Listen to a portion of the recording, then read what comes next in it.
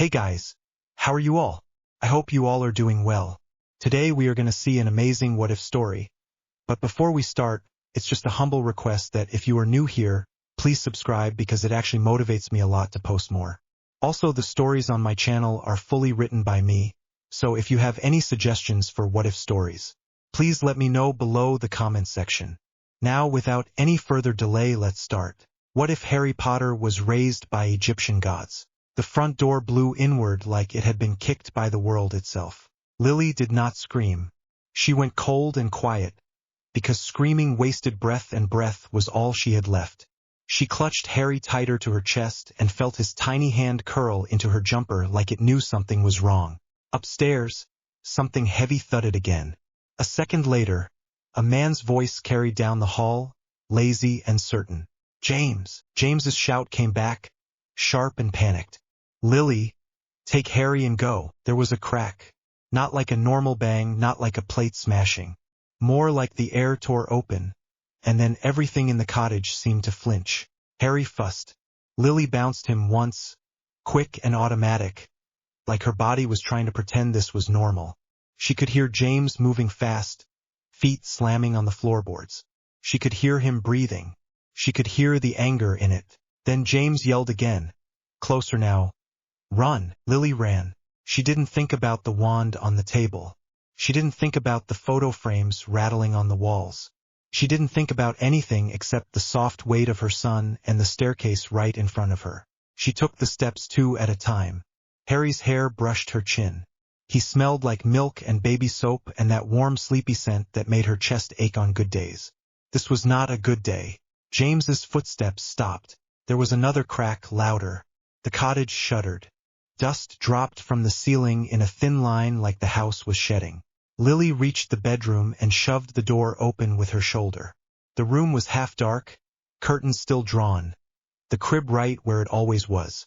Harry's crib. The one James had charmed to rock on its own when Harry cried, because James loved being useful and showing off at the same time. Her hands shook as she lowered Harry into it. He made a small confused sound, like he was offended she was putting him down. His eyes were open, bright green, already searching her face. Hey, Lily whispered, leaning in close. Her mouth was dry. Hey, love. Mummy's right here. She turned, wandless, useless, and stared at the door like staring could hold it shut. Her heart was trying to climb out of her ribs. Downstairs, a slow step, another, a pause like whoever it was wanted her to listen. Then the footsteps began up the stairs. Lily backed toward the crib without meaning to, like her body wanted to put itself between Harry and whatever was coming.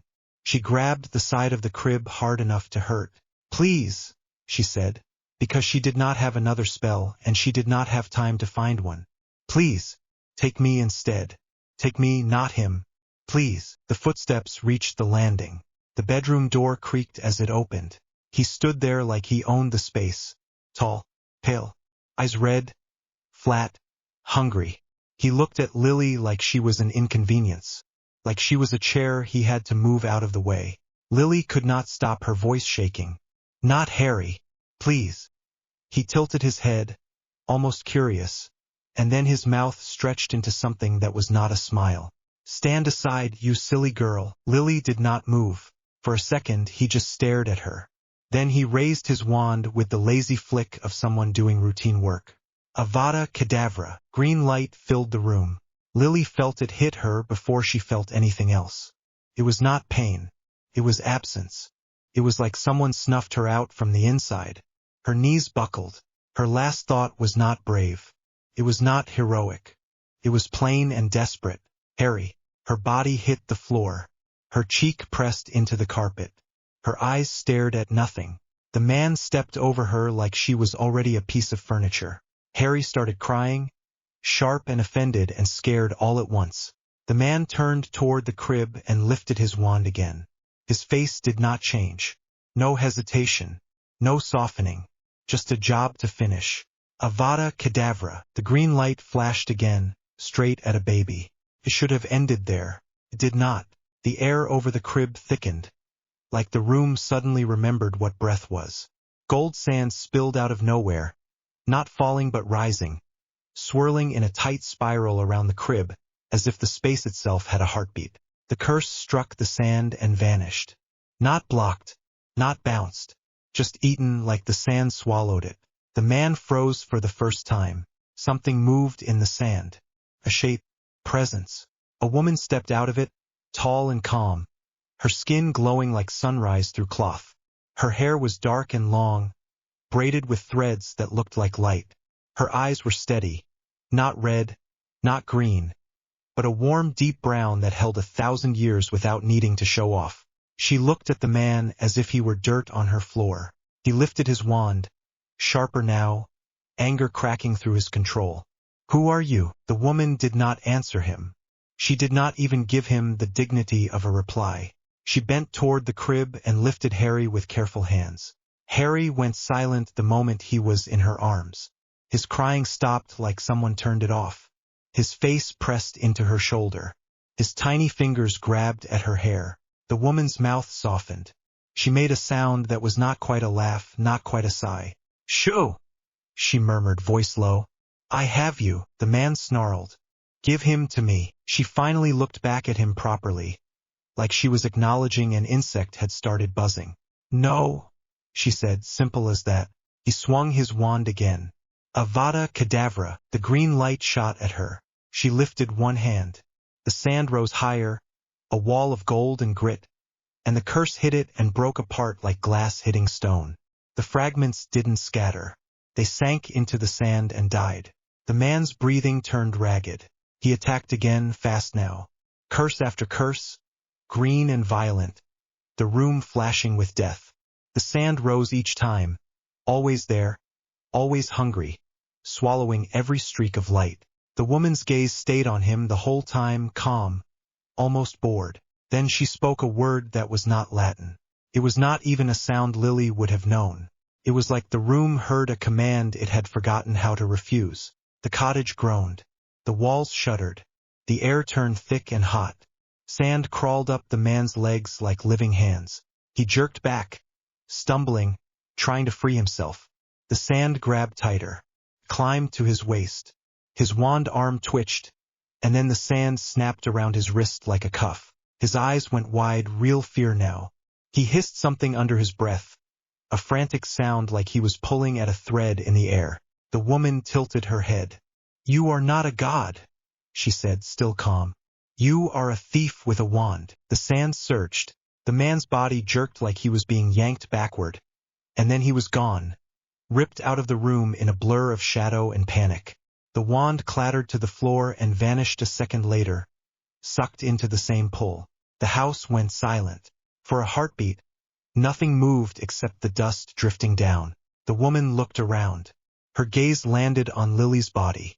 Something flickered in her eyes, not grief, but recognition, respect, like she understood exactly what had just been paid. She stepped closer, cradling Harry in one arm, and knelt beside Lily. Her fingers brushed Lily's hair back from her forehead. "Your love was a shield," she said softly, "and you did not flinch." Harry made a small sound, like he sensed the stillness on the floor. His hand reached out, tiny, opening and closing in the air. The woman pressed a kiss to the baby's brow. Warmth spread, not like a spell, like sunlight. A mark formed where the kiss touched. Not a pretty symbol, not a neat shape, a thin, jagged line, like lightning burned into skin. It glowed gold for a second, then faded into a pale scar.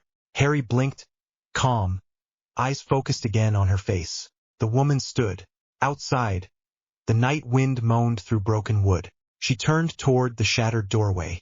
The sky beyond it was dark and wet, rain starting to fall, cold. Godric's Hollow would wake soon. People would come running.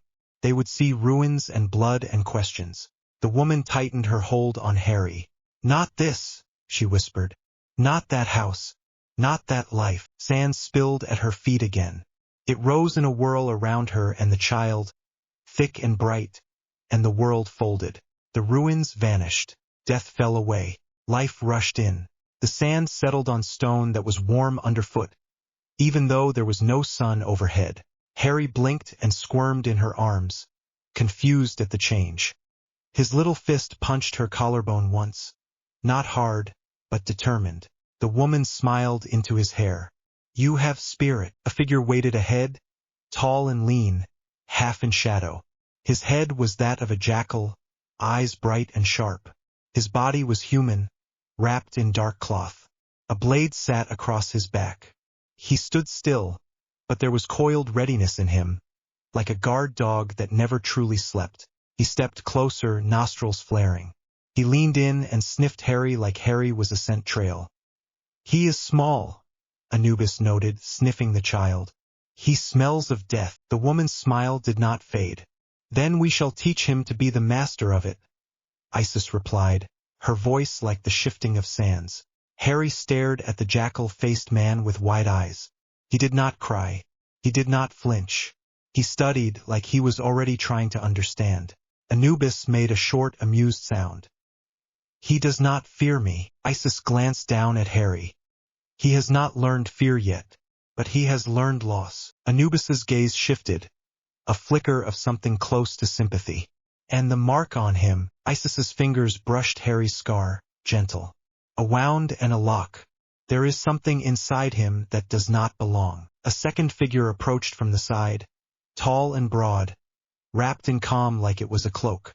His skin looked like polished wood in dim light. His eyes were dark and steady. He did not move fast.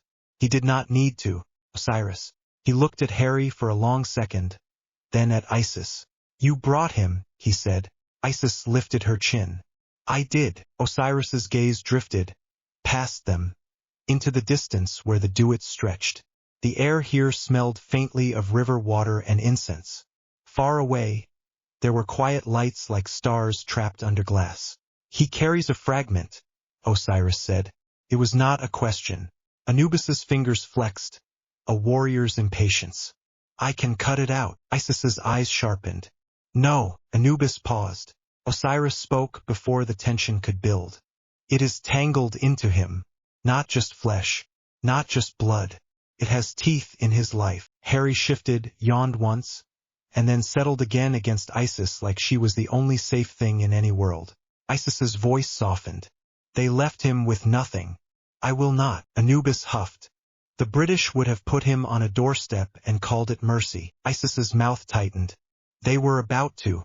Someone with too many plans and not enough heart. Osiris stared at the baby. If we raise him, he will not be normal. Isis almost laughed. He was never going to be normal. Anubis leaned in again, eyes narrowing. What is his name? Isis hesitated for the first time. Not uncertainty. More like she was choosing carefully. A name is a tether, Osiris said, calm. A name is a claim. Isis looked down at Harry. Harry, she murmured, tasting it. A good name. A stubborn name. Anubis's ears twitched. Too small for what is coming. Osiris's gaze stayed steady.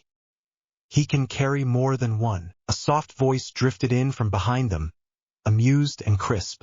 You will need someone to teach him how to carry it. They turned. A man stood there holding a scroll that was too old to be paper and too clean to be cloth. His head was that of an ibis, long beak angled down as if he were always judging grammar. His eyes were bright, sharp, clever. Thoth. He looked at the baby with the expression of someone who had just found a missing piece in a puzzle. He is marked, Thoth said. Not only by that curse. He is marked by choice. Isis raised an eyebrow. Choice. Thoth tapped the scroll with one finger. His mother chose him over herself. That matters. It echoes. Osiris's voice stayed low. What do you see inside him? Thoth's eyes narrowed. A hungry thing. Parasite. It is not his. It wears his shape like a mask. Anubis bared his teeth. Then I can still cut it out. Thoth shook his head once. You could carve at it for 1,000 years and it would cling. You would take pieces of him with it. You would break his heart trying to save him. Isis's hold tightened a fraction. Harry made a small sound, sensing her tension. Osiris nodded once. Then we teach him to cage it. Thoth's gaze flicked to Isis. You will be the mother he was denied. You know what that means. Isis did not look away. It means he will be loved, she said. It means he will be safe. It means no one will touch him without paying. Anubis let out a breath that sounded like approval. Good. Because I am not raising a soft child. Isis smiled, a little sharp now. He will not be soft. Osiris extended a hand, palm up.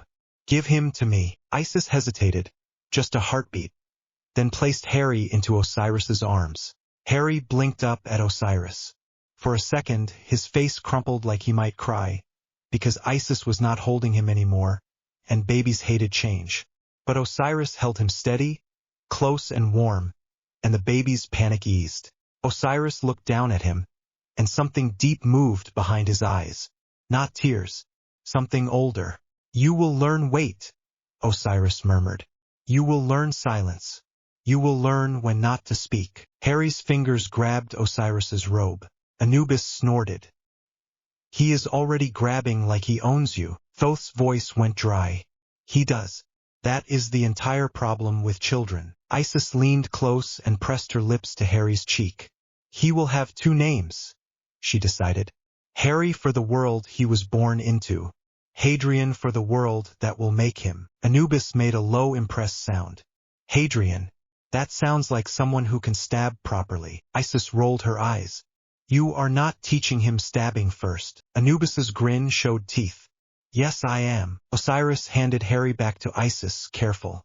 Thoth unrolled his scroll and lifted his free hand. Symbols of light hovered in the air for a second. Not written, more like remembered. They settled into the scroll like ink sinking in. Hadrian James Potter, Thoth said, precise. Claimed by Isis. Witnessed by Osiris. Guarded by Anubis. Recorded by me. The air shifted, as if the do-it itself accepted it. Harry yawned, unimpressed by divine paperwork. Isis laughed quietly. Good, she said. Then it is done. Anubis stepped back and gestured with his chin toward a wide archway carved into stone. Beyond it, the do-it opened into a place that looked like desert and river had decided to share the same space. Sand dunes rolled beside dark water. Stars hung low.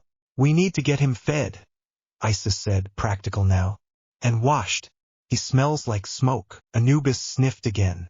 He smells like death. Isis gave him a look. You already said that. Anubis shrugged. It is true. Osiris's gaze lingered on Harry's scar. The parasite will wake when he grows, he said. It will test him. Thoth closed his scroll. Then we begin early. Isis kissed Harry's forehead again. We begin now. Harry made a small satisfied noise, as if he agreed. The do-it did not have mornings the way the living world did. But it had shifts. It had phases. Light and dark moved like tides. Time flowed in a way that made sense only if you stopped trying to measure it. Isis built a home for him anyway. Not a palace. Not a tomb. A home. It sat on the edge of the river, close enough that Harry could hear water when he slept. The walls were stone that held warmth. Cloth hung in doorways instead of doors, because Isis hated the sound of slamming. There were cushions on the floor because babies fell. There was a low table because toddlers climbed. Anubis complained the first time he saw it. This is too soft, he said, stepping over a pile of folded cloth like it offended him. Isis was holding Harry on her hip, one hand supporting his back. Harry's hair was messy, his face drooly, his eyes bright. This is a child, Isis said flatly. Not a soldier yet. Anubis's ears twitched. Yet, Isis smirked. You can start with teaching him how not to eat sand. Harry chose that moment to shove his hand into a bowl and fling a handful of sand across the room. Anubis stared at the sand on his robe. Harry laughed. A real baby laugh, breathy and delighted. Like chaos was the funniest thing he had ever discovered. Anubis slowly looked at Isis. Isis's mouth twitched. He likes you. Anubis's voice went strained. He has terrible instincts. Osiris, who had been watching quietly from the doorway, made a sound that might have been a laugh if Osiris ever laughed. Thoth arrived later with a bundle of cloth and a look of annoyance. I brought books, he said. Isis blinked. He is a baby. Thoth held the books up anyway. He has eyes. Anubis took one and flipped it open. This is a scroll. Thoth's beak tilted. It is a book with ambition. Isis shook her head, amused. Put it down. He will eat it. Harry reached for it immediately, like he heard his name. Thoth moved the scroll out of reach. See, Isis leaned close to Harry. You can read later, she whispered. Right now you can learn a different kind of magic. Harry blinked at her. Isis lifted her hand and let a thin stream of sunlight spill between her fingers. It was warm. It didn't burn. It smelled like summer and clean air. Harry stared, mesmerized. His little hand reached, careful now, and touched the light. The light wrapped around his fingers like it wanted to be held. Harry made a small sound, half wonder, half hunger. Isis smiled. There you are, she murmured. That is your first lesson. Thoth watched, eyes sharp. He responds too quickly. Isis did not look away from Harry. He has to. Anubis crossed his arms. He will break things. Isis's smile stayed soft. Then we teach him how not to. Osiris's voice drifted, calm and steady. And when he breaks them anyway, we teach him how to fix what matters. Harry pressed his fingers into the light and then into his mouth like he was tasting it. Anubis made a disgusted sound. He is eating sunlight. Thoth sighed. Children are a plague. Isis laughed again, louder this time, and Harry laughed with her, as if laughter was another kind of spell. Years passed like that, not in a blur, but in moments. Harry learned to walk on warm stone while Anubis stalked behind him like a guard. He learned to talk with Isis sitting on the floor across from him, repeating words with patient stubbornness. He learned to count by stacking smooth stones and knocking them down again, because he liked destruction more than order. Thoth tried to teach him hieroglyphs when he was 4. Harry stared at the symbols for a solid minute, then looked up and said, Bird. Thoth pinched the bridge of his nose. Yes, an ibis. It is my head. Harry frowned. Why? Thoth stared back. Because the universe has a sense of humor. Isis, sitting nearby, snorted. Anubis laughed outright. Thoth glared at them. I hate all of you. Harry laughed too because everyone else was laughing. Osiris taught him silence. Not cruel silence. Not punishment. Quiet. He would take Harry out at night and sit with him on the riverbank, both of them watching the water move. Harry would fidget and squirm at first because he was a child and his body always wanted to do something. Osiris would simply rest a hand on his shoulder, steady and heavy enough to anchor him. After a while, Harry stopped fidgeting. He would sit and breathe slow. One night, Harry whispered, Why quiet? Osiris looked at him. Because noise lies, he said. And quiet tells the truth. Harry frowned. But Isis talks. Osiris's mouth curved. Isis talks to heal. That is different. Harry thought about that, practical and serious, then nodded like he was filing it away. Anubis taught him how to fall. Started as play.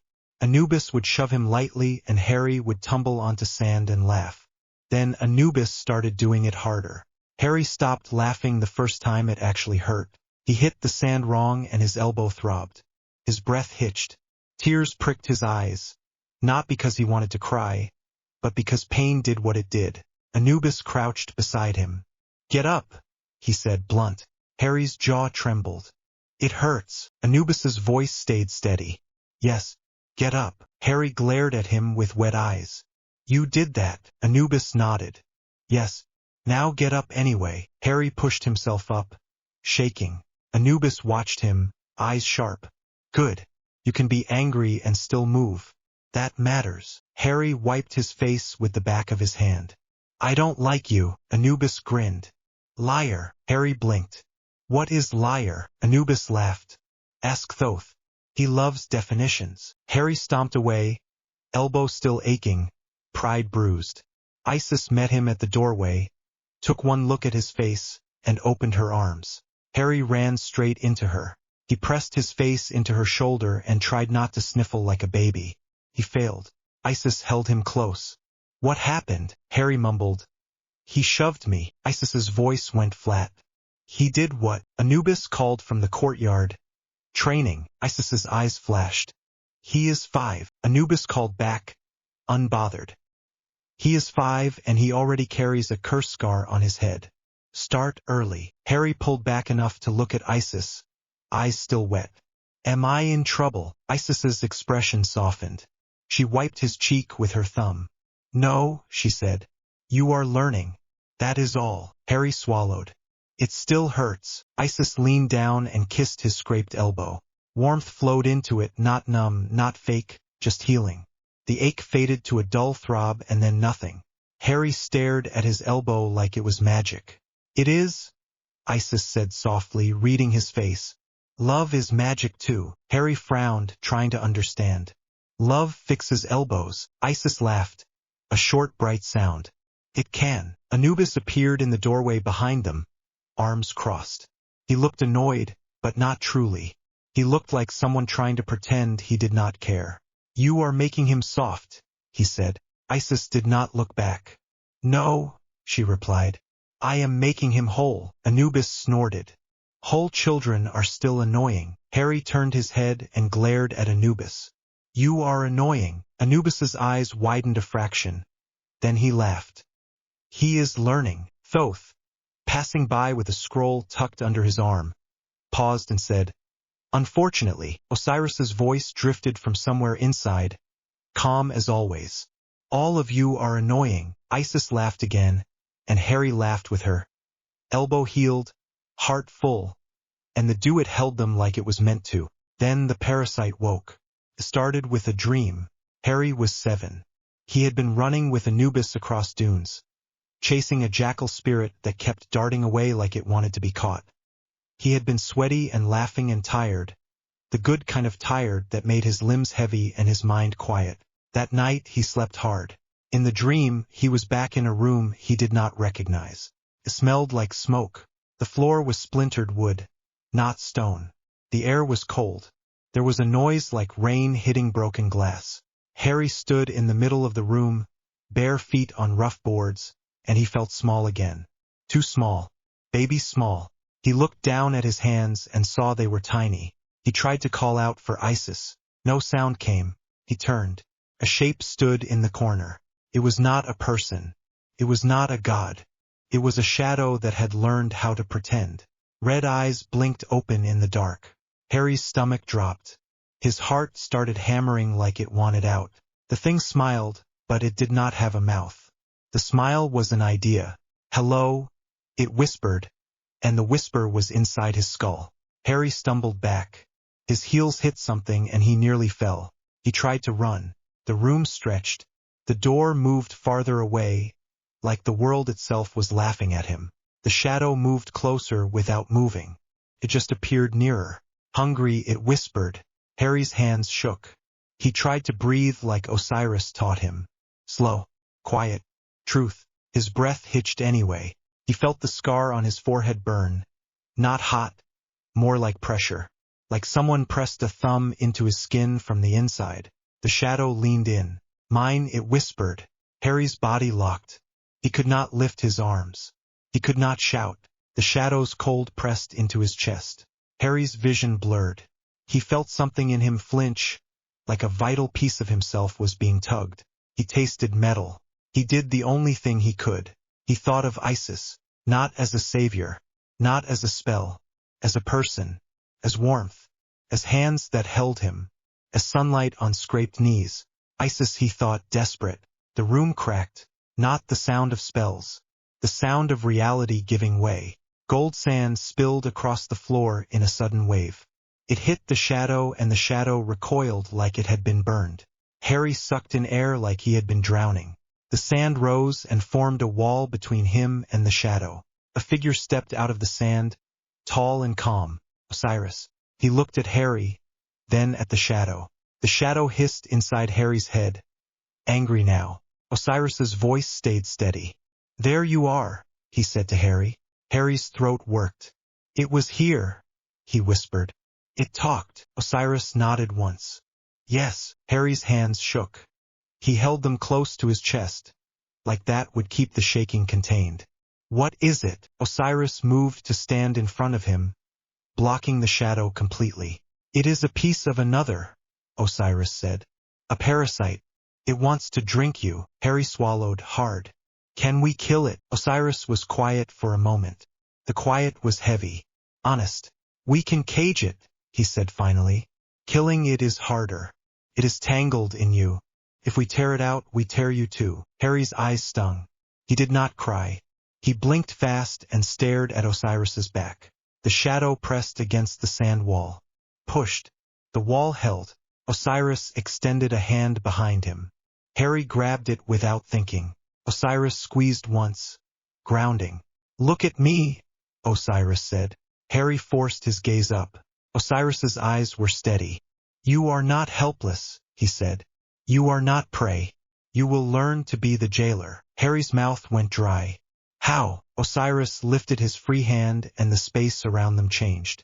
The ruined room folded like paper. Stone rose. Walls angled up into sharp lines. Pyramid. Not physical, not exactly. Harry felt it in his bones. He felt it in his head. Like his mind had turned into architecture. Osiris's voice stayed low. This is yours, he said. A place you build. A place you control. Harry looked around, breathing fast. The air inside the pyramid smelled like dust and old stone and something else, something like focus. The shadow snarled again, angry at the change. Osiris turned, facing it now. You will not roam, he told it flat. You will not feed. The shadow hissed. Pushed harder, testing. Osiris looked at Harry. Do you understand what you must do? Harry's heart slammed. His hands were sweaty. He nodded anyway. Lock it, he whispered. Osiris's mouth curved faintly. Yes. Harry swallowed and stepped forward, legs shaking, but moving. He lifted his hand toward the sand wall. His palm tingled. He felt something in him answer. Something that had always been there, quiet until now. He thought of doors. He thought of stone. He thought of weight. The sand wall hardened into a slab. A tomb door. The shadow slammed against it. The door shook. Harry flinched. Osiris's voice stayed calm. Again, he said. Harry clenched his jaw and pressed his palm to the stone. The stone sank into place with a grinding sound that vibrated through Harry's arm. The shadow screamed inside his skull. Furious. Harry's scar burned. His knees almost buckled, but he stayed standing. His teeth clenched hard enough to hurt. Hold, Osiris murmured. Harry held. The door locked with a final heavy click that felt like it was in Harry's chest. Silence dropped. Harry stood there shaking, breath coming in short pulls. Sweat ran down his back. Cold now. Osiris stepped closer and rested a hand on Harry's shoulder. You did it, he said. Harry's throat worked. Is it gone? Osiris's eyes stayed steady. No, he said. It is caged. Harry's stomach twisted. Forever. Osiris did not lie to him. Until the day you can judge it properly, he said. Until the day you can destroy it without destroying yourself. Harry's hands shook harder now, the aftershock hitting. He whispered. It tried to take me. Osiris's grip tightened.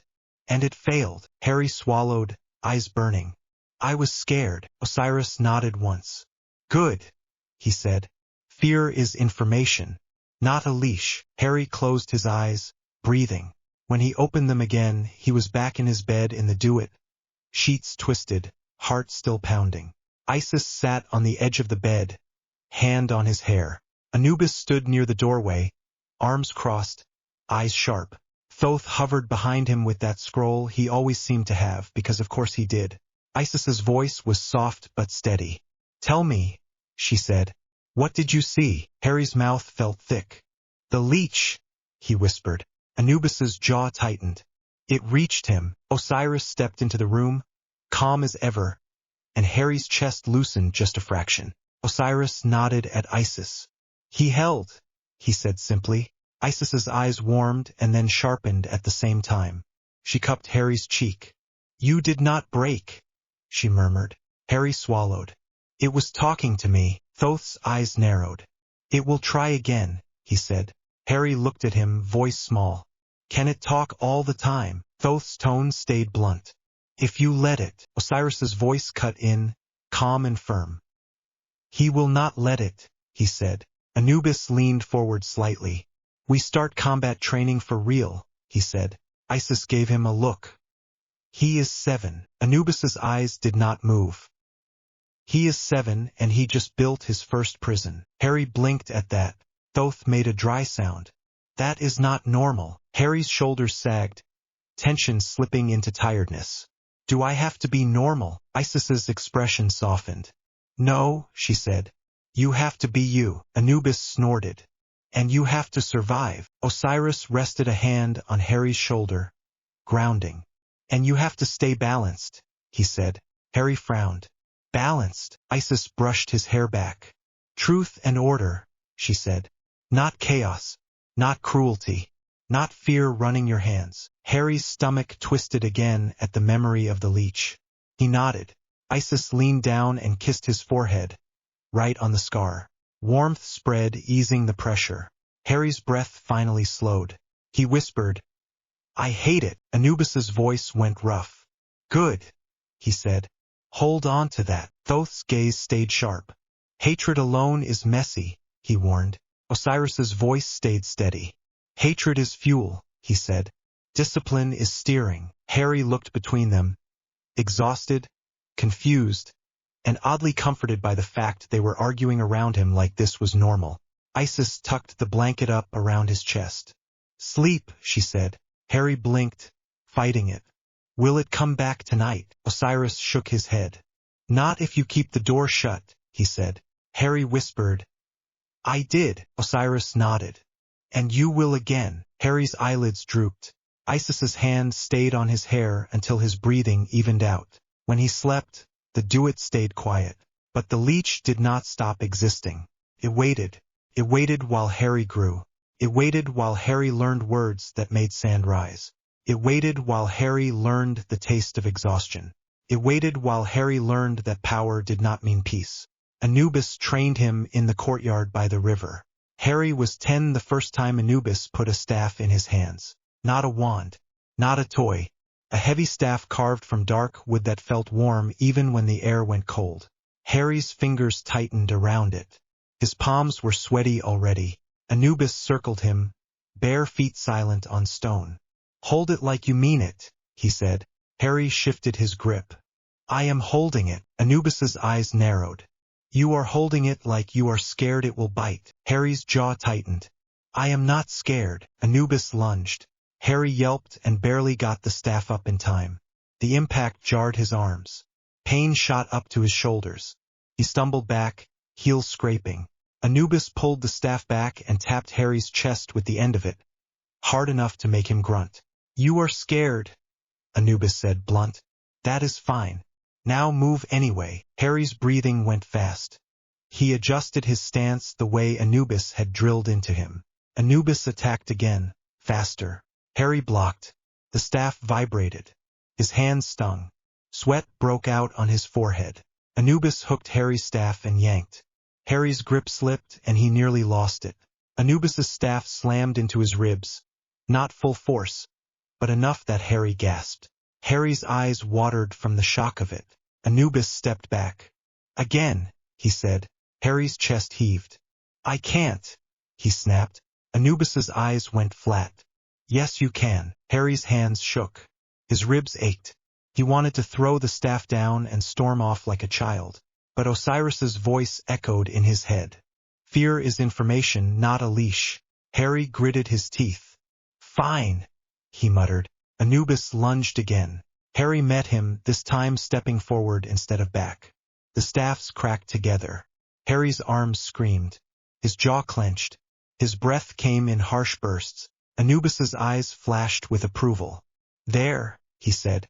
That is better. Harry snarled. Stop talking and fight. Anubis laughed.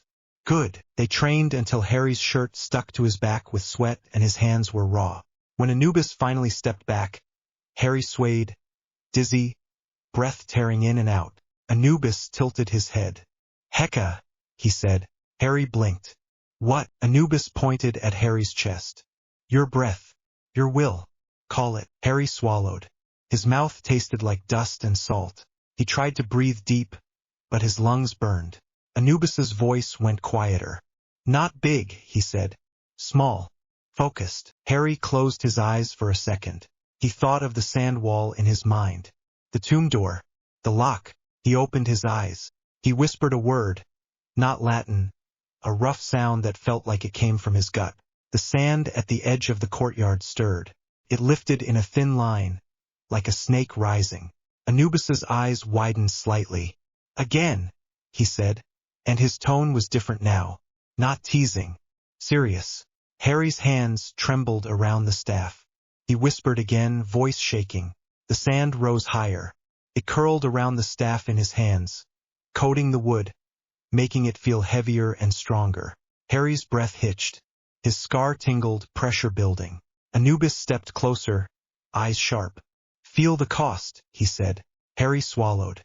It hurts. Anubis nodded. Good. Pain means you are spending something real. Harry's legs wobbled.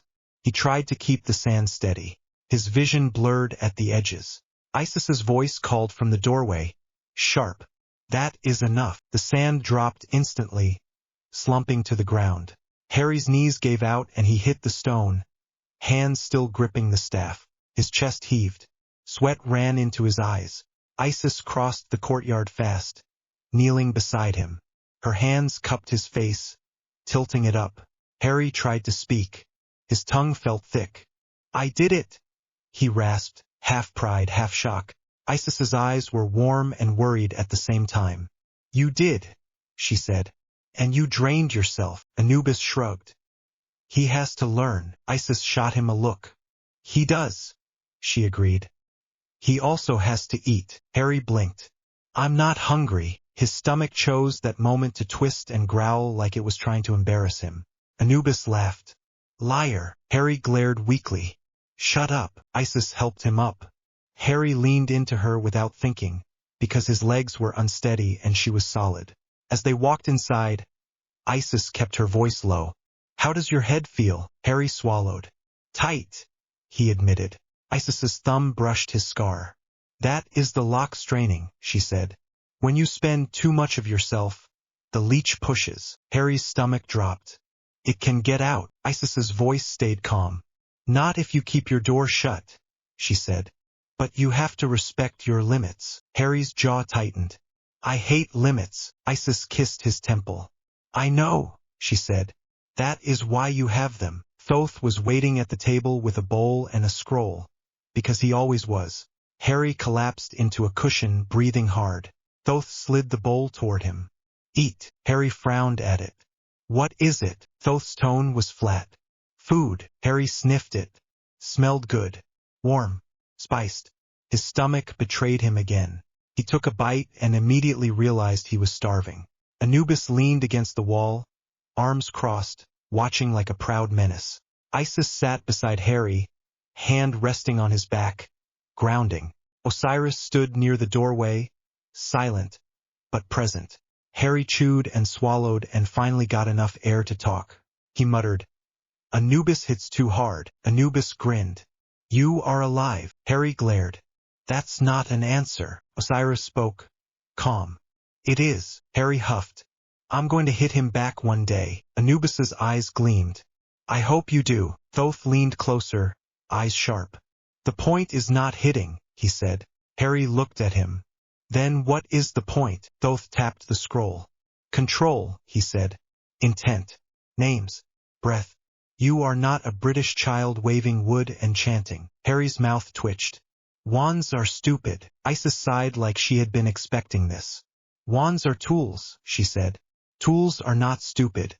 People can be stupid. Harry swallowed another bite. British people are stupid. Thoth's tone went dry. Careful. You will be dealing with them. Harry froze mid-chew. Why? The room got quieter. Anubis's grin faded. Osiris's gaze went distant. Isis's hand on Harry's back stayed steady, but her fingers tightened slightly. Harry swallowed, throat suddenly dry again. What? He asked, voice smaller. What is it? Thoth looked at Isis. Isis looked at Osiris. Osiris looked at Harry. Osiris spoke, calm but heavy. Your world did not stop turning because you left it, he said. Harry's heart started to thump faster. I don't want that world, he said quickly. I don't care about Hogwarts. I don't care about Dumbledore. I don't care about any of them. Isis's voice stayed soft. You will, she said, because someone there is building chaos. Harry's scar tingled. Pressure. Harry's hand tightened on the spoon. The leech, he whispered. Osiris nodded. Its source, he said. The one who made it. Harry's stomach twisted. He is alive. Anubis's voice went low. Not alive, he said. Not dead. Something in between. A coward's trick. Harry stared at his bowl, appetite gone. He tried to kill me. Isis's voice turned sharp. He killed your mother, she said. He killed your father. And he will try again. Harry's breath went short. Anger crawled up his throat. It made his hands shake. I'll kill him, Harry said, too fast. Osiris's voice was steady. You will judge him, he corrected. Harry's head snapped up. What is the difference? Osiris looked at him. Killing is easy, he said. Judgment is weight. Harry's jaw clenched. He deserves death. Osiris nodded once. Perhaps, he said. But you do not get to become chaos in the name of fighting chaos. Harry's scar pulsed. The leech pressed against the door in his mind like it was listening. Harry swallowed hard. It wants me angry, he realized, voice tight. Thoth's eyes narrowed. Yes, he said. It wants you messy. Isis brushed Harry's hair back. We will teach you to be clean, she said. Even when you are furious. Harry's throat worked. He nodded once. Stiff. The do-it did not make him soft. It made him sharp. It made him aware. It made him tired in ways children should not be tired. And still Isis made sure he laughed. She made sure he played. She made sure he had moments that were just moments, not training, not war, not prophecy. Anubis would spar with him and then shove him into the river when Harry got cocky. Harry would come up spluttering and furious, and Anubis would laugh and Isis would pretend to scold him while hiding a smile. Thoth would teach him symbols and Harry would deliberately draw one wrong just to see Thoth's eye twitch. Osiris would sit with him at night and listen while Harry complained about literally everything, because Harry was a child and complaining was part of breathing. Harry grew into a teenager with sand in his veins and sunlight under his skin. He grew tall. Not towering but lean and built from training and running. His eyes stayed green, but there was something older in them now. Not wisdom, just experience. He started wearing his hair longer because he hated how British boys kept it neat in pictures Thoth showed him. He hated the idea of looking like he belonged there. He started calling himself Hadrian more often than Harry. Harry became the name that belonged to a dead cottage. Hadrian belonged to a living river. On the night it happened, he was 14. He had been training with Anubis in the courtyard, staff in his hands, sand moving in tight, controlled spirals around his feet. He was sweaty, breathing hard, but steady. Anubis stepped back, watching. Again, he said. Hadrian lifted his staff and whispered a name under his breath. The sand rose in a clean wall, not messy, not wild. It held. Anubis nodded, approval clear. Better, he said. You are not flailing like a baby deer anymore. Hadrian shot him a look. You say that like you miss it. Anubis grinned. I do. Hadrian rolled his eyes and let the sand drop. His scar tingled. Not the usual pressure after Heka. Something else. A pull. Hadrian froze. Anubis's grin faded. What? Hadrian's hand tightened on his staff. His pulse kicked up. Something is calling, he said. Anubis's eyes sharpened. The leech. Hadrian shook his head fast. Not inside, he said. Outside. The air shifted. Felt like a hook caught behind his ribs. Hadrian's breath went shallow. Isis appeared in the doorway, eyes already knowing. Osiris was behind her. Thoth stepped out from the side like he had been waiting. Anubis straightened. Suddenly all business. Isis's voice was calm, but her hand clenched for a second before she forced it loose. It is time, she said. Hadrian's throat went dry. Time for what? Thoth's eyes were bright, sharp. A contract has spoken, he said. A binding older than British pride. Hadrian frowned. You mean Hogwarts? Anubis spat the word like it tasted bad. Yes. Hadrian's heart slammed. No, he said instantly. I am not going there. Osiris stepped forward, calm and heavy as stone. You are, he said. Hadrian's jaw clenched. Why? Isis moved closer and cupped his cheek, forcing him to look at her. Her eyes were warm and steady. Because they will drag you whether you walk or not, she said. And I would rather you walk. Hadrian's scar pulsed. The pull got stronger. He sucked in a breath, hands starting to tremble. It's not just a letter, he muttered. It's like it's inside my bones. Thoth nodded. The goblet, he said. A thing of oath and flame. It does not ask politely. Hadrian's stomach twisted. It chose me. Anubis's voice went rough. Someone put your name in, he said. Hadrian's eyes flashed. Who? Thoth's beak angled down. We will find out, he said. But not if you refuse the call and get ripped apart by a contract you do not respect. Hadrian's breath hitched. So I just go, he snapped. I just show up and play their little games. Osiris's voice stayed steady. You go, he said. You watch. You learn the terrain. You find the source of the chaos. You do not let them turn you into a weapon they can point. Hadrian's fingers tightened until his knuckles hurt. Isis leaned closer, voice lower. You are not alone, she said. Hadrian's laugh came out sharp. I will be, he said. In a castle full of people who think wands are everything. Anubis stepped closer, eyes fierce. Let them think it, he said. Then break them when they try to break you. Isis shot him a look. Anubis's jaw tightened. I am not saying be cruel, he said. I am saying be ready. Hadrian swallowed hard. His pulse hammered. His scar burned like pressure from inside. Give me something, he said, voice tight. Not a wand. Something real. Thoth stepped forward and held out a ring. It was gold, simple, heavy, with a carved design that felt like a promise. Hadrian stared at it. The Potter seal, Thoth said.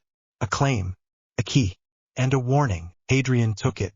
The metal felt warm against his skin. Isis brought him a robe, dark cloth that shimmered faintly like sand under moonlight. For their eyes, she said. Not for your comfort. Hadrian slipped it on. It settled around his shoulders like it belonged there. Anubis held out a staff. Not the training staff. This one was longer, carved with symbols that made Hadrian's scar tingle just looking at it.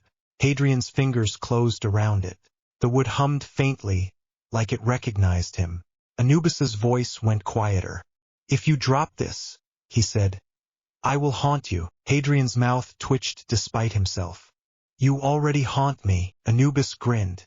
Good. Osiris stepped in close, voice low, meant only for Hadrian. The leech will push harder in that place, he warned. Chaos loves crowds. Hadrian nodded, swallowing. I'll hold the door. Osiris's gaze stayed steady. You will, he said. And if it whispers, you do not answer. Hadrian's scar pulsed again. The pull turned into a yank. Sand began to rise around Hadrian's feet. Not his control, not his choice. It spiraled up his legs like the do-it itself was reacting. Hadrian's breath went fast.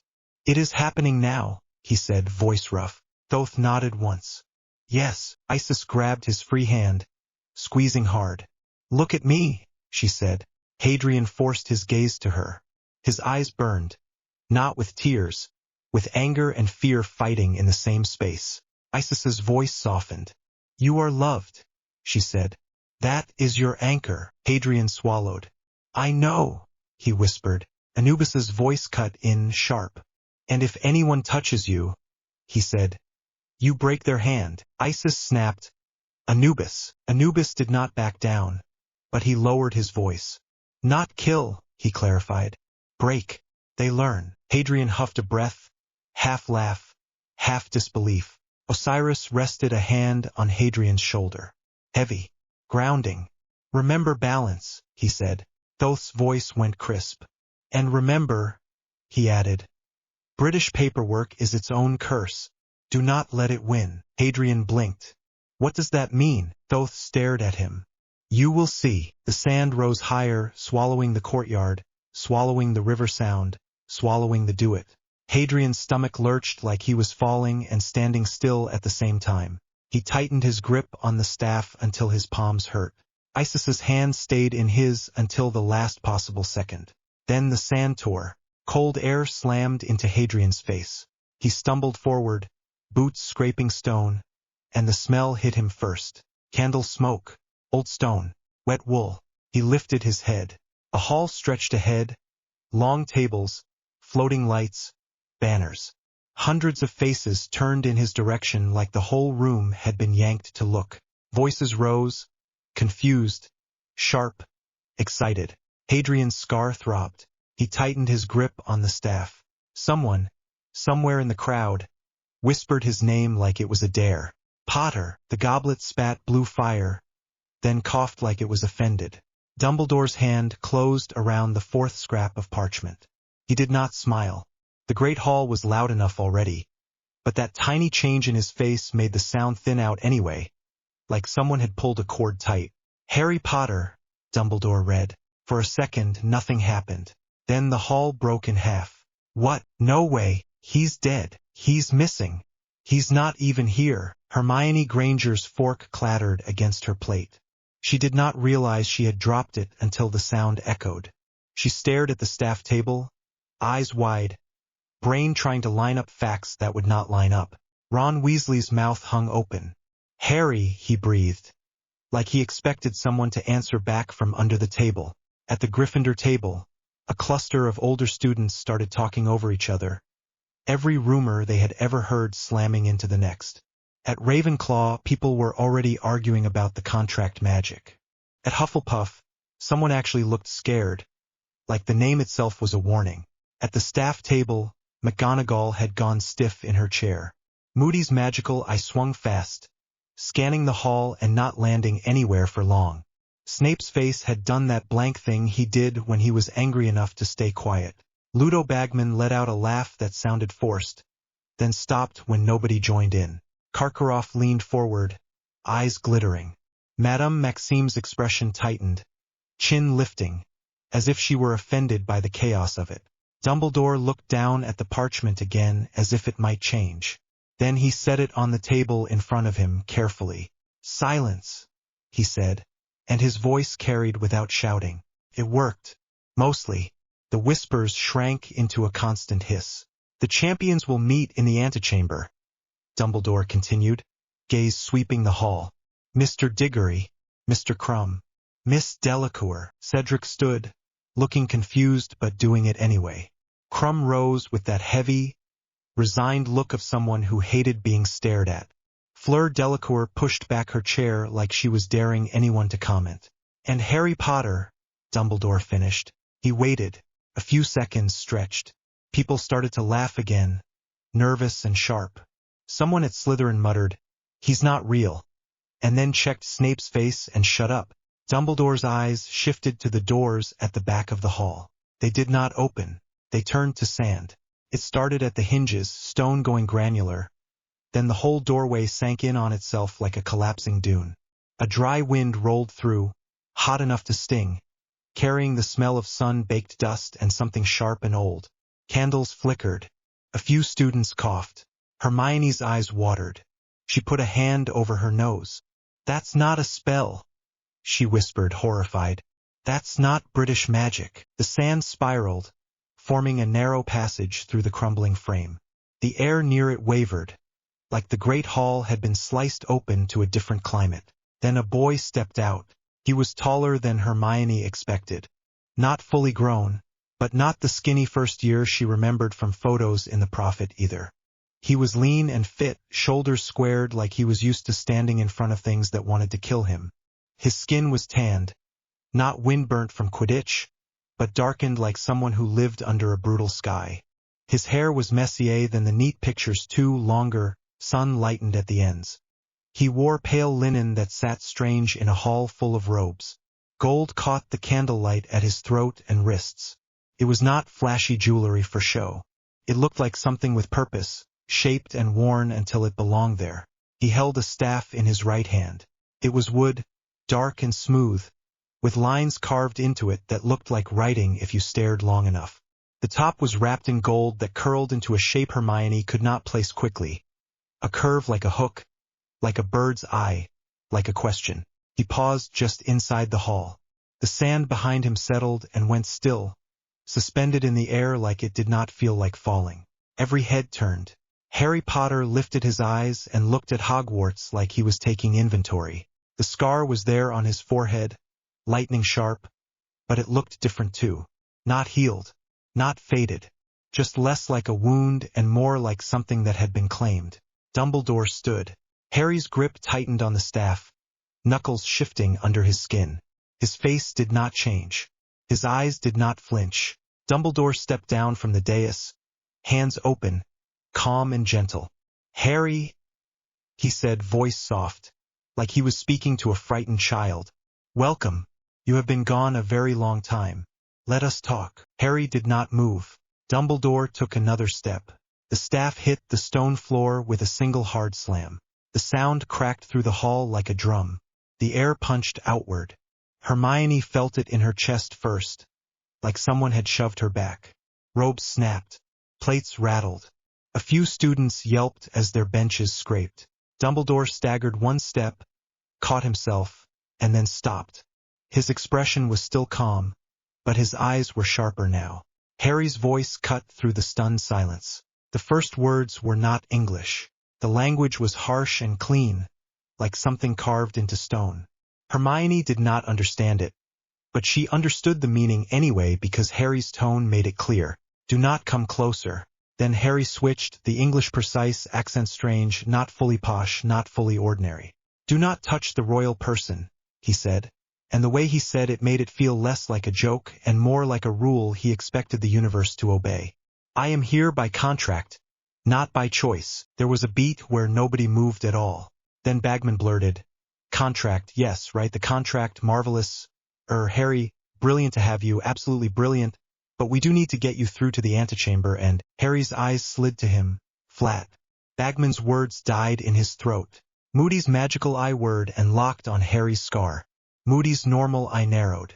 "That's him," he muttered, like he was confirming something to himself. "That's him, all right." Snape stood slowly, black robes hanging like a threat. "Put that staff down," he said, voice cold. "You are in my school, Potter." Harry turned his head and looked at Snape like he was looking at a wall that might be moved if he felt like it. "I am in a hall full of children," Harry replied, voice low. "I am not a dog. Do not speak to me like one." A few Slytherins sucked in a breath. Draco Malfoy's eyes went wide, like he could not decide if he was impressed or offended. McGonagall's mouth tightened. "Mr. Potter," she snapped, stepping forward a fraction, then stopping when the heat coming off the sand doorway brushed her face. "This is Hogwarts. If you are to remain here, you will follow our rules." Harry's gaze flicked to her. Something in his expression shifted, small, not softer, just more attentive, like he recognized authority when it was earned. "I do not know you," he said, "but your spine is straight. That is a good start." McGonagall looked like she had just been insulted and complimented at the same time. Her nostrils flared. Dumbledore's hands stayed open. "Then let us begin with what must be done," he said. "If you are to be a student here, you must be sorted into a house. You have missed that ceremony." At the word sorted, Harry's jaw tightened. Hermione saw it. A twitch in his cheek, like the idea bothered him. "I am not here to play at childhood," Harry said. "The goblet has bound you," Dumbledore replied, voice still mild, and that mildness somehow felt like pressure. "If you are to compete, you will do so as a Hogwarts champion. That makes you ours, at least in the eyes of the contract." Harry's fingers flexed around the staff. His shoulders rose and fell once, like he had to make himself breathe. "Fine," he said. "Do your ritual." McGonagall snapped her fingers at a house elf, and the sorting hat appeared quickly, carried as if it was fragile. It looked the same as Hermione remembered from the stories, old and patched and slightly disgusting, except it trembled. Hermione blinked. That had to be her imagination. McGonagall held it out, eyes fixed on Harry. "Sit," she ordered, pointing at the stool. Harry walked forward. The sand doorway behind him did not close, but it stopped moving, like it was waiting. The heat faded slightly as he got farther from it. Students leaned away as he passed, like they expected him to burn them if he brushed their sleeves. As Harry stepped nearer, Hermione's throat went tight. She could not explain it, but the air around him felt heavy, like standing too close to a storm. He reached the stool and sat. He did not look nervous, He looked like he was sitting down to be judged by something that might not survive the judgment. McGonagall placed the hat on his head. The hat screamed. It was not an out-loud scream. It was a sudden, sharp pressure that made Hermione flinch anyway. Like the whole hall had just been yanked into someone else's panic. Harry's back went rigid. His hands gripped the sides of the stool. His staff remained upright, balanced against his shoulder, not even wobbling. Inside Harry's head, the world narrowed.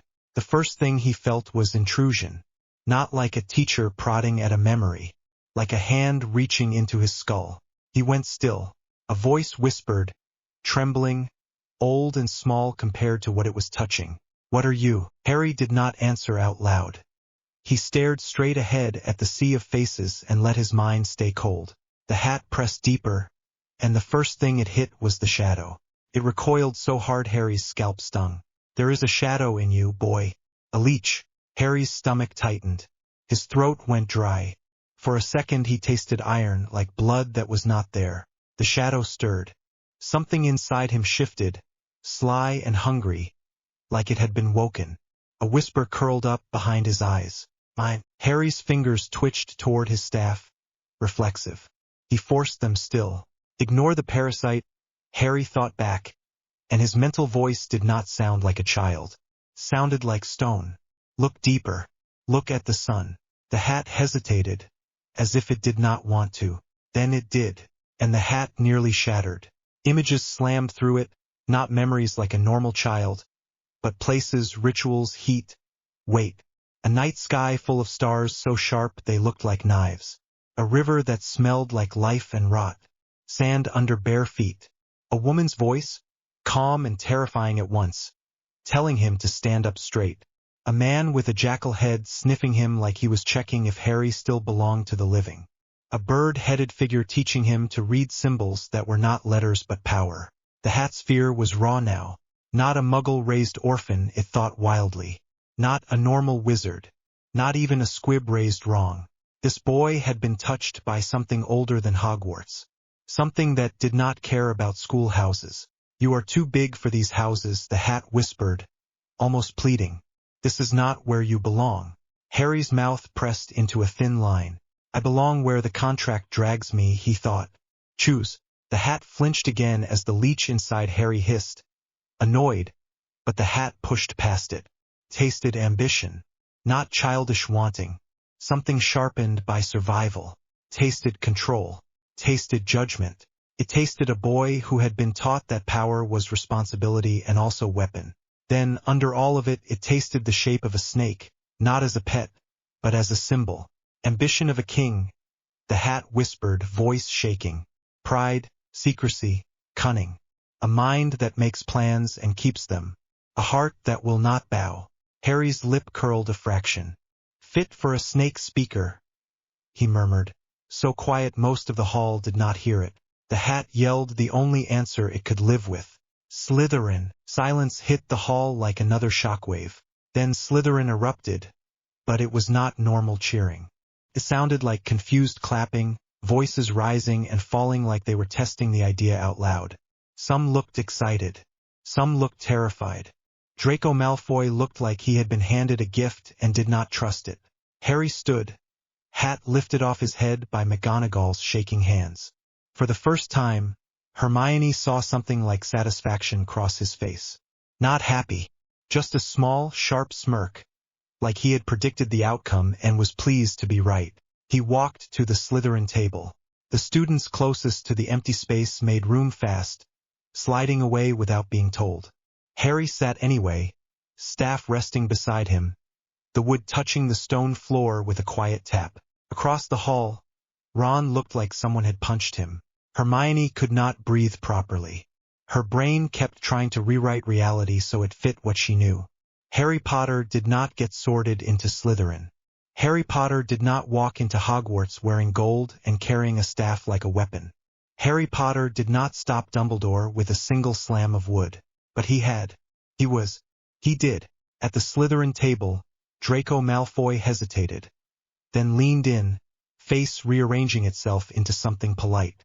"Potter," Draco said, voice smooth. "I'm Draco Malfoy. Welcome to Slytherin. Father always said you'd make a powerful ally if you were raised properly. Harry turned his head slowly. He looked Draco up and down like Draco was a piece of clothing he was deciding whether to wear or burn. Raised properly, Harry repeated, dry. That is what you call it. Draco's smile twitched. Well, you meant blood. Harry cut in quiet. You worship it, like it is a god. Draco's cheeks colored. It matters, he snapped, then recovered, forcing his tone back down. It matters here. Harry's eyes flicked to the feast. He picked up a spoon, tasted a bite of stew, then set the spoon down again. What is wrong with it? Draco asked, half mocking, half curious. It is heavy, Harry replied. Too much fat, too much salt, like the cook is trying to bury something. In my home, food is meant to give you strength. This tastes like it wants you sleepy. Draco stared. A couple of Slytherins nearby exchanged looks. Harry's gaze lifted to the enchanted ceiling. Snow clouds drifted over stars. You do not get real sun here, Harry added, and there was actual irritation in his voice now. No wonder you all look like you are dying slowly. Pansy Parkinson made a face. Excuse you. Harry looked at her. Are you alive or are you decorative? Pansy went red. Blaise Zabini coughed into his hand, hiding a grin. Theo Knott watched Harry with a careful, quiet focus, like he was taking notes without parchment. Further down the table, Daphne Greengrass sat with a posture that looked trained. She did not react the way the others did. She simply watched until Harry's attention drifted, then leaned in. Harry Potter, she said, voice calm, not fawning. Daphne Greengrass. Harry glanced at her, then nodded once. You speak like you expect to be listened to. I do, Daphne replied, and the tiny lift of her chin was almost a challenge. We do politics here. I can pretend we do not, but that would be stupid. You have just been named champion. You have just been sorted into the house that everyone already hates. You will be targeted. Harry's eyes narrowed slightly. And you are offering me what? Information, Daphne said, and a shield of sorts. Not because I like you, I do not know you, but because I recognize power, and because power changes the balance. People will come at you from all directions. Some will smile, some will beg, some will threaten, and a lot of them will lie. Harry's fingers tapped once against the staff, a quiet sound. I already know they will lie, he said. Daphne's gaze flicked to his scar, then away, polite enough not to stare. Then you know why you should choose who lies to you first. Draco bristled. Greengrass, what are you doing? Talking, Daphne replied, not looking at him. Try it sometime without shouting. Draco's jaw tightened. He looked at Harry again, trying to regain ground. Look, Potter, whatever you are in Slytherin now. We stick together, especially when the other houses hate us. Harry's eyes slid to Draco. You do not want unity, he said. You want ownership. Draco's face hardened. You think you can just walk in and take control of my house? Harry's smile was small and sharp. Your house, he repeated. Interesting. The feast ended eventually. Plates vanished. The hall buzzed again, but it was a different buzz now. Everyone knew they had seen something that would be talked about for years. Dumbledore rose. Prefects, he called. Please lead your houses to bed. Harry stood with the Slytherins. He did not look tired. He looked like he was waiting for an attack. As they moved out, Hermione pushed back from the Gryffindor table, heart hammering. Ron, she whispered. We have to talk to him. Ron's face was pale. He's Slytherin. He's Harry, Hermione snapped, then caught herself, breath fast. Or he should be. We need to find out what happened. Ron swallowed. He didn't even look at us. Hermione's hands clenched. Then we make him. The Slytherin common room felt like walking into a different kind of cold. It was under the lake, green light wavering over stone walls. The air smelled damp, like moss and old water. The windows looked out into dark, rippling depths. A squid tentacle drifted past in the distance, slow and lazy, like it owned the place. Harry paused just inside, eyes taking in the room. This is a cave, he said, voice flat. Draco scoffed. It's elegant. Not like the Gryffindor Tower, all tacky red and gold. Harry glanced at the windows again. You live underwater, he said, and you call other people tacky. A few Slytherins snickered. Draco's eyes flashed. The older students scattered toward dorms. The younger ones lingered, pretending not to watch. The prefect, a tall boy Harry did not bother to learn the name of, started to speak about rules and curfews. Harry ignored him and walked toward the fireplace. The fireplace was carved stone, snakes curling around the mantel. Their eyes were set with dark green gems. The whole thing looked like it had been built to intimidate. Harry stopped in front of it and rested his staff against the hearth. He breathed in once. The damp smell made his nose wrinkle. Your air is wrong, he muttered, mostly to himself. You don't like it, Draco said, voice too loud. He had followed, of course. He planted himself a few feet away, arms crossed. Crabbe and Goyle hovered behind him like furniture. You can leave. Nobody asked you to come here. Harry looked at Draco, expression calm. I did not ask to come, Harry replied. But I am here. Draco lifted his chin. Then you follow the rules. You do not scare people with your staff and your weird desert magic. You do not embarrass the house. Harry's eyes flicked to Crabbe and Goyle, then back. You think you are the leader, he said. I am, Draco snapped. Harry laughed once. It was not loud. It was worse. It was dismissive. Draco stepped forward, face tightening. You think you're better than us. I know I am stronger, Harry said, and his tone was so plain it left no room to argue. That is not the same as better. But you are confusing the two. Draco's hands curled. You're just a half-blood. Harry's gaze sharpened. Something cold moved in his eyes. I have been called worse by gods, Harry said quietly. Do you want to be the first child to try it? Crabbe shifted, uneasy. Goyle swallowed. Draco tried to hold his ground anyway, because pride was the only thing keeping him upright. You don't even have a wand, he said, voice high with strain. You can't do anything without that stick. Harry's fingers slid along his staff, slow. This is not a wand, he said. This is a reminder. Draco sneered. A reminder of what? Harry did not answer immediately. Instead, he lifted his left hand, palm up, casual. The stone snakes carved into the fireplace moved. It started small, a ripple through rock. Then one of the snakes loosened, its head turning, gems flashing.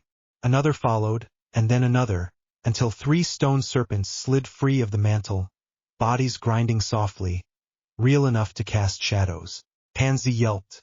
Someone in the room backed into a sofa. Draco froze. The snakes slithered down the fireplace and onto the floor, slow, controlled. They did not rush. They circled Draco like they were deciding where to bite. Harry's voice stayed calm. You worship blood, he said. I worship power. Do not mistake the two. Draco's throat bobbed. He tried to keep his face from showing fear, but his eyes betrayed him. They tracked the snakes like prey. Call them off, Draco demanded. But the demand cracked halfway through. Harry tilted his head. Say please. Draco's jaw clenched. Please. Harry lifted his hand again, fingers closing like he was gripping air. The snake stopped, then slid back toward the fireplace, climbing stone like it was soft. They reattached to the mantle, turning still again. Only the scrape marks on the floor proved they had moved at all. The room stayed silent for a long moment. Then Blaze let out a low whistle. All right, he said, voice amused. That's one way to introduce yourself. Theo's eyes flicked to Harry's staff, then to Harry's face. Wandless, he murmured, almost to himself. Proper wandless. Daphne stepped closer, careful but not frightened. That was a message, she said. Harry looked at her. Yes, and Draco heard it, Daphne added. Harry's mouth twitched. I think everyone did. A door opened behind them. Severus Snape walked in like he owned the shadows. His gaze took in the room, the students, the fireplace. His eyes landed on the faint scrape marks on the floor. Then he looked at Harry. For a second, something flickered in Snape's face. Not fear, not surprise. Recognition, maybe, of something he did not like. So, Snape drawled, the Lost Prince returns. And, predictably, he comes with theatrics. Harry did not move. His staff remained by the hearth. His posture was straight, shoulders relaxed. "I do not know you," Harry said, voice even. "But I know your type." Snape's lip curled. "My type, a man who thinks he can cut people open with words because he is too much of a coward to do it with a blade," Harry said, and there was no heat in it, just judgment. "You hide behind authority. It will not save you from me if you are unclean." The word unclean landed like a slap. A few Slytherins stared. Snape's eyes narrowed. "Watch your tone," Snape hissed. Harry's eyes did not blink. "Watch your soul," he replied. Snape's jaw tightened. His hand twitched near his wand. For a heartbeat, the air felt like it might crack again. Then Snape forced himself to breathe and leaned in, voice lower. "You will attend classes," he said. "You will follow curfew. You will not attack students. And you will not bring foreign magic into my school without my permission." Harry's gaze slid to Snape's left hand, where the sleeve covered skin. His eyes stayed there for half a second too long. Snape's eyes hardened further. "Do not look at me like that," he snapped. Harry looked back up. "Then do not stand in front of me like a liar," Harry said. Snape's face went still. He took one step closer, close enough that the students nearby held their breath. "What do you think you know?" he whispered. Harry leaned forward slightly, not backing down. "I know you are not free," he said, voice just as low. "And I know you think your chains make you noble." Snape's nostrils flared. His eyes flicked, like he was about to do something sharp and private. Harry's head tilted a fraction, and his eyes hardened. If Snape tried to push into his mind, Harry did not show it. But Snape stiffened like he had touched a hot surface. His fingers curled, then pulled back. Snape's expression snapped into a mask. "You will be watched," Snape said, straightening. "By me, by the headmaster, by the ministry. Do not think yourself untouchable." Harry's mouth pulled into a small, humorless smile. "Everyone watches the sun," he said. "It does not mean they can hold it." Snape held Harry's gaze for a long moment. Then he turned on his heel and left, cloak sweeping behind him. The door shut. The room exhaled. Draco swallowed hard, face tight with the humiliation of being frightened in front of everyone. He pointed at Harry, like he needed to regain control somehow. "You're going to ruin everything," he spat. Harry stared at him. "You already ruined yourself," he said quietly. "I simply made it visible." That was the end of it for now. People drifted away in clumps, whispering, eyes still on Harry even when they pretended not to look. Draco left with Crabbe and Goyle, shoulders stiff, jaw clenched, not saying another word. Pansy went after him, furious. Daphne lingered. "You just made an enemy," she said. Harry's eyes flicked to the lake window, where darkness pressed against glass. "He was already one," Harry replied. "He simply did not know it." Daphne's gaze sharpened. "Most enemies here do not announce themselves." Harry looked back at her. "Then they are cowards." Daphne studied him, then nodded once, as if she had filed that away. "You will need allies anyway." Harry's fingers tightened around his staff again. "I do not take allies," he said. "I take agreements." Daphne's mouth twitched. "Fine," she said. "Agreement then. I will tell you what people are saying, and who is moving against you. In return, you do not crush Slytherin just to prove you can." Harry's eyes narrowed slightly. "And why would you care?" Daphne's voice stayed calm. "Because I live here," she said. "And because if you bring the whole castle down, I would rather not be buried under it." Harry stared at her for a beat. Then he nodded once. "Agreed," he said. Daphne exhaled quietly, like she had not realized she was holding her breath. Then she left for her dorm, footsteps quick but controlled. Harry stood alone by the fireplace, green light crawling over his skin. The damp air kept trying to crawl into his lungs. He hated it. He thought of heat, of sun, of sand underfoot, of a voice in the dark saying, "Do not let them patch you with their gray clay. You are gold." His throat tightened. He did not let his face change. By the time he reached the dorm, the room was mostly empty. A couple of younger boys were already in bed, pretending to sleep. Harry's assigned bed sat near the far wall, curtains drawn back. His trunk was there, delivered by magic. His staff remained in his hand. He did not unpack. He sat on the edge of the bed and listened. Hogwarts sounded like water and stone and distant footsteps. It sounded like whispers in walls. It sounded like a place full of secrets that thought they were safe.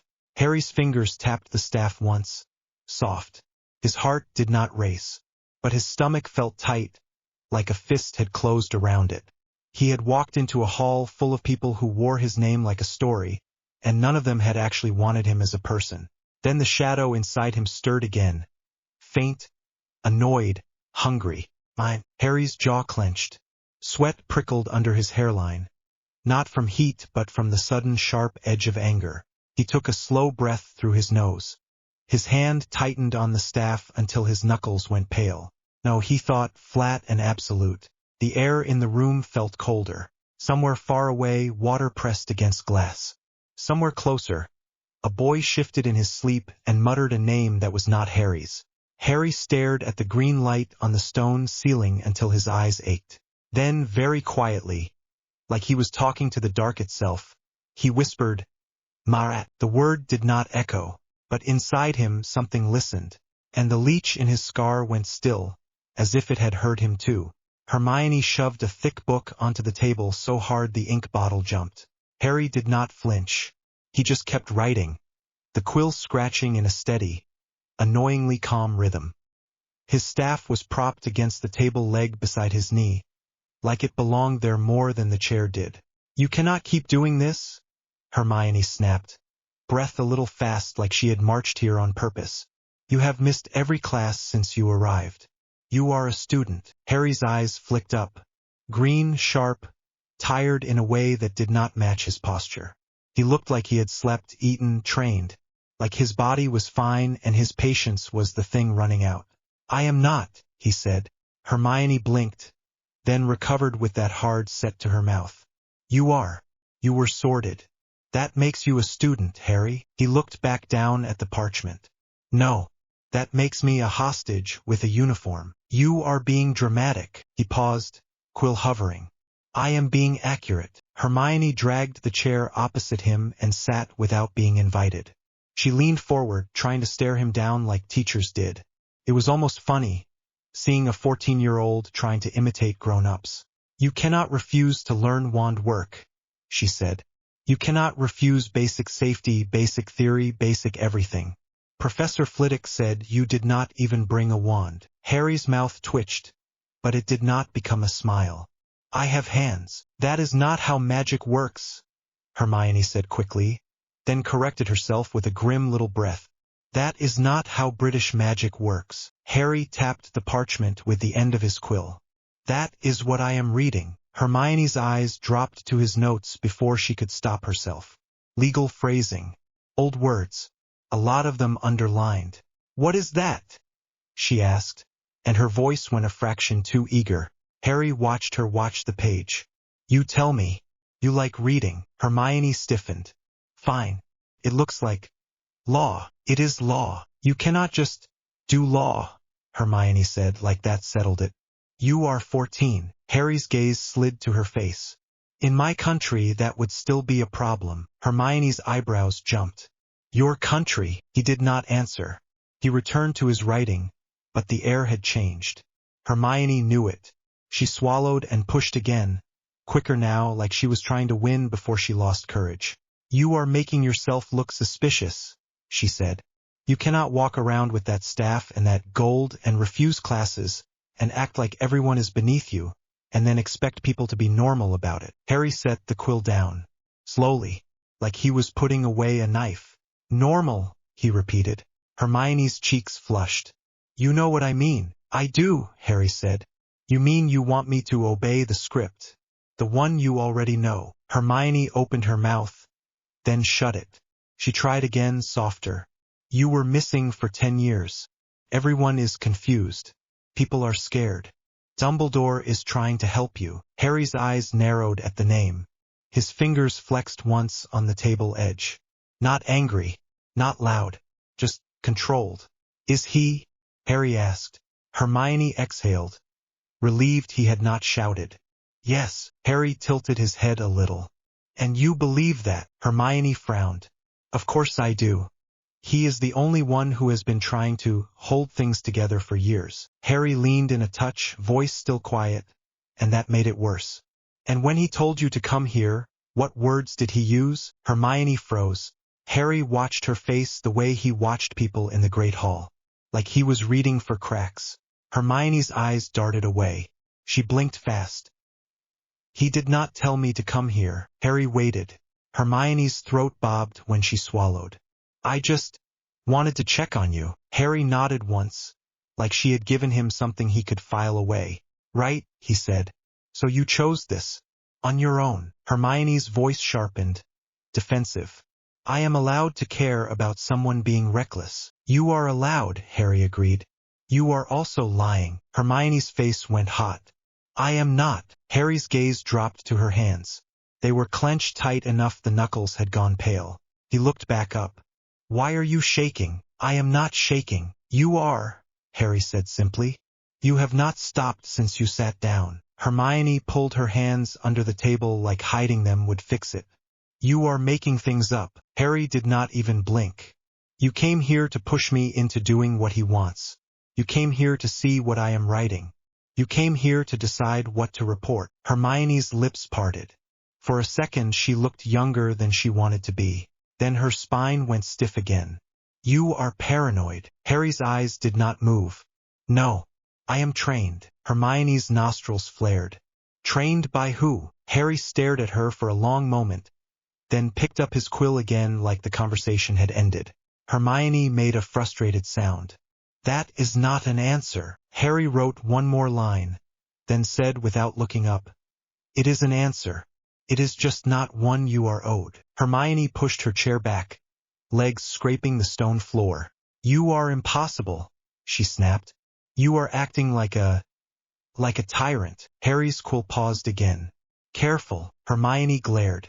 Careful of what? Harry looked up, and the cold in his eyes made her swallow. Words have weight, he said. You will learn that one way or another. Hermione held his stare, but her breath was shallow now. You cannot threaten people. I did not threaten you, Harry said.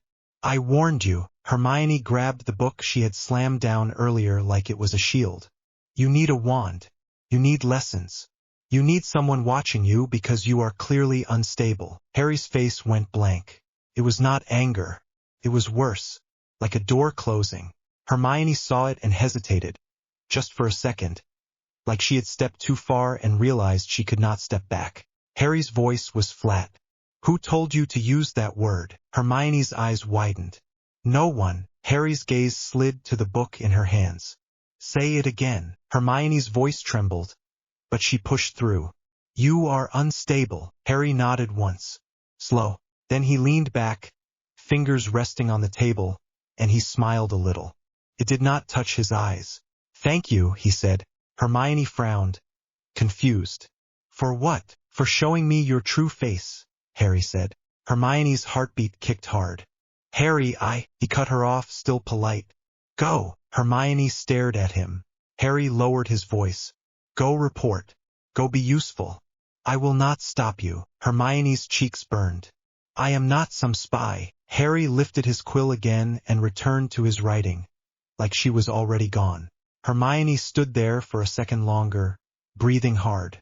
Then she turned sharply and walked away. Fast. She did not look back. Harry listened to her steps fade into the hush of the library. Only then did he let his shoulders drop a fraction. The air around him felt too cold. Scotland was like that. Always damp, always gray. Even inside, the castle carried the chill in its stones. The torches tried their best, but the light was weak compared to the sun he remembered. He missed the heat. He missed the way sand held warmth at night. He missed a sky that did not look like it wanted to cry. His stomach growled, sharp and annoyed. The castle food was heavy, like it had been designed to keep people sleepy. Bread, stew, meat that sat like a rock. He could feel his body asking for something else, something clean. He pressed 2 fingers to the inside of his wrist. just long enough to steady the thrum under his skin. Truth and lies had a taste now. Hermione's had tasted like copper. Harry dipped the quill again and kept writing. If the British wanted contracts, he would read contracts. If they wanted rules, he would find the loopholes. If they wanted control, they would choke on it. A chair scraped somewhere behind him. Harry did not turn. He did not need to. He felt the shift in the air, the careful steps, the way someone approached without urgency. "Potter," Draco Malfoy said, voice lazy like he owned the place. Harry kept writing. Draco's shadow fell across the table. "Ignoring me is not clever, you know." Harry wrote one more line. Then he looked up. Draco was smirking, hands in his pockets, hair perfect, with two other Slytherins behind him. Crabbe and Goyle, like always, standing like walls that could talk if you kicked them. Harry's staff was still by his knee. He did not touch it. "What do you want?" Harry asked. Draco's eyes flicked to the parchment. "I heard you told Granger to get lost." Harry's mouth twitched. "Did you?" Draco's smile widened. "People talk." "They do," Harry said. "So why are you here?" Draco leaned one hip against the table, acting like this was his territory. "Because you are in my house now, and you keep acting like you are above it." Harry watched him. "You are not my house." Draco's smile slipped for a second. "Excuse me?" Harry's voice stayed calm. "Slytherin is a building. I was placed in it. That does not make you my anything." Crabbe snorted like he thought that was funny. Draco shot him a look, then refocused, trying to regain the upper hand. "You think you are scary," Draco said. "With your staff and your little tricks. You moved those stone snakes. That was unusual." Harry leaned back slightly. "Was it?" Draco's eyes narrowed. "Do not get arrogant. You are still just a kid. You do not know how things work here." Harry stared at him, then glanced past Draco's shoulder. A girl had stopped a few shelves away, watching. Tall, pale, hair neat, expression unreadable. Daphne Greengrass. Harry had seen her in the common room the first night, quiet in a corner while everyone else tried to measure him like a new weapon. She had not spoken. She had watched, and that alone made her different. Draco followed Harry's glance and scoffed. "Oh, now you are collecting allies." Daphne did not react. She stepped forward, smooth and unhurried, and Draco's posture tightened just a bit. Not fear. Awareness. "Malfoy," Daphne said, voice calm. "You are blocking the aisle." Draco's jaw tightened. "We are talking." Daphne's eyes flicked to Harry's parchment, then back to Draco. "In the library." Draco scoffed again, but he shifted. "Not much." "Enough." Daphne looked at Harry. "You are writing law." Harry nodded once. Daphne's gaze did not leave his face. "You are trying to cut your guardianship." Harry said nothing. Daphne's mouth quirked slightly. "Smart." Draco rolled his eyes. "Do not encourage him. He is a mess." Harry's eyes flicked back to Draco. "I am a mess." Draco shrugged. "You stormed into the Great Hall dressed like a museum exhibit and shoved the headmaster across the floor. People are talking. The ministry is watching. You are going to get all of us dragged into it." Harry's voice stayed even. "Then leave." Draco stared. "What?" Harry's eyes were flat. "If you are afraid of being dragged, do not stand beside me." Crabbe shifted, uneasy. Goyle cracked his knuckles, then stopped when he realized no one cared. Draco's cheeks flushed.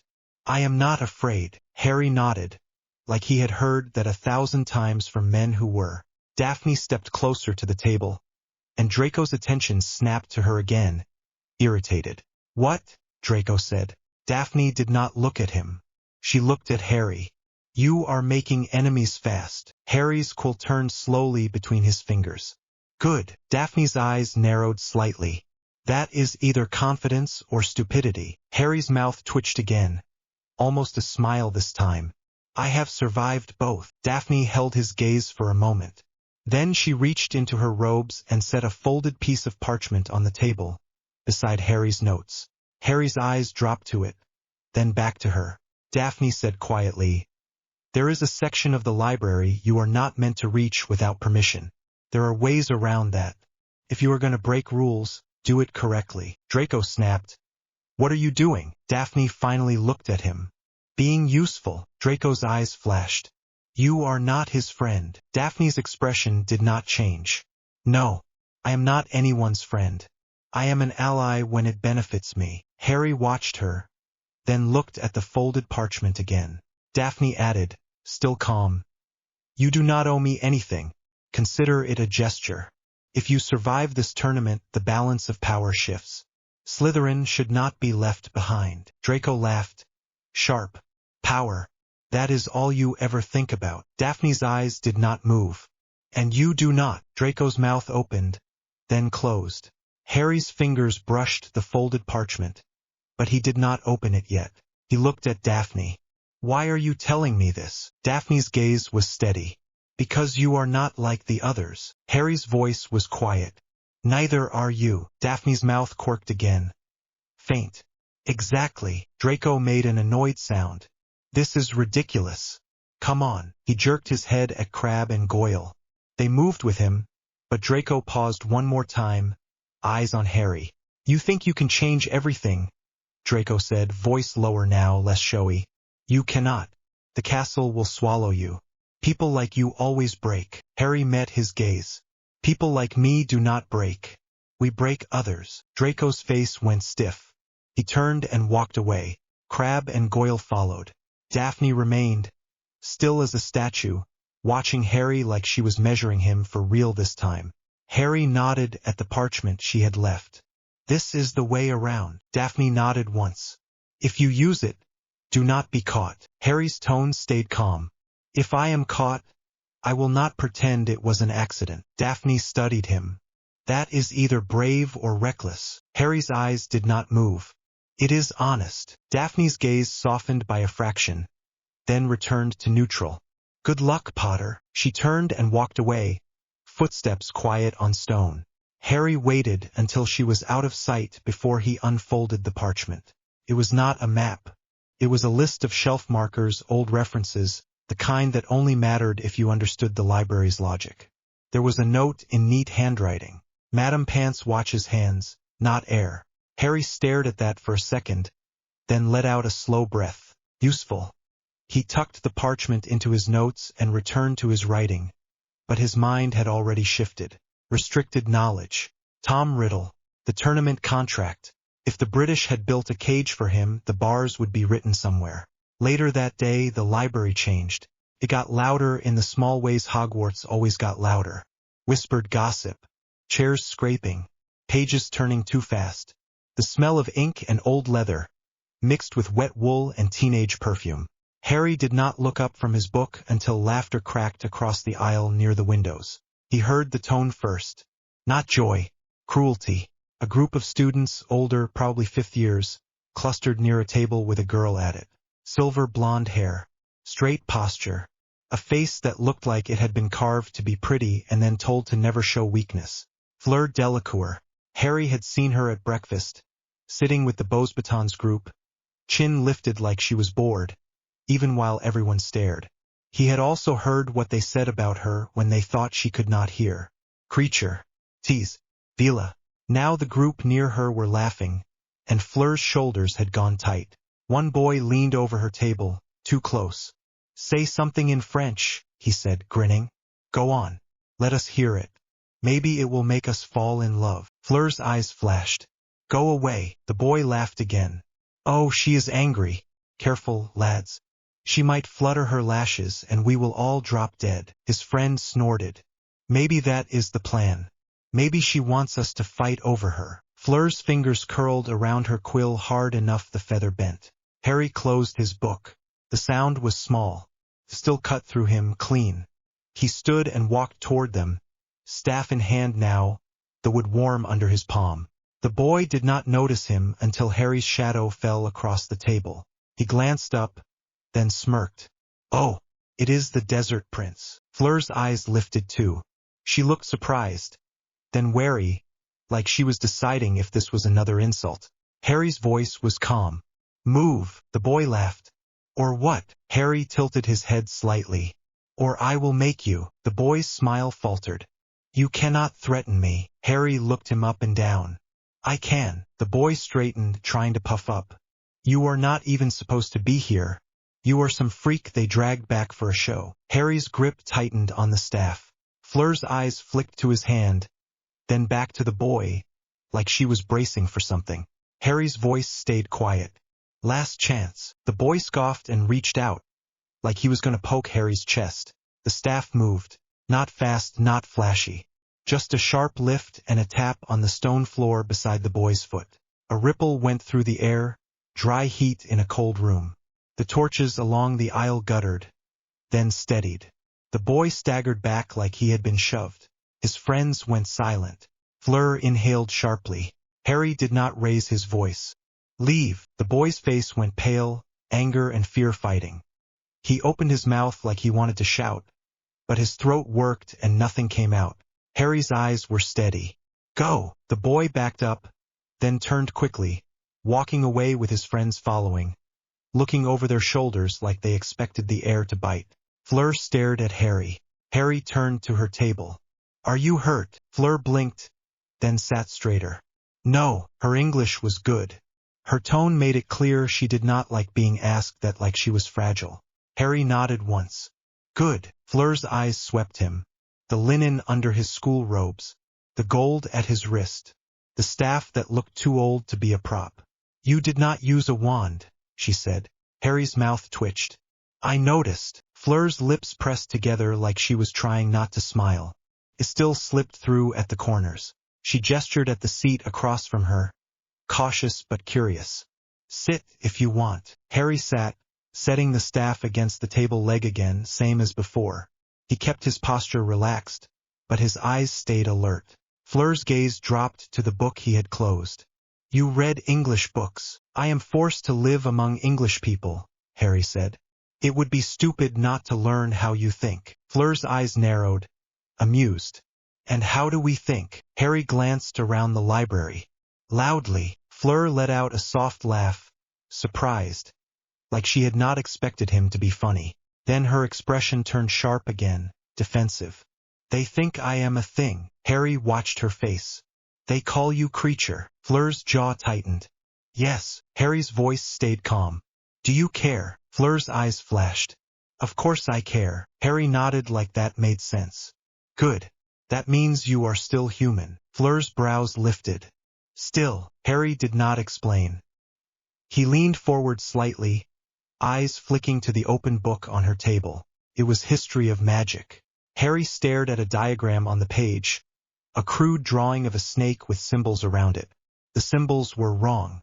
Not just wrong like a spelling mistake. Wrong like someone had copied it without understanding and turned a working thing into a dead shape.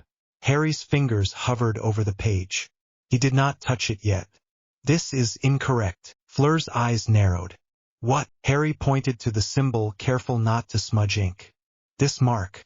It is drawn backwards. Fleur looked, then frowned. It is just a book. Harry's gaze stayed on the mark. That is the problem. Fleur tilted her head. Explain. Harry traced the air above the page. Slow. These British authors. They think magic is a tool. Like a hammer. Fleur leaned closer, and the scent of her was too bright for the dusty room. Flowers. Clean air. Something warm under it. And what is it to you, Hadrian? She asked, voice quieter now. Harry's eyes flicked to her mouth when she said the name, then back to her eyes. It is breath, he said. It is blood. Fleur held his gaze, and something in her expression shifted. Not mockery, not flirtation, understanding the first edge of it. Hadrian, she repeated, testing it. Not Harry. Harry's mouth tightened. Harry is what they want. Hadrian is what I chose. Fleur's lips parted. Then she smiled slightly. A Roman name. Harry's eyes narrowed. You know that. Fleur shrugged. Graceful. I read. Harry nodded once. So do I. A silence fell between them, not awkward. Watchful. Fleur's fingers tapped her quill. They say you disappeared. Harry's face went still. They say many things. Fleur watched him. You came back like you were made of sun and knives. Harry's mouth twitched. Is that supposed to be a compliment? Fleur lifted her chin. Yes. Harry looked away for a second, scanning the room. Students were watching them now, pretending not to. He looked back at Fleur. Why are you alone? Fleur's eyes flashed again. Because I do not beg to be liked. Harry nodded. Good. Fleur scoffed lightly. You say that like you know what it is like. Harry's voice stayed calm. I do. Fleur's gaze sharpened. You are immune. Harry blinked once. To what? Fleur leaned back slightly, like she was giving him space to lie if he wanted. To me. Harry stared at her for a moment. Then he spoke, simple. I was raised by the goddess of beauty. Fleur's eyes widened a fraction before she caught herself. You joke. Harry shook his head once. No. Fleur stared at him, and for the first time her confidence wavered. That is impossible. Harry's tone stayed steady. You live in a castle that moves and you call gods impossible. Fleur's mouth tightened like she wanted to argue. Then she let out a short laugh, frustrated. Fine. Suppose I believe you. Why would that make you immune? Harry's gaze held hers. Because I know the difference between beauty and a hook. Fleur's expression went sharp. You think I am a hook? Harry shook his head. I think you were taught to be one. That is not the same thing. Fleur went still. Harry kept his voice low. You do not choose how people look at you. You choose what you do with it. Fleur's fingers tightened on her quill again. They look at me like I am dirty. Harry's jaw tightened just a flicker. Then they are blind. Fleur stared at him for a long moment, like she was searching for the trap in that sentence. You are strange, she said finally. Harry's mouth twitched.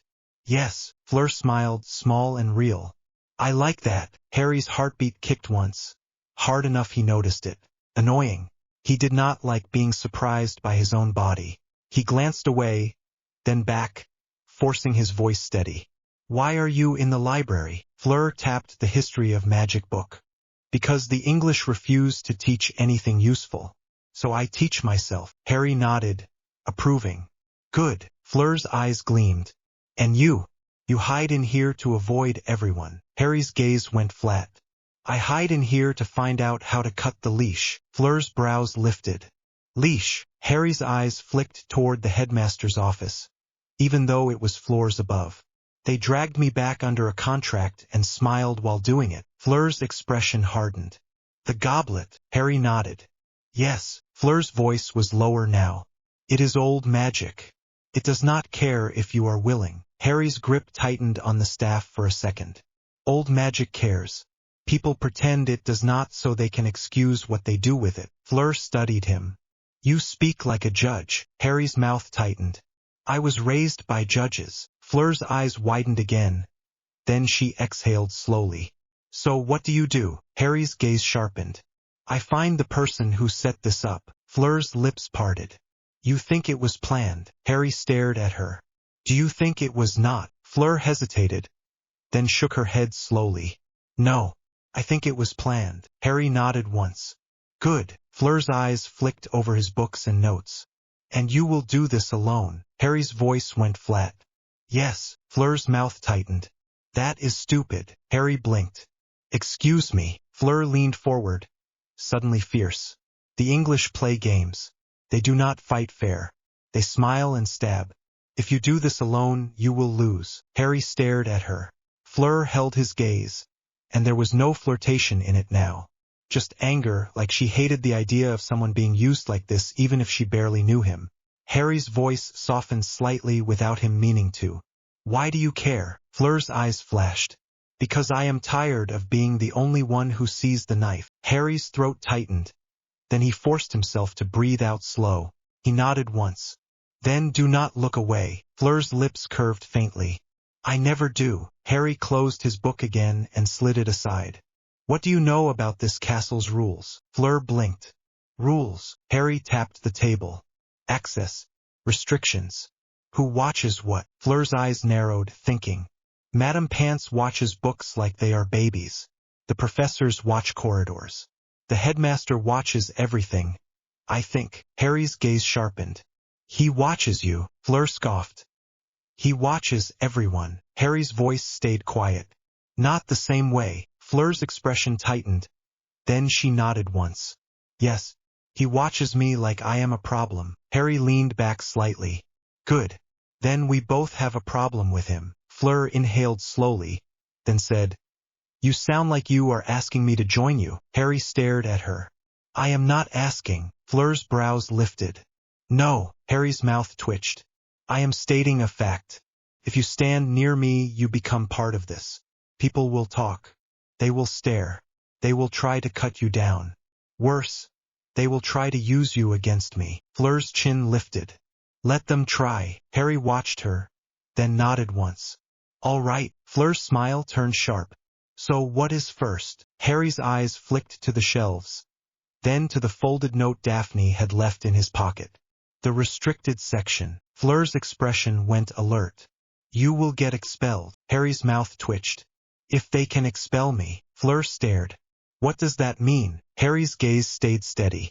It means I am not sure they can break the contract without breaking the tournament. It means they have less power than they pretend. Fleur exhaled slowly. You are reckless. Harry's voice was calm. I am honest. Fleur's eyes glittered. That is worse. Harry almost laughed. Almost.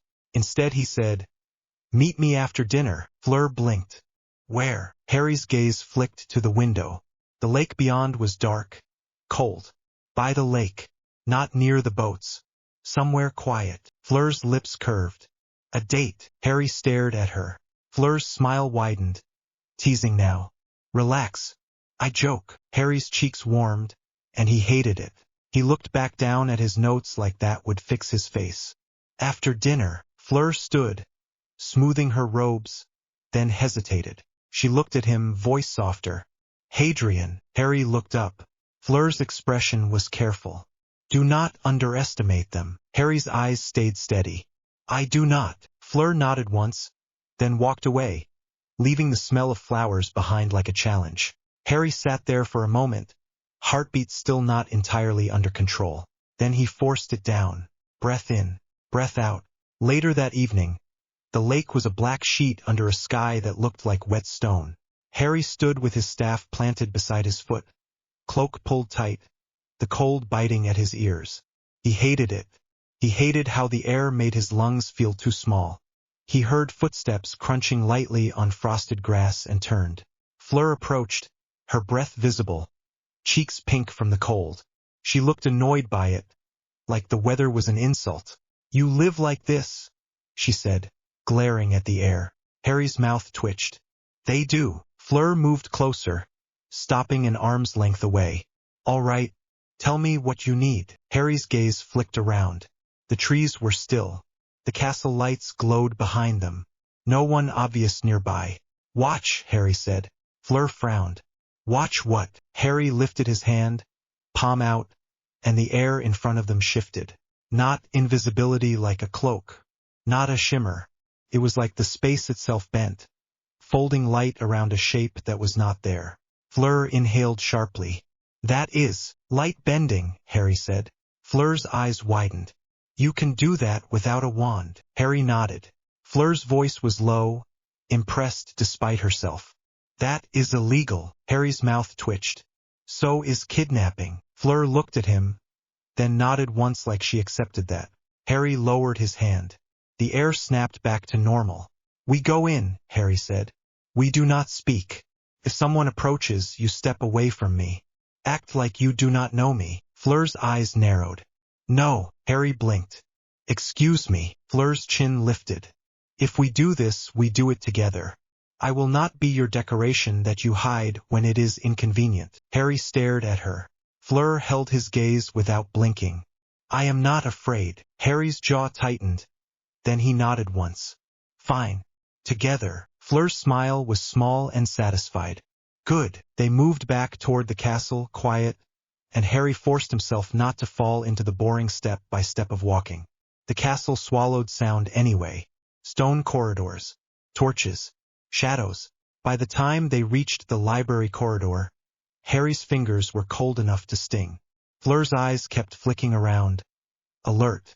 Madame Pants sat at her desk, head bent over a book like she was guarding it with her life. Harry stopped behind a shelf where the shadows were thicker. Fleur stood beside him, shoulders tight under her cloak. Now, Harry murmured. Fleur nodded once. Harry lifted his hand and breathed out. The air in front of them bent again, sliding light around their bodies. Fleur inhaled sharply, then clamped her mouth shut, eyes wide. Harry moved first, slow, steady. Fleur followed, careful. They passed Madame Pance's desk. Close enough Harry could smell ink and tea. His heart thudded once, hard, then steadied.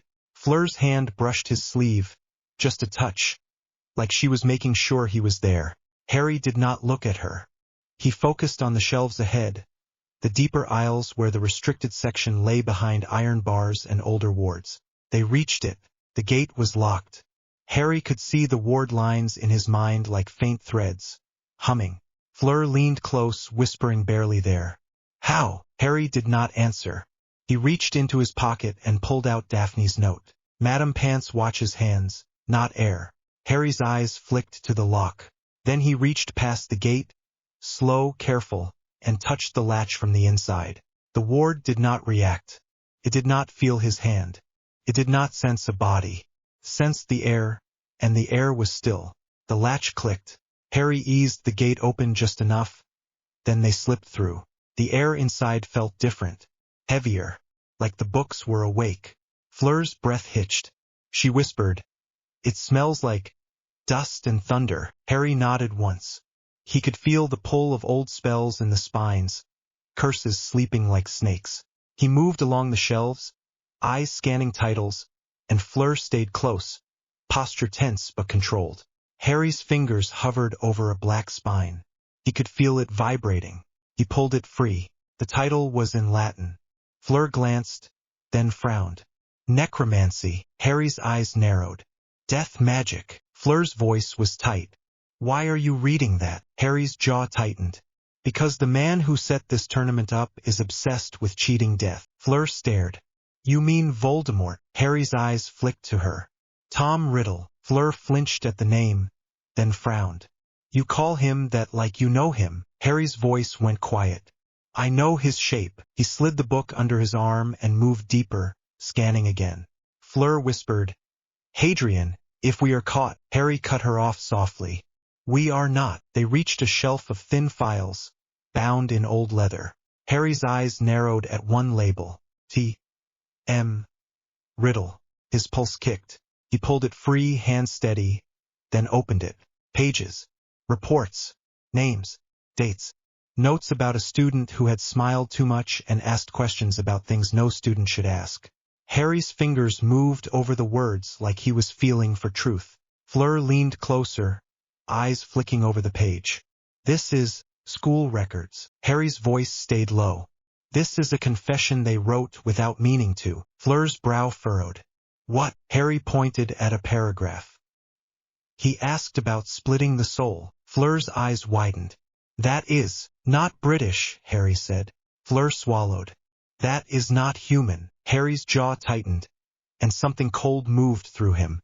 He remembered stories told in the heat of night, God speaking of a man who tried to cheat the scales, who tried to tear himself apart and call it clever. He remembered Osiris's voice, calm and disgusted. That is Isfit. That is rot with a smile. Harry's fingers tightened on the file.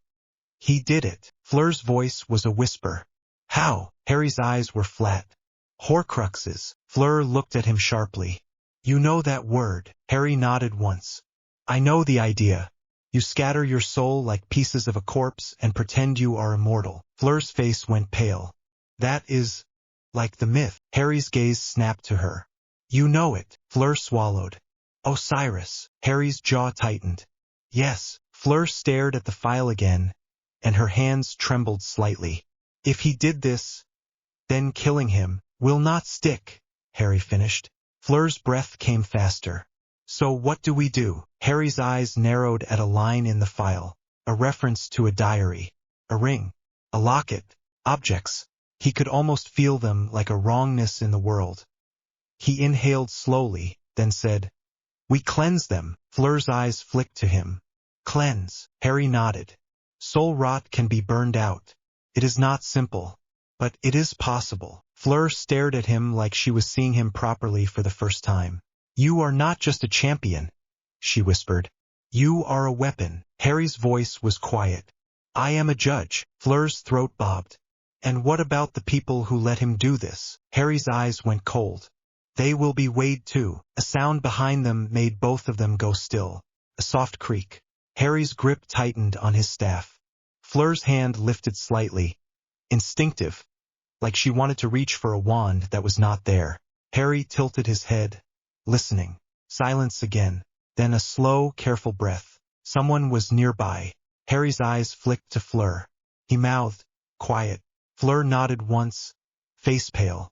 Harry slid the file back into place, slow, careful, then moved toward the gate, staff in hand. Fleur followed, steps barely making sound. Harry reached the gate and felt the air shift again. Presence. Close. Harry turned sharply, staff lifting. A man stood at the end of the aisle, half hidden by shelves. Severus Snape. His black robes looked like they belonged in shadows. His eyes flicked from Harry to Fleur, sharp and suspicious. But there was something else under it. Recognition. Not of Harry, but of danger. Harry's grip tightened. He did not raise his voice. "Professor." Snape's lip curled slightly. "Potter." Fleur's breath hitched beside Harry, and Harry kept his body angled slightly in front of her without thinking. Snape's eyes narrowed at the movement. "You are not allowed in here." Harry's voice stayed calm. "Neither are you, unless you are here to teach." Snape's expression went colder. "Do not test me." Harry stared at him. "Do not test me." Snape's eyes flashed. For a second, the air felt like a blade. Then Snape's gaze dropped to Harry's staff, then to Fleur. "Delacour?" Snape said, voice like he was tasting the name and not liking it. Fleur lifted her chin, stubborn. "Professor." Snape's eyes narrowed. "Out. Now." Harry did not move. Snape's gaze snapped back to Harry. "Potter, you think the rules do not apply to you." Harry's voice was quiet. "I think the rules are used like ropes." Snape's nostrils flared. "You are arrogant." Harry's eyes stayed steady. "You are afraid." Snape's face went still. Fleur glanced between them, tense. Snape's voice lowered. "Dangerous. You have no idea what you are walking into." Harry's jaw tightened. "Then tell me." Snape's eyes narrowed like he hated that the question was fair. "The headmaster has plans." Harry's mouth twitched. "Of course he does." Snape's gaze sharpened. "You are not the only one being watched." Harry's eyes flicked to Fleur, then back. Snape's voice was low. "Leave before you make yourself a bigger problem." Harry stared at him. "I already am a problem." Snape's jaw tightened. "Yes." A long beat passed. Then Snape stepped aside, just enough to clear the aisle. Harry's eyes narrowed. "You are letting us go." Snape's lip curled. "Do not mistake this for kindness." Harry nodded once. "I do not." He moved, staff planted quietly, guiding Fleur with him. Fleur stayed close, eyes fixed on Snape like she expected him to strike. They passed him. Snape's voice followed, soft and sharp. "Potter." Harry stopped and turned his head slightly. Snape's eyes were dark. "If you are going to dig, dig deep. Do not scratch at the surface and call it victory." Harry's voice was calm. "I do not scratch." Snape stared for a moment longer, then turned away, melting back into the shelves like he belonged there. Harry and Fleur slipped out through the gate. Harry bent the light again, and they crossed the library without a sound. By the time they were outside in the corridor, Fleur exhaled like she had been holding her breath for minutes. "He is terrifying," Fleur whispered. Harry's mouth twitched. "Yes." Fleur stared at him. "And he let us go." Harry's eyes narrowed. "Yes." Fleur swallowed. "Why?" Harry's gaze went distant for a second. "Because he hates me. But he hates being controlled more." Fleur's eyes flicked to him. "You think he is on your side?" Harry's voice stayed calm. "I think he is on his own side. That is still useful." Fleur looked unsettled, but she nodded once. They moved through the corridors, staying quiet until the castle noise swallowed them. Later, in the Slytherin common room, Harry sat in a corner where the green light from the lake made everyone look sick. He did not join conversations. He listened. Pansy Parkinson laughed too loudly. Theo Knott spoke rarely, but when he did it was precise. Blaise Zabini watched everyone like he was bored and above it. Draco kept looking at Harry like he wanted to decide whether to hate him or fear him, and kept failing. Harry's staff rested against his chair. His notes were in his lap. He wrote a few lines, then stopped. Fleur had gone back to her carriage. They had not touched. They had not made promises. Still, the air around him felt different, less alone. He hated that he liked it. He stood abruptly, and a few heads turned. Draco's voice cut across the room. "Where are you going?" Harry looked at him. "Somewhere you cannot follow." Draco's face flushed. "I do not want to follow you." Harry nodded like that was fine. He walked out. He did not go to bed. He did not go to a classroom. He went down, deeper into the castle, toward the places that felt older than British pride. He stopped in front of a blank stretch of stone wall where the air tasted wrong. The Chamber of Secrets had been opened before. The castle still remembered. Harry pressed his palm to the stone and whispered in Parseltongue. The wall moved. Stone slid aside like it was soft, revealing a dark passage that breathed cold air into his face. Harry stepped inside. The door slid shut behind him, and the castle sound vanished. Only his breath remained. He walked down until the tunnel widened into a massive chamber, columns rising like giant ribs. He did not waste time describing it in his head. He had seen temples older than this. What mattered was the magic in the stone. It was hungry. Harry planted his staff on the floor and inhaled slowly. His skin prickled. The scar on his forehead did not burn. Felt awake. He whispered a word in a language older than Hogwarts. The air thickened. Then the silence changed. A hiss, low and deep, rolled through the chamber like something waking. Harry's heart kicked hard, then steadied. A presence unfurled in the dark. Not flesh, not scales, memory. A spirit shaped like a serpent, massive and coiled, eyes like pale fire. Harry's hand tightened on the staff. His breath came out slow. The basilisk spirit watched him. Harry spoke in Parseltongue, voice calm. "I call you, not as prey, not as master, as one predator to another." The spirit's hiss rippled through the chamber, and the stone seemed to vibrate with it. Harry did not move. The spirit shifted closer, and Harry felt the weight of it pressing on his skin like a deep ocean. He could have been afraid.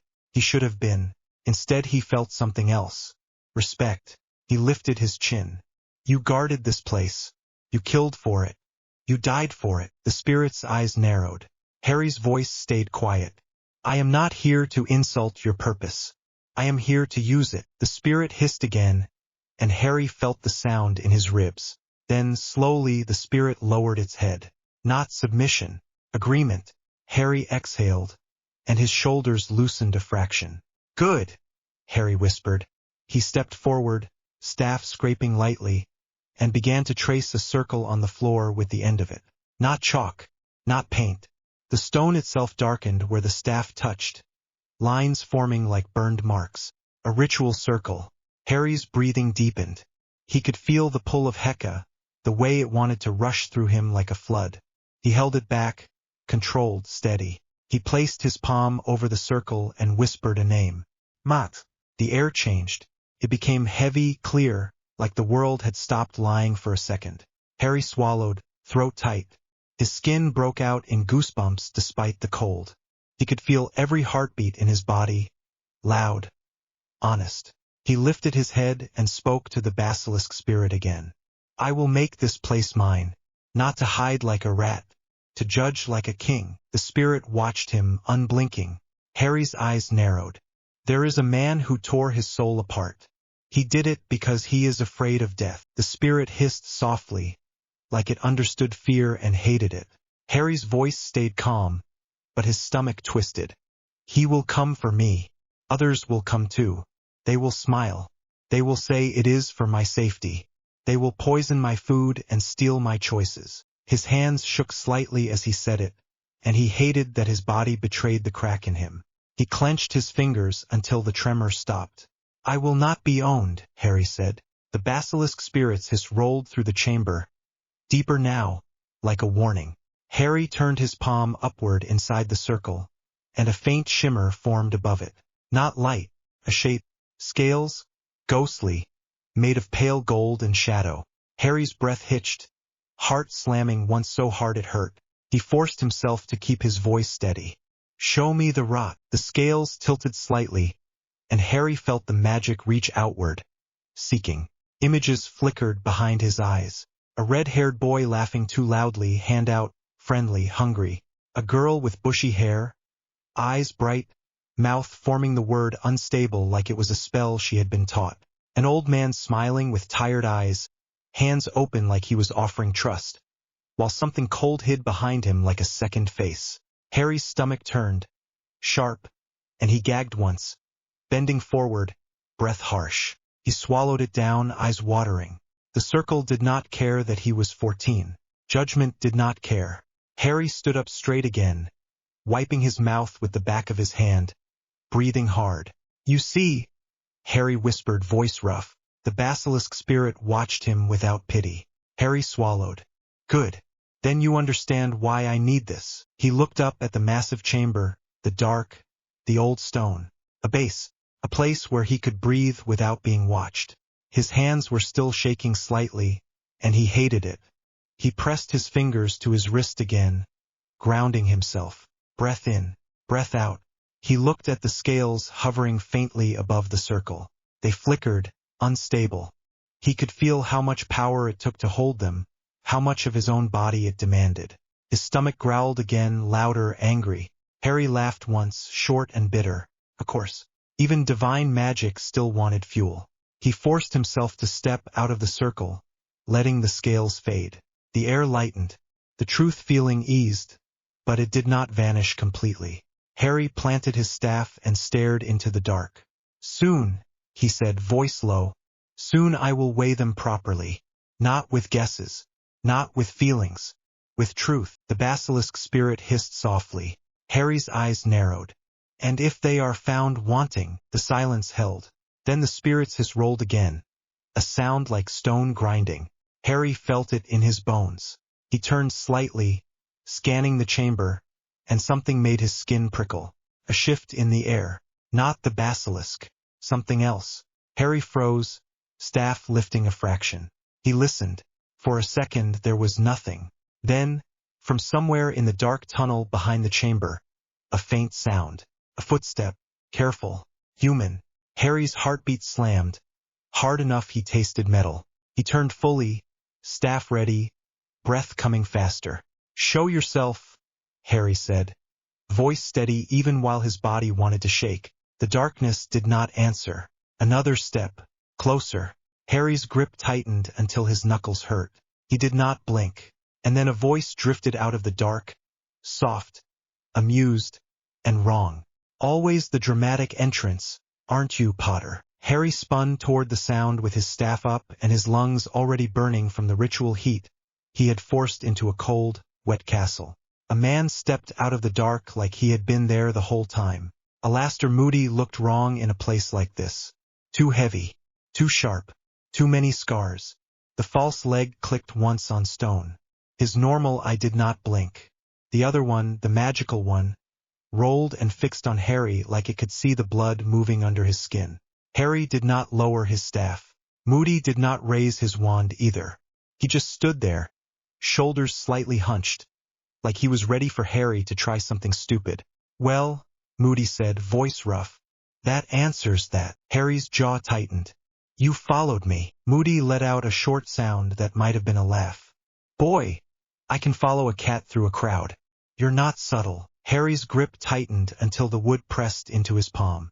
This is not your business. Moody's magical eye rolled, looked at the walls, looked at the floor, then snapped back to Harry. This place is full of old murder. That makes it my business. Harry's throat went tight. He did not like that.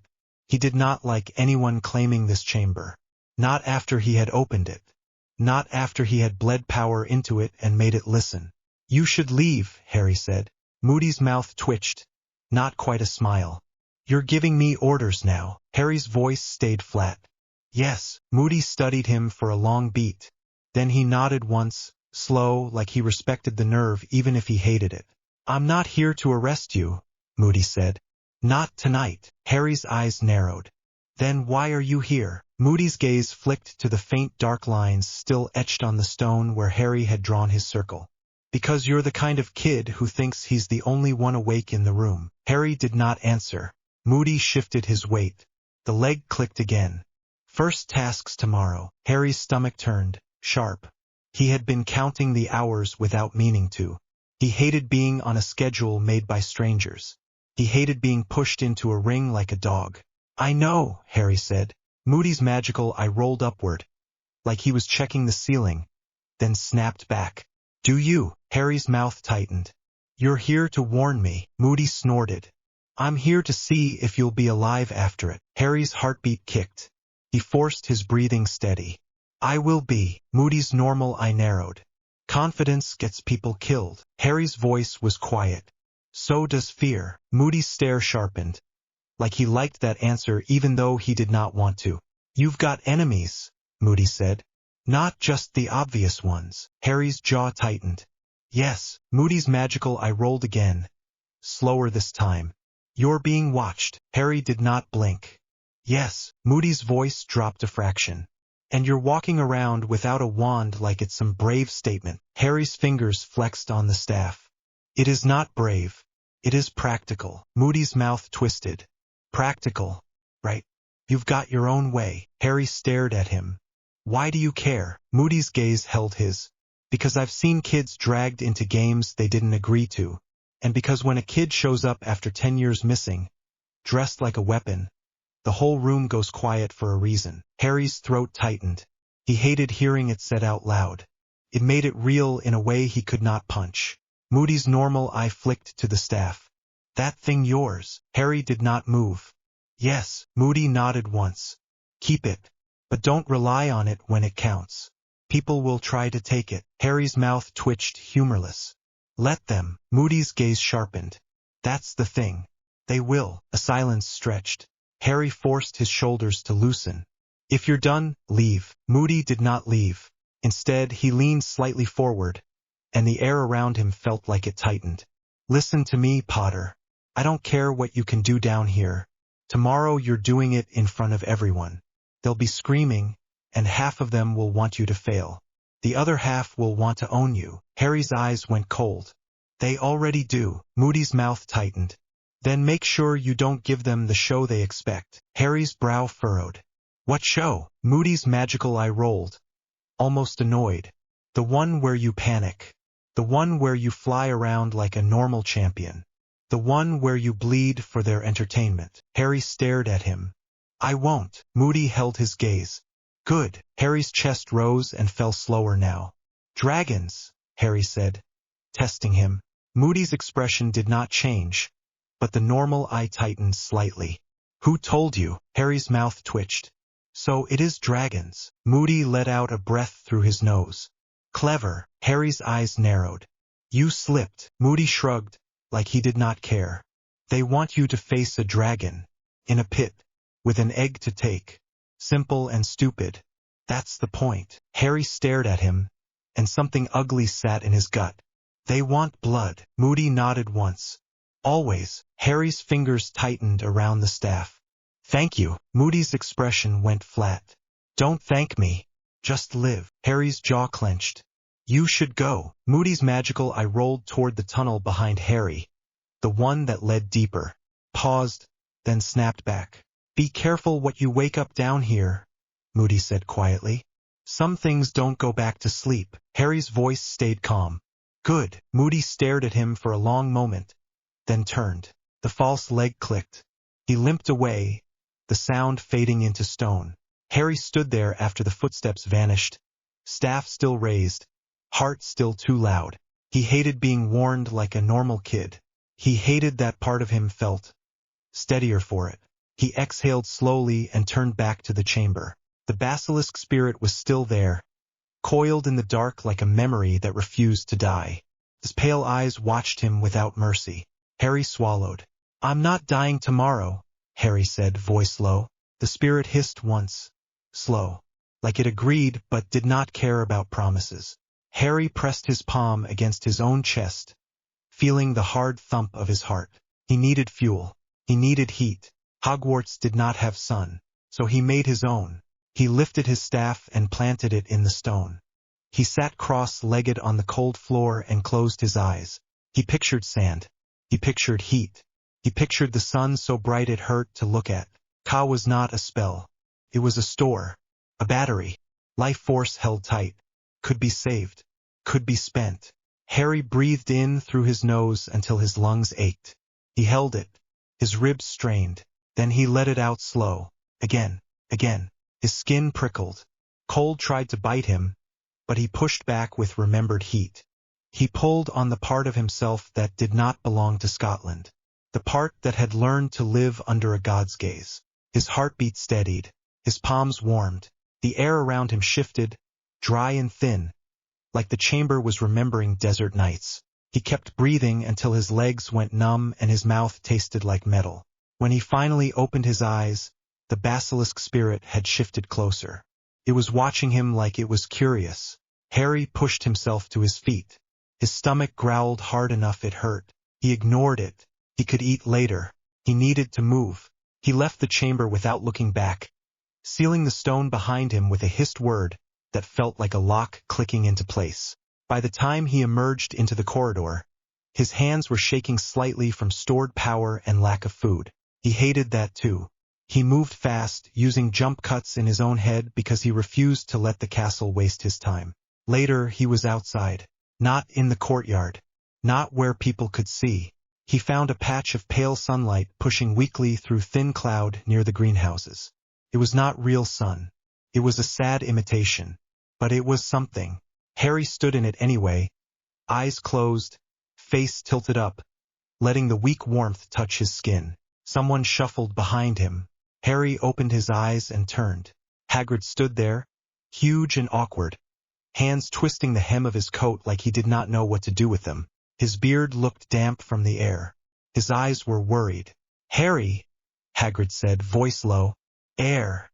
You got a minute?" Harry's shoulders tensed. He did not relax.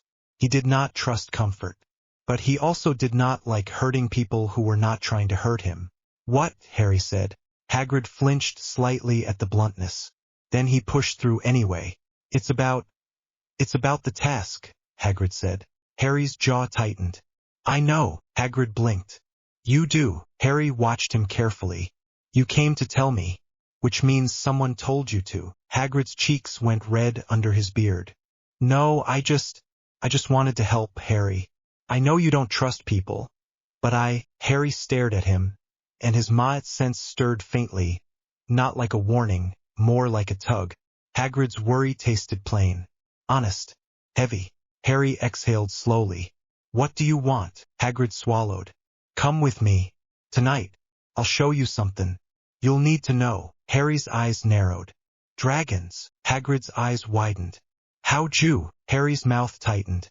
"So it is dragons." Hagrid's shoulders sagged, like he was relieved and guilty at the same time. "Yeah, dragons. First task. They've got 4 of 'em. Big ones." Harry stared at him. "You're involved." Hagrid shook his head fast. "Not like that. Charlie's mates brought 'em in. I helped feed 'em. That's all." Harry's gaze stayed steady. "Why are you telling me?" Hagrid's big hands clenched. "Because it ain't right. Put a kid in front of a dragon. Even you. It's not right." Harry's throat tightened. He looked away for a second at the thin sunlight, then back. "What dragon?" Harry asked. Hagrid hesitated. "Hungarian horntail. That's the one the judges'll likely give you. It's the worst." Harry's chest tightened. He felt Fleur's eyes in his mind, the way she had stared at him in the library like he was a knife and she was tired of being cut by other people. "Fine," Harry said. "Show me." Hagrid blinked, surprised. "You will." Harry's mouth twitched, humorless. "I said show me. I did not say I would do what you think." Hagrid swallowed. "Fair enough." That night, Harry followed Hagrid. He did not sneak. He did not hide. He simply moved like the castle had no right to stop him. Hagrid led him down a slope toward the forest edge where the air smelled of wet earth and something sharp, like smoke. Harry's staff was in his hand. Hagrid kept glancing at it like he was trying not to. "Air," Hagrid said, clearing his throat. "So, you don't fly much then?" Harry stared ahead. No, Hagrid shifted awkwardly. Most champions, they practice on brooms. Helps, you know. Keep out the way. Harry's voice was flat. I will not fly, Hagrid's steps stuttered. You what? Harry glanced at him. I will not fly. I will not perform for them. Hagrid's brow wrinkled. But you'll get burnt. Harry's jaw tightened.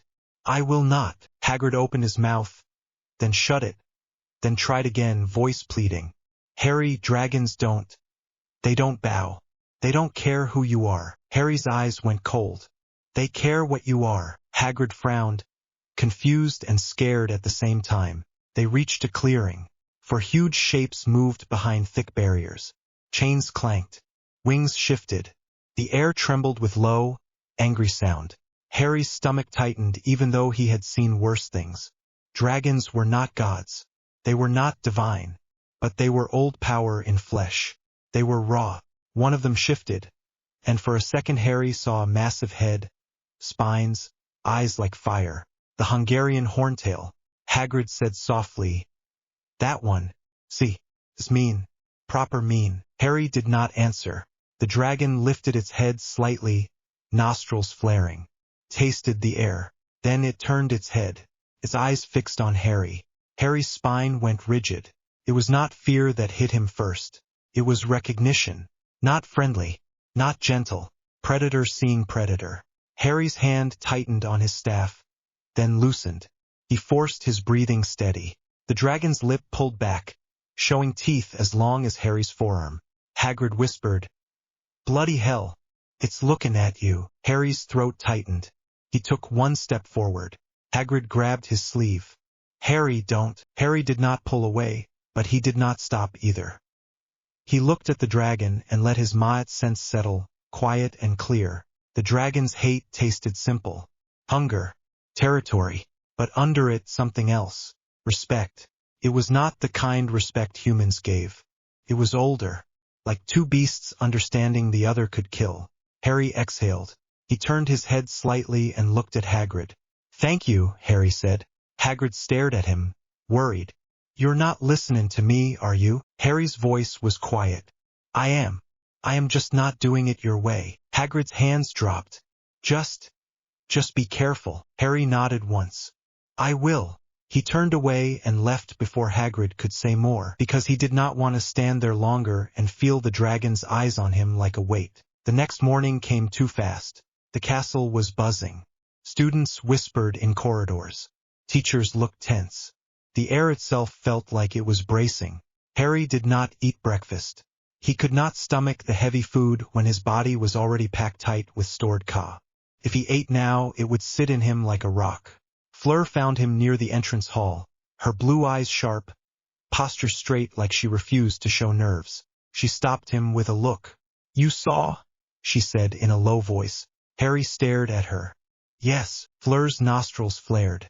Which one? Harry's mouth tightened. Hungarian horntail. Fleur's face went still.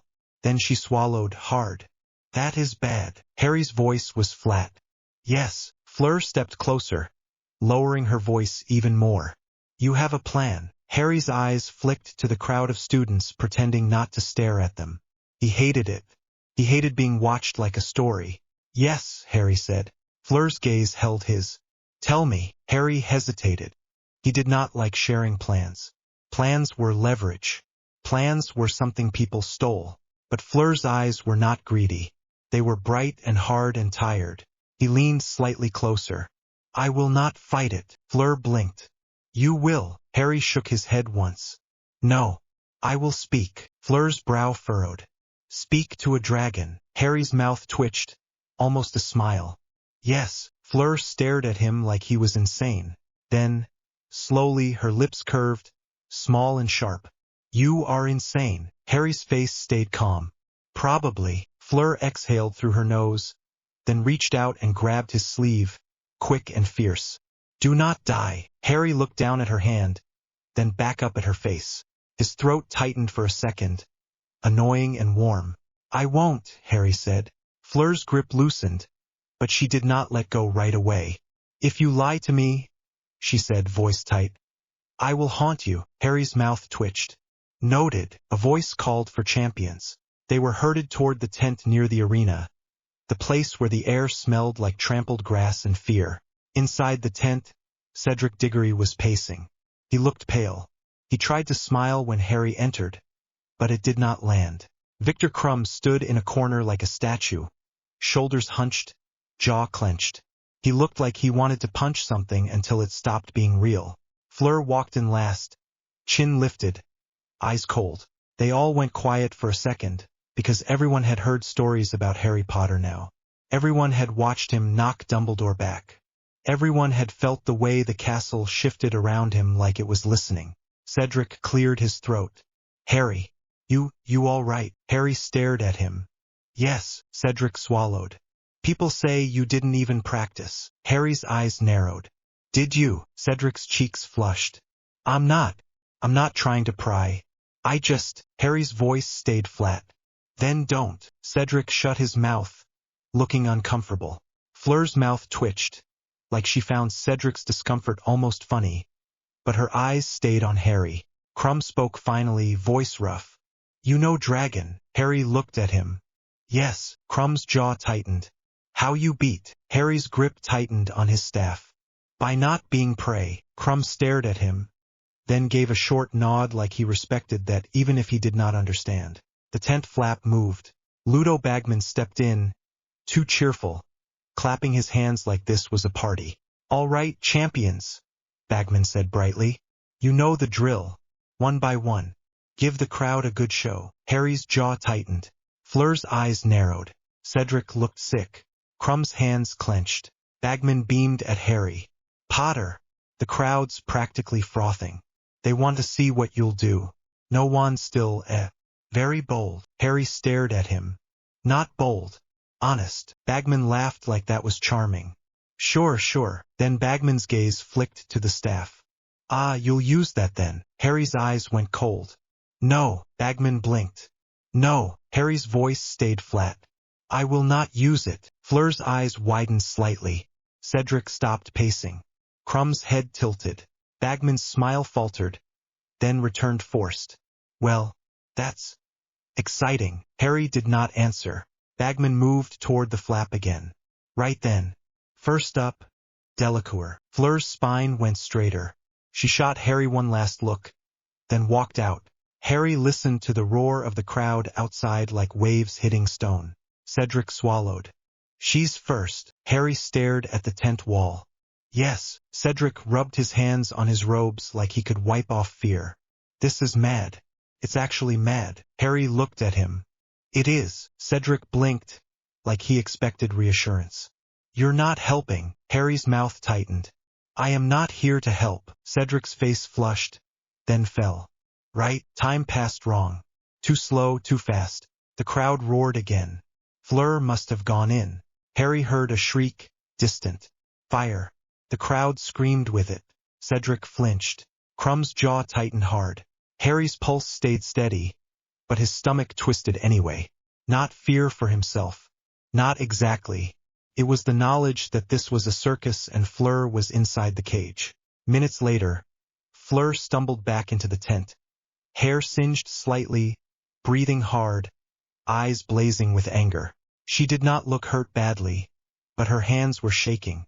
Bagman clapped her on the shoulder. Fleur flinched away. Well done, Bagman said, still cheerful. A bit close, but thrilling. Fleur's voice was tight.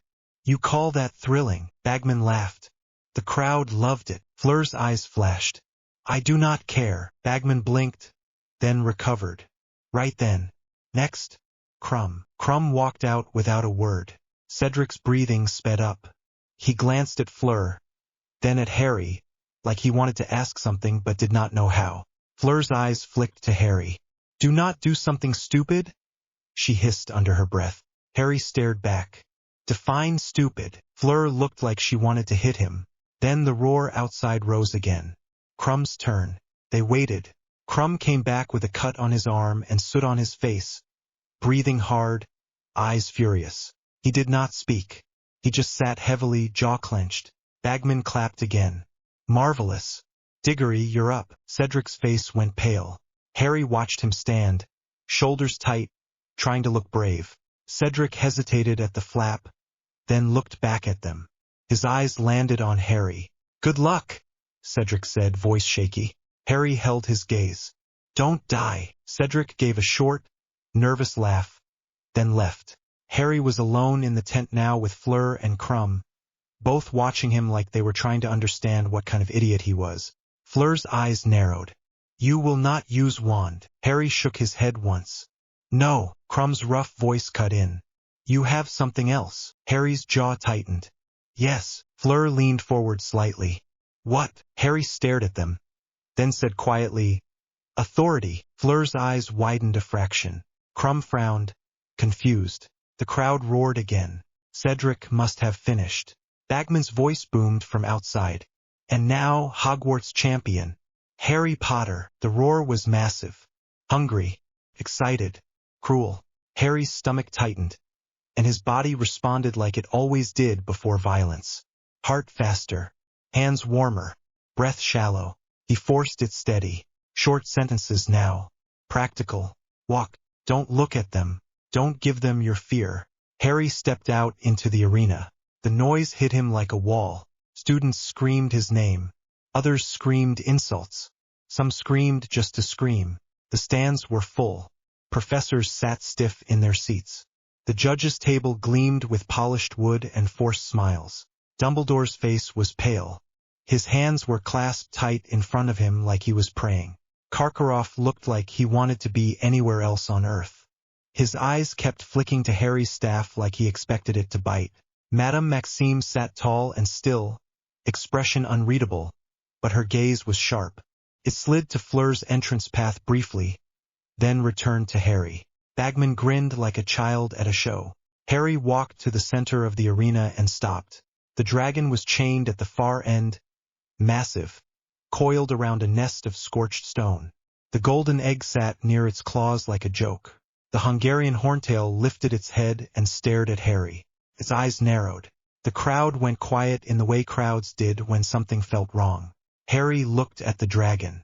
Then he set his staff down on the dirt. The thud was loud in the sudden hush. Murmurs rippled through the stands. He stepped away from the staff. He stood with empty hands. Bagman's voice faltered somewhere, trying to keep the commentary going, but it came out thin. "What's he doing?" Harry did not look at the crowd. He did not look at the judges. He looked only at the dragon. His breathing slowed. He let his stored ka rise in his chest like heat building under skin. He began to chant. Not words the crowd understood. Not English. Not Latin. Not something Hogwarts teachers could label. It came from deep in his throat, low and steady, vibrating in his ribs. A sound like old sandstorms and distant thunder. The dragon's head tilted. His wings shifted, then stilled. The crowd's noise died completely. Even the ones who hated Harry shut up, because the air felt like it had changed. Harry kept chanting, voice low, steady. He stepped forward slowly, hands open at his sides. The horntail's nostrils flared. It breathed out a slow burst of hot air. It smelled him. Harry's chant dropped lower, rougher, pulling on the language that lived in the back of his throat. Parseltongue. The words slid out like a hiss. Not commands. Names. Ancient ones. Pep. The great serpent. The devourer. The thing that did not kneel to gods. Harry's spine went rigid as the authority moved through him, heavy as iron. It was not pleasant. It was not gentle.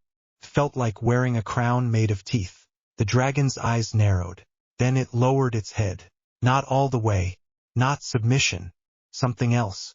Acknowledgement. The crowd gasped like one body. Harry kept walking until he was close enough to feel the heat rolling off its scales. His skin prickled. Sweat broke out along his back. He did not flinch. He stopped just outside the chain's reach and held the dragon's gaze. More Parseltongue, low and precise, like a negotiation between beasts. The horntail shifted again. His claws flexed. The chains clanked. Could have lunged. Instead, it exhaled slowly and bowed its head further. It was not tame. It was choosing. Harry stepped past its reach calmly and walked toward the nest. The egg gleamed. Harry's fingers closed around it. It was hot, heavy. It made his arms tense. He turned and walked back, still not looking at the crowd. The dragon did not move. Harry carried the egg to the marked line and set it down carefully. Only then did he step back, pick up his staff and turn. The arena exploded. Screams, roars, shocked laughter. People yelling like they had just seen something that broke their brains. Bagman was shouting, voice cracking with excitement. Incredible. Absolutely incredible. Harry's ears rang. His stomach lurched suddenly, hard, like his body had just remembered it was made of meat, not myth. His hands started shaking. Not fear. Cost. Heka had teeth. It always did. Harry swallowed, mouth dry, and forced himself not to gag. He walked toward the exit path. The crowd was still screaming when he disappeared behind the barriers. The second he was out of sight, his legs went slightly weak. He stumbled once, caught himself with the staff. A hand grabbed his elbow. Fleur. She was standing there, eyes wide, breathing hard like she had been running. "What did you do?" she whispered, voice shaky. Harry's throat tightened. "I spoke." Fleur stared at him like she wanted to laugh and cry at the same time. It bowed. Harry's jaw clenched. He could feel sweat cooling on his skin now, sticky and cold. "Yes." Fleur's eyes flicked over his face. "You are white." Harry's mouth twitched. "Scotland does that." Fleur's hand tightened on his arm. "No. You look sick." Harry's stomach twisted again. He swallowed hard. "Later." Fleur's gaze sharpened. "Now." Harry stared at her, annoyed and grateful at the same time. "I need food." Fleur blinked. "Food." Harry's voice was flat. "A lot." Fleur's mouth parted, then closed. She nodded once, decisive. "Come." She practically dragged him toward the castle, ignoring the stairs. Students were pouring out of the stands, shouting, laughing, trying to catch a glimpse. Harry kept his head down and moved fast. By the time they reached the Great Hall, it was chaos. People were already talking over each other. Someone yelled that Harry had cursed the dragon. Someone else insisted he was a creature himself. Someone else called him a demon. Harry did not care. He stumbled toward the Slytherin table, but the smell of food hit him and his body reacted like a starving animal. His stomach cramped. His hands shook harder. Fleur grabbed a plate and started piling food on it without asking. Meat, bread, anything dense. She shoved it at him. "Eat." Harry stared at the plate like it was insultingly normal. Then he sat and started eating. He did not eat politely. He ate like his body was furious with him for what he had spent. Fleur sat beside him, eyes flicking around, watching people watch him. Draco was staring openly now, not even trying to hide it. Daphne watched too, expression unreadable. Blaise looked amused. At the Gryffindor table, Ron was half standing, waving his arms, talking loudly to a group like he was part of the story. Hermione sat stiff, eyes on Harry, face tight. Harry kept eating. His hands stopped shaking gradually. His breath steadied. The tightness in his chest eased. Fleur leaned close, voice low. "They are staring like you are a prize." Harry's jaw tightened. "Let them." Fleur's eyes flashed. "They will come after you now." Harry swallowed, wiped his mouth with the back of his hand. "They already were." Fleur watched him for a long moment. Then she said, voice soft but fierce, "When you walked past that dragon, I thought you were going to die." Harry's throat tightened slightly. He hated that her voice did that to him. "I didn't," Harry said. Fleur exhaled. "No, you did worse. You made them fear you." Harry's mouth twitched. "Good." Fleur's eyes gleamed. "Good." She looked like she wanted to touch him again, like she needed proof he was real. Her hand hovered near his wrist, then pulled back, like she did not want to give the castle more gossip. Harry's stomach twisted, not hunger this time. He pushed it down. Across the hall, Ron's laugh rang out too loud. Harry's eyes flicked up. Ron was grinning, cheeks flushed, talking to Seamus and Dean and a few others. He slapped someone on the back. Harry caught a few words over the noise. "I told him. I did. I told him about the dragons. He just didn't listen, right? But he knew because of me." Something cold moved through Harry. Fleur noticed. Her gaze followed his. "Your friend," Fleur said, voice tight. Harry stood. Fleur grabbed his sleeve. "Hadrian." Harry looked down at her hand, then at her face. I'm not letting him do that. Fleur's jaw clenched. Where are you going? Harry's voice stayed calm, but it was the kind of calm that made the air feel sharp. To weigh him. Fleur's eyes widened slightly.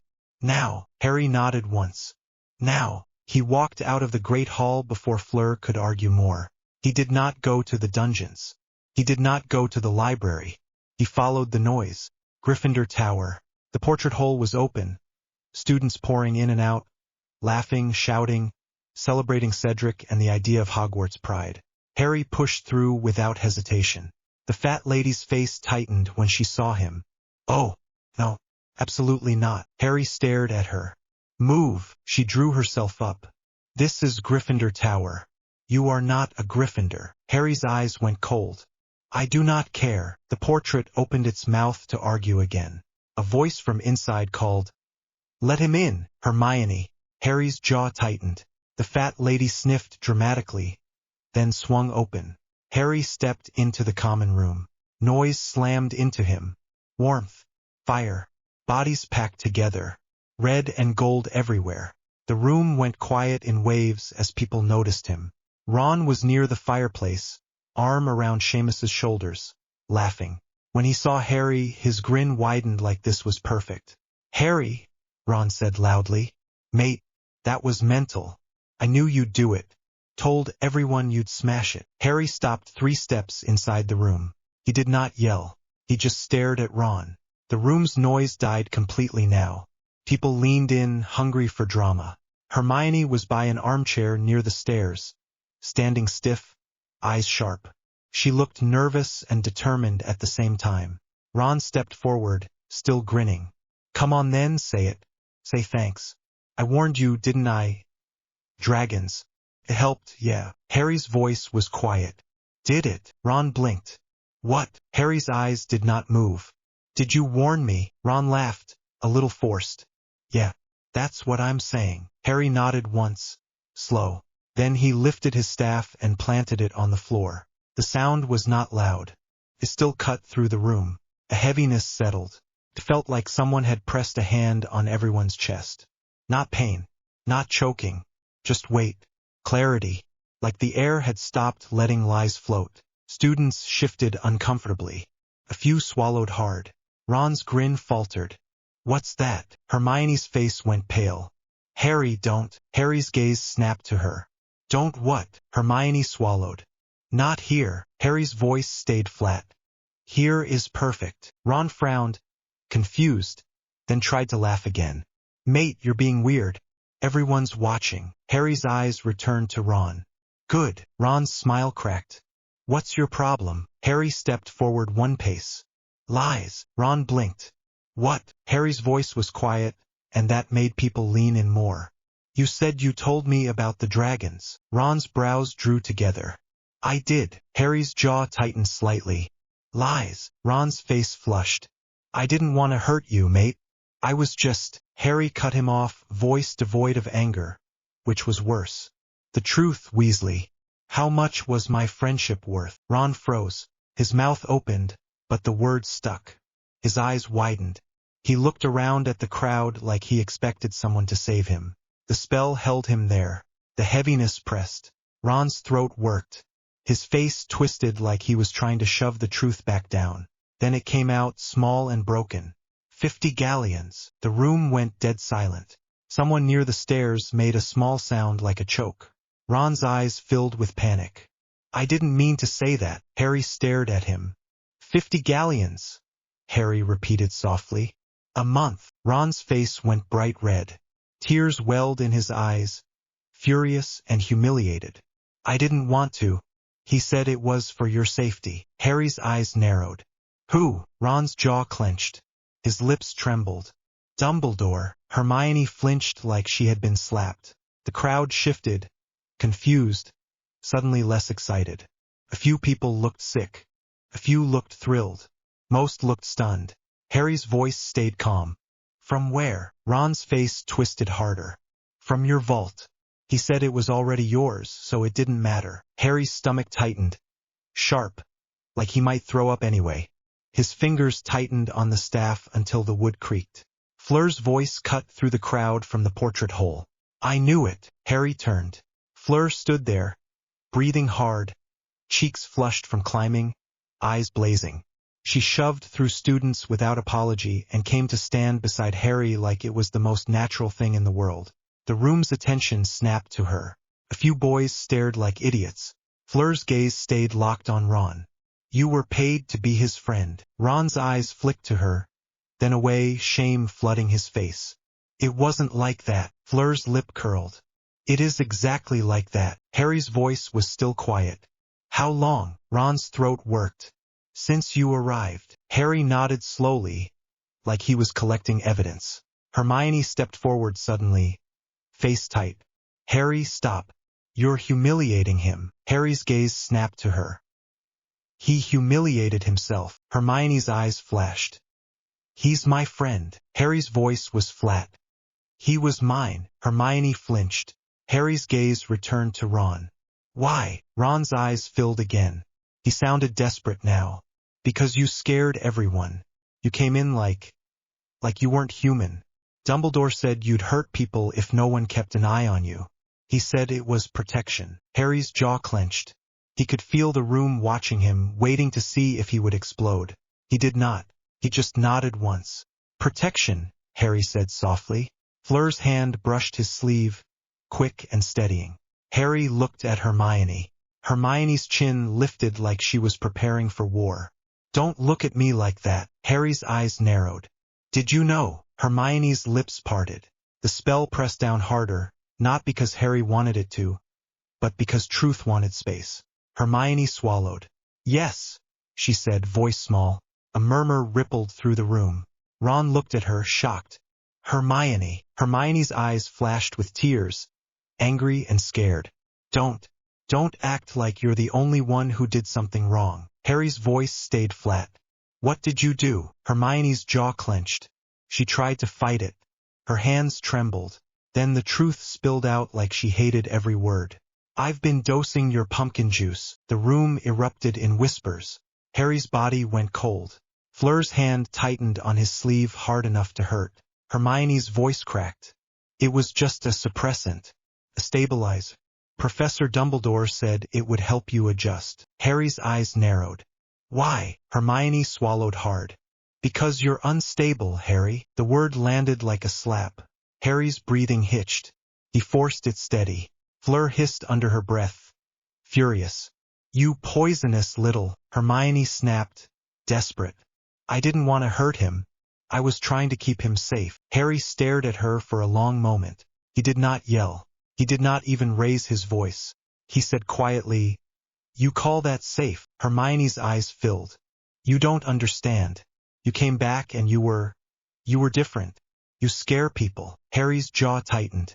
Good. Hermione flinched again. Ron choked out, Harry, mate. I'm sorry. I didn't know it would be like this. I thought it was just watching you. Reporting. I thought it would stop once you calmed down. Harry's eyes went flat. You wanted me calm so I would be easier to handle. Ron's mouth opened, then closed. The spell did not let him hide. Yes, Ron whispered. The silence after that was thick, heavy, clear. Harry looked around the common room. Gryffindors stared. Some looked angry on his behalf. Some looked scared. Some looked like they were realizing their own house was not as heroic as they liked to pretend. Fleur stood close enough that her shoulder brushed Harry's arm. She did not move away. She did not flinch from the stares. She looked ready to bite anyone who tried. Harry's chest tightened. He hated that he needed that. He turned back to Ron and Hermione. His voice was soft. You are Isfit. Ron blinked, confused through tears. Hermione's face tightened. Harry continued, voice steady. You are dust. Ron's breath shuddered. Harry. Harry lifted the staff slightly, not threatening, just final. Get out of my path. The heaviness lifted suddenly. Like a storm cloud pulled away. People gasped, like they had not realized how much it pressed until it vanished. Ron stumbled back like the truth had physically hit him. Hermione swayed slightly, one hand gripping the armchair. Fleur's hand stayed on Harry's sleeve for a second longer, then slid away. Harry turned and walked out. No shouting behind him, just the sound of a room trying to understand what it had witnessed. He moved down the staircase fast, heart pounding, mouth dry. Fleur followed without hesitation. Behind them, footsteps thundered. Hermione's voice called, sharp and panicked, "Harry, wait!" Harry did not stop. Fleur snapped over her shoulder. "Leave him alone!" Ron's voice followed too, broken. "Harry, please. Please, mate." Harry kept walking. His chest hurt. Not magic. Not curse. Just the stupid human part. Fleur caught up at the corridor and grabbed his wrist, pulling him into a quiet alcove near a window where the light was dim and the air was cold. Harry yanked his hand back instinctively, then froze, because it was Fleur. Fleur's eyes were blazing. "Look at me." Harry's jaw clenched. He looked. Fleur's voice shook with anger. "They drugged you. They bought him. They smiled at you while doing it." Harry's throat tightened. He tried to speak. Nothing came out for a second. Fleur stepped closer. "Say something." Harry's voice came out rough. "I knew." Fleur blinked. "What?" Harry's eyes narrowed. "I knew something was wrong. I tasted it. I felt it. I still let it happen." Fleur's face tightened. "Because you wanted friends." Harry's jaw clenched hard. Fleur's voice softened slightly, still fierce. "You are not weak for wanting that." Harry's breath hitched. He looked away, blinking hard once. Fleur's hand lifted, hovered. Then she pressed her palm against his chest lightly, like she was grounding him. "Breathe." Harry hated that his body listened. He inhaled. Shaky. He exhaled. Fleur watched him like she was watching a flame that might go out. "They hate you because they cannot control you," Harry said, voice low. Words pulled straight from something older than him. Fleur's mouth tightened. "They hate me because I am different." Harry's eyes flicked to her face. "In the land of the blind, the one-eyed man is king. But here, in the land of sheep, the wolf is a monster." Fleur's eyes widened slightly, then narrowed with understanding. Harry's voice stayed quiet. "Be a monster, Fleur. It is safer than being a victim." Fleur stared at him for a long moment. Then her lips parted. Her voice came out softer, almost raw. "You say that like you have already decided." Harry's jaw clenched. "I have." Footsteps echoed down the corridor. Harry's body tensed instantly. Fleur's hand dropped, and she turned sharply, eyes cold. Dumbledore appeared at the corridor bend, robes swaying, face pale. Behind him was McGonagall, lips pressed tight, eyes sharp with worry. Dumbledore stopped a few steps away, hands open. "Harry," Dumbledore said gently, "may we speak?" Harry's stomach turned. Fleur's chin lifted. "He does not want to speak to you." Dumbledore's eyes flicked to Fleur, then back to Harry. "This concerns Hogwarts. It concerns your safety." Harry's laugh was short and bitter. "My safety?" Dumbledore's face tightened. "Yes." Harry took one step forward, staff in his hand, posture calm. "You paid him," Harry said. Dumbledore's eyes flickered. Not denial, just calculation. "I did," Dumbledore admitted. McGonagall inhaled sharply. "Albus." Dumbledore held up a hand slightly, still calm. "It was necessary." Harry's jaw clenched. "You used my money." Dumbledore nodded once. "It was the fastest way, the least disruptive." Harry's voice stayed quiet. "You drugged me too." Dumbledore's expression did not change much, but the sadness deepened. "I asked Miss Granger to help." "Yes." Hermione's face flashed in Harry's mind, saying unstable like it was a spell. Harry's chest tightened again. Fleur's voice cut in, sharp as a blade. "You are disgusting." Dumbledore's gaze flicked to her again. "I understand you are angry, Miss Delacour." Fleur's eyes blazed. "Do not speak to me like I am a child." McGonagall stepped forward slightly, voice tight. "Harry, if what Ron said is true, if Hermione—" Harry cut her off, flat. "It is true." McGonagall's face went pale. Dumbledore exhaled slowly. "Harry, please, you must understand. You returned changed, powerful. The castle reacted to you. The students reacted to you. You frightened them." Harry's eyes narrowed. "So you decided to control me." Dumbledore's voice was still gentle. "To guide you." Harry's mouth twitched. You bought a child. Dumbledore's eyes tightened. I paid a boy to keep an eye on you. I did not ask him to betray you. Harry's voice stayed cold. You asked him to report. You knew what that would become. Dumbledore's jaw tightened slightly. I did what I thought I had to do. Harry stared at him. Then he said very quietly, that is what every tyrant says. McGonagall flinched. Harry, Dumbledore's eyes went sad. I am not your enemy. Harry's grip tightened on the staff. Fleur stepped closer to Harry's side, shoulder touching his arm again, like a statement. Harry looked at Dumbledore. You do not get to decide that. Dumbledore's gaze held his. Then what will you do? Harry's voice stayed steady. I will remove your access to me. Dumbledore's brows knit. Harry, you cannot simply. Harry cut him off.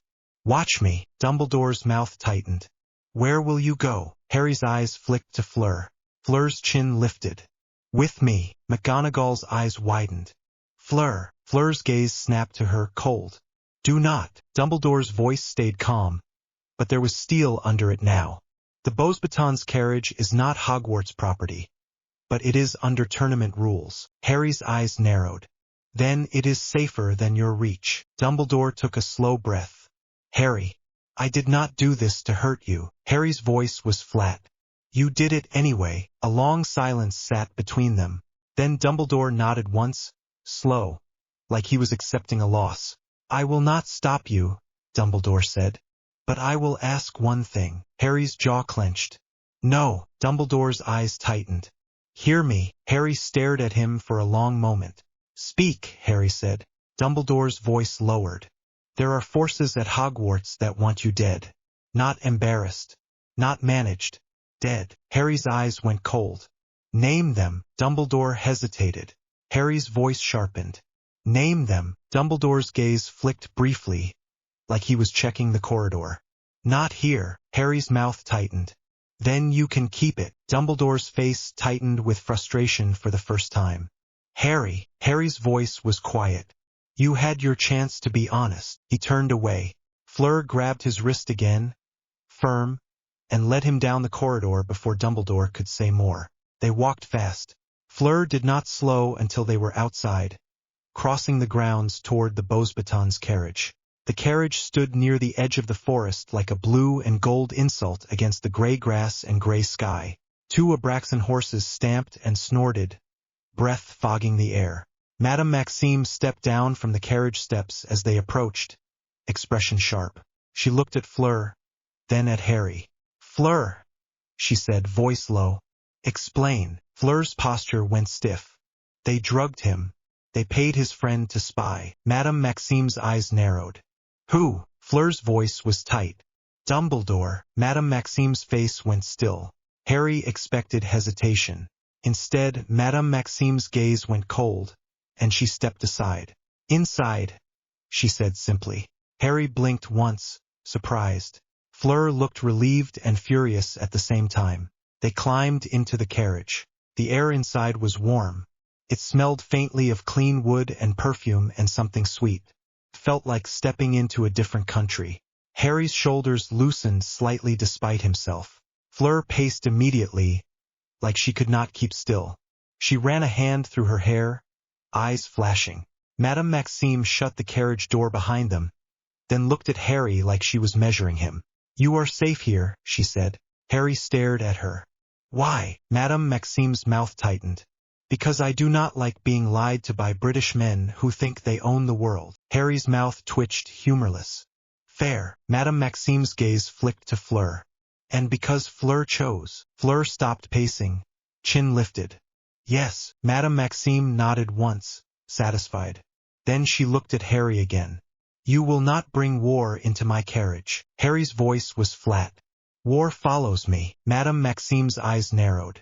Then you will keep it outside my door when you can. Understood. Harry held her gaze. Understood. Madame Maxime nodded once, then turned and left, footsteps heavy on the carriage steps. The moment she was gone, Fleur's pacing sped up again. Harry watched her for a second. His stomach growled hard.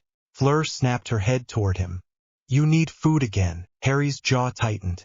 Yes. Fleur swore softly in French, then yanked open a cupboard and started pulling out anything she could find.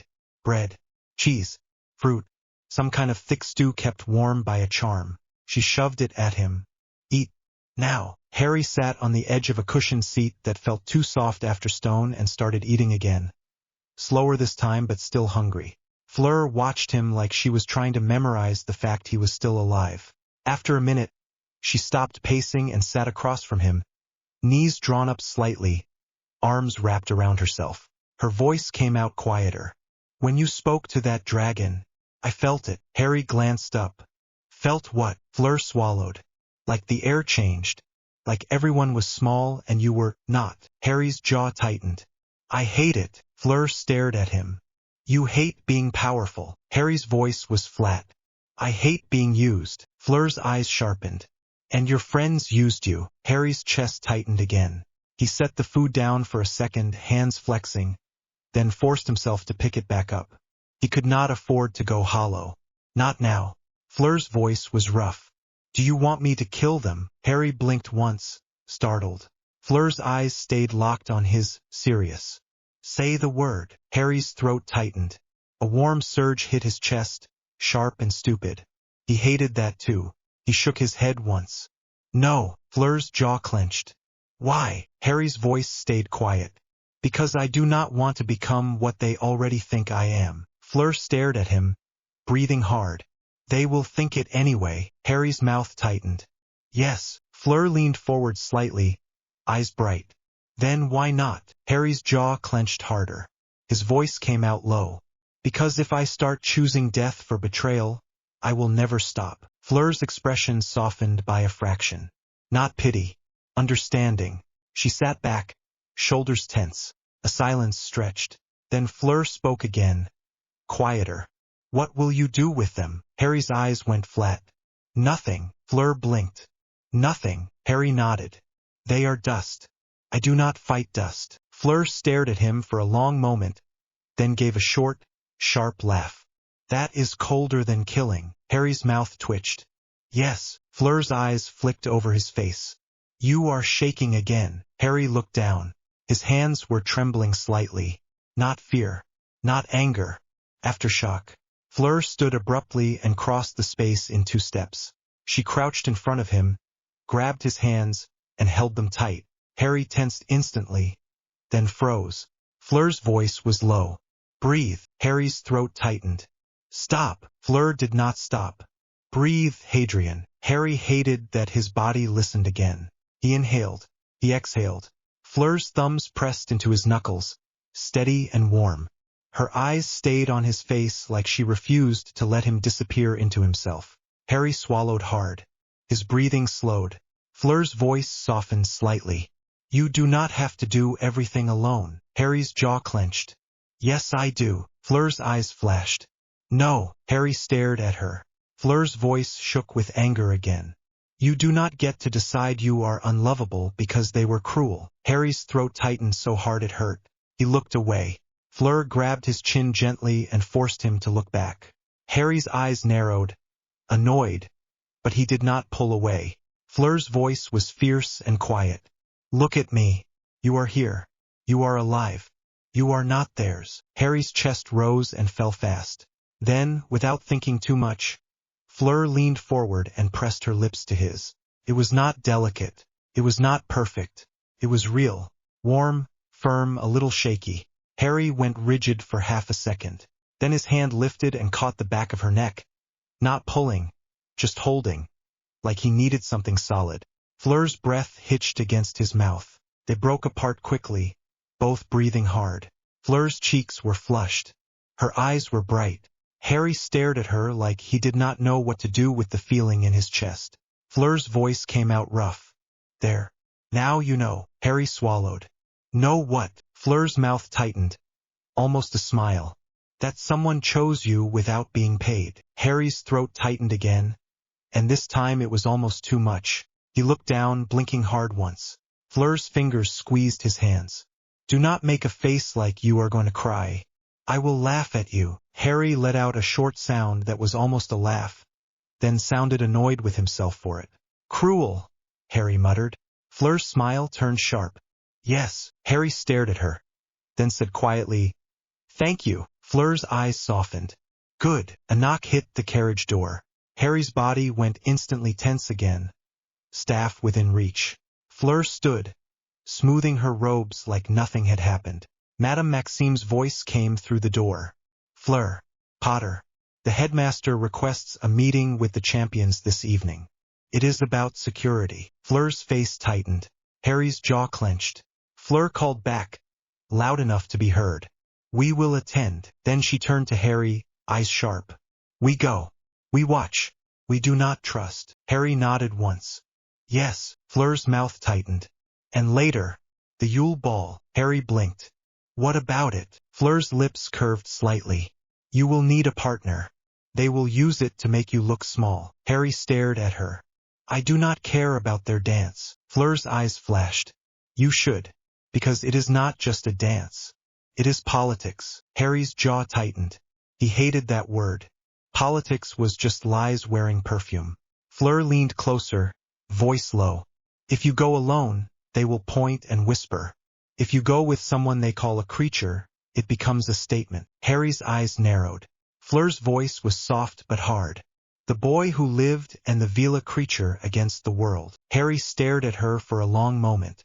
Then he said quietly, "Will you go with me?" Fleur blinked.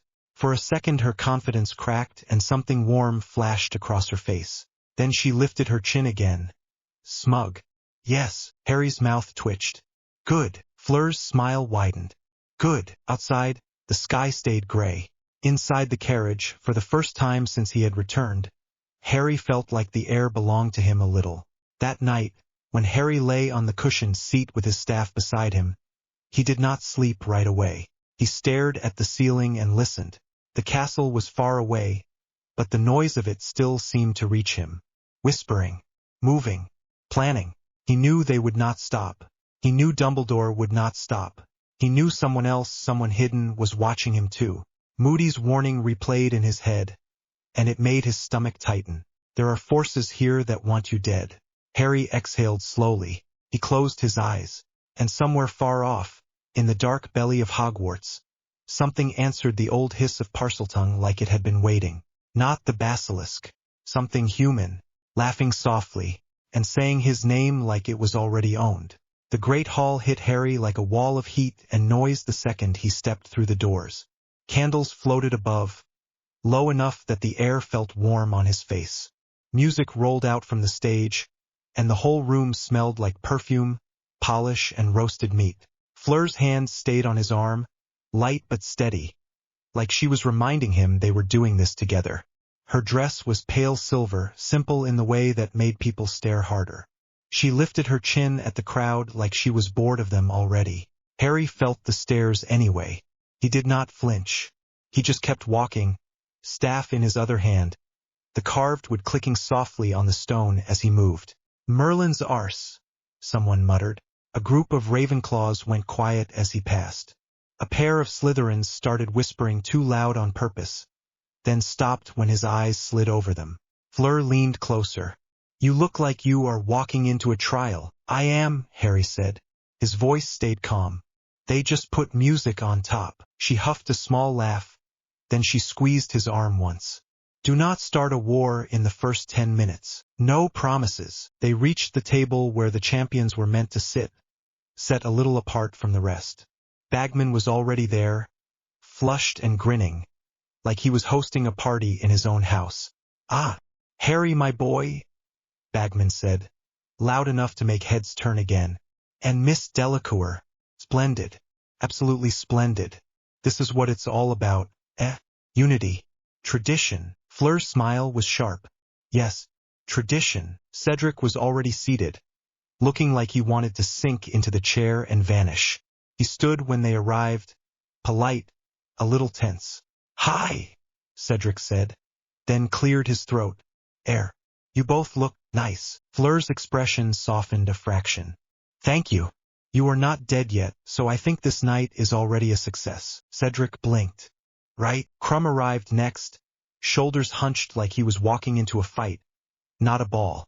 Hermione followed half a step behind him.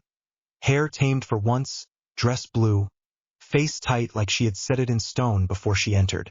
Harry's stomach did the same cold twist it had done in the tower when the truth had been dragged out of her mouth. Not anger, not even sadness anymore, just that clean, hard line inside him. Hermione's eyes found him. For half a second, she looked like she might say his name. Harry looked away first. Krum sat without a word, staring at the table like it had personally insulted him. Hermione sat beside him, hands folded in her lap.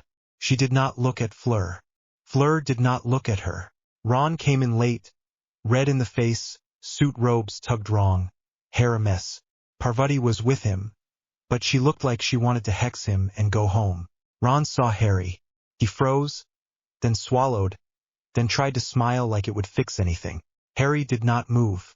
Ron looked at Fleur, then back at Harry, and his smile died. Parvati grabbed Ron's sleeve. "Come on," she hissed.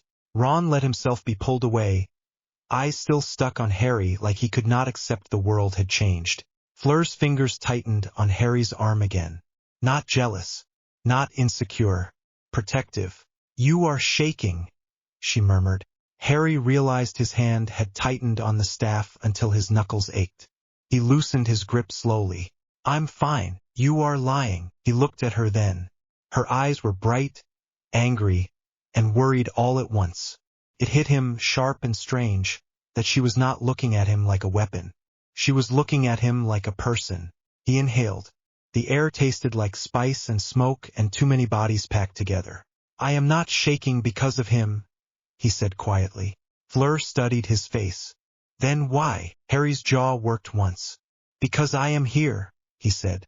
"Because I let them see me." Her expression shifted, softening, like she understood that better than she should. "Then look at me," Fleur said firm. "Not them." Harry did. When the music shifted into the first dance, bagmen clapped like a child. Professors started herding champions toward the floor. Fleur moved first, pulling Harry with her. "Come," she said. "If you stand there like a statue, they will make up stories. If you dance, they will still make up stories, but at least you will have stepped on their toes." Harry almost smiled. Almost. They reached the center of the floor, and Fleur placed his hand where it needed to go like she had decided he was going to do this properly whether he wanted to or not. Her other hand rested in his. Cool fingers. Steady grip. The music started. Harry moved with her, controlled, measured. He was not a natural dancer. He knew it. Fleur did not care. She guided him like she was leading someone through a fight pattern, and honestly, that helped. He could do patterns. He could do rules. He could do this. Around them, whispers rose and fell. He caught fragments. "Is that really him? She's using him. No, he's using her. Did you hear what happened in the tower?" Harry kept his eyes on Fleur. "You want to burn the whole room," Fleur said softly, lips barely moving. "No," Harry said. "I want to remember their faces." Fleur's mouth twitched.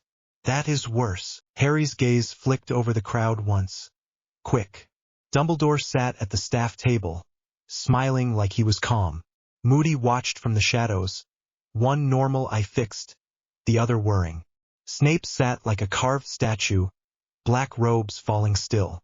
His face was blank, but there was something tight around his mouth. Harry felt it again. That faint, wrong pulse. A rot under the skin. Not from Snape himself. Something on him. Harry's hand tightened on Fleur's for one beat. Fleur noticed. "What?" "Later," Harry said. Fleur's eyes narrowed, but she did not push. She spun under his arm instead, dress flashing silver, hair sweeping his cheek for a second. It smelled like clean flowers, not perfume. Harry exhaled. Slow. The night dragged on in pieces. Dancing, sitting, watching. Fleur had to play polite with Madame Maxime. Cedric got cornered by girls from Hufflepuff who kept giggling and touching his sleeve like it was lucky. Krum sat stiff through most of it, then got pulled onto the floor by Hermione for a dance that looked more like a negotiation than anything else. Harry barely noticed, until he saw Hermione's face while she danced. It was controlled, perfect posture, perfect expression, but her hands were shaking too. Harry looked away. Ron appeared near their table halfway through, alone, Parvati nowhere in sight. His ears were red. His eyes looked wet, but he was trying to be tough about it, like that helped. Harry, Ron said, voice rough. Fleur stiffened beside him, like she was ready to bite. Harry did not answer. Ron swallowed. I wanted to say, I didn't know, he blurted. About the money. I didn't know it was yours. I swear. He said it was a stipend. He said it was for the good of it. For safety. Harry's gaze stayed flat. He paid you to watch me. Ron flinched like Harry had slapped him. I didn't think it would be like this, Ron said, voice cracking. I didn't think you'd, do all this. You came back different. You scare people. Good, Harry said. Ron stared. That's not normal. Fleur leaned forward, eyes bright. And spying on him is normal, yes? Ron looked at Fleur like she was poison. This isn't your business. Fleur's smile was cold. He made it my business when he saved my sister's life before he even met her. When he stood between me and a room full of idiots. Ron's face twisted. He's using you. You don't know him. Fleur's voice dropped. I know enough. Ron looked back at Harry, desperate. Just talk to me. Please. I'm sorry. Harry sat very still. He could feel eyes on them again. Students pretending not to watch. Professors watching openly now. Harry spoke softly, so only Ron could hear. You were offered a choice, Harry said. You chose. Ron's mouth opened. Harry did not let him speak. If you needed help, Harry went on, you could have asked. If you feared me, you could have left. You chose to take my gold and poison my drink and call it protection. Ron's face drained. I didn't poison. Harry's eyes flicked to Hermione across the room. Ron followed the look. His face went slack, like the truth had just landed fully inside him for the first time. Ron whispered, She did that. Harry watched him. Ron looked genuinely wrecked for a second. Not acting, not performing, just hit. Then Ron's shoulders jerked up, defensive again, because that was what he did when he was scared. You're not fair, Ron blurted. You're not even giving me a chance. Harry's voice stayed calm. You already had chances. Ron stared at him, breathing hard, like he wanted to throw something. Harry kept his gaze on Ron's hands. No wand, no spell. Just a boy who had finally realized he could not fix this with a joke. Ron swallowed again. Fine, he said, angry now. Fine.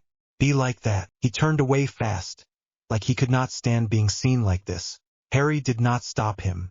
Fleur watched Ron go, then looked back at Harry. Her voice was quieter. That hurt you. Harry's jaw tightened.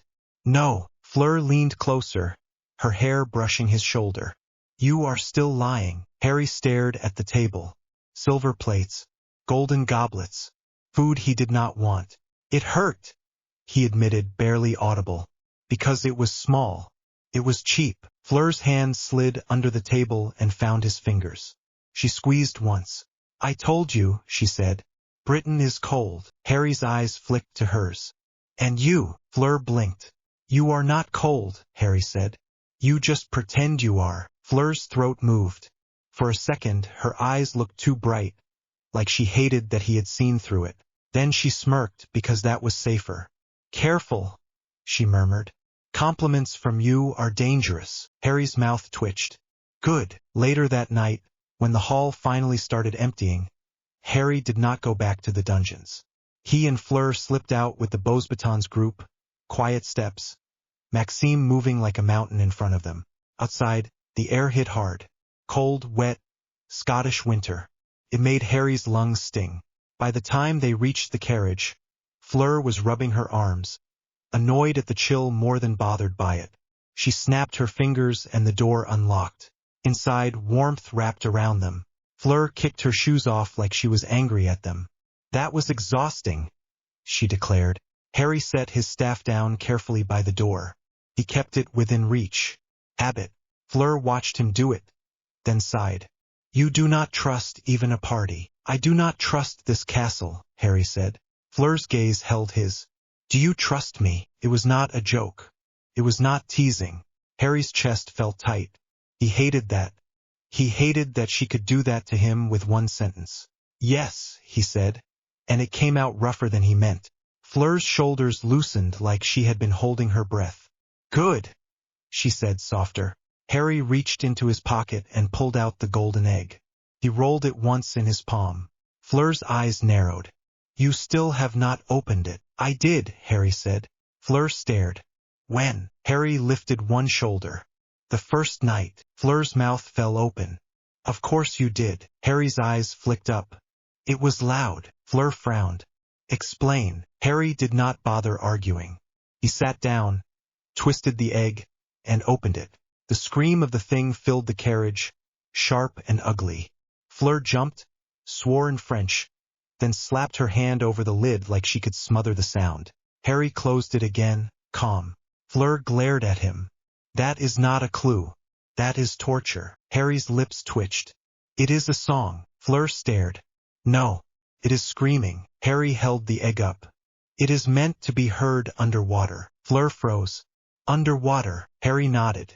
Fleur's eyes widened, then narrowed again. The lake. Yes. Fleur leaned back, staring at the egg like it had insulted her personally. They want us to drown for entertainment. Harry's gaze stayed steady. They want us to panic. Fleur looked at him, and something sharp flashed in her eyes. You do not panic. Harry's expression did not change, but his fingers tightened around the egg. I do, he said quietly. I just do it inside. Fleur's stare softened. She moved closer, then sat on the edge of the couch beside him, shoulder brushing his. How do you breathe underwater? Harry's eyes stayed on the egg. I will not use British plants, he said.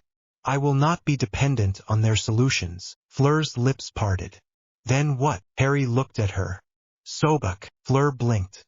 The crocodile god. Harry nodded once. Fleur swallowed. That is not a simple spell. Harry's voice stayed even.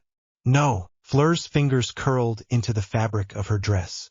And what does it cost? Harry did not answer right away, because the truth was it cost him control. It cost him letting something old and hungry move through his body for a while. He finally said, It costs fear. Fleur stared at him.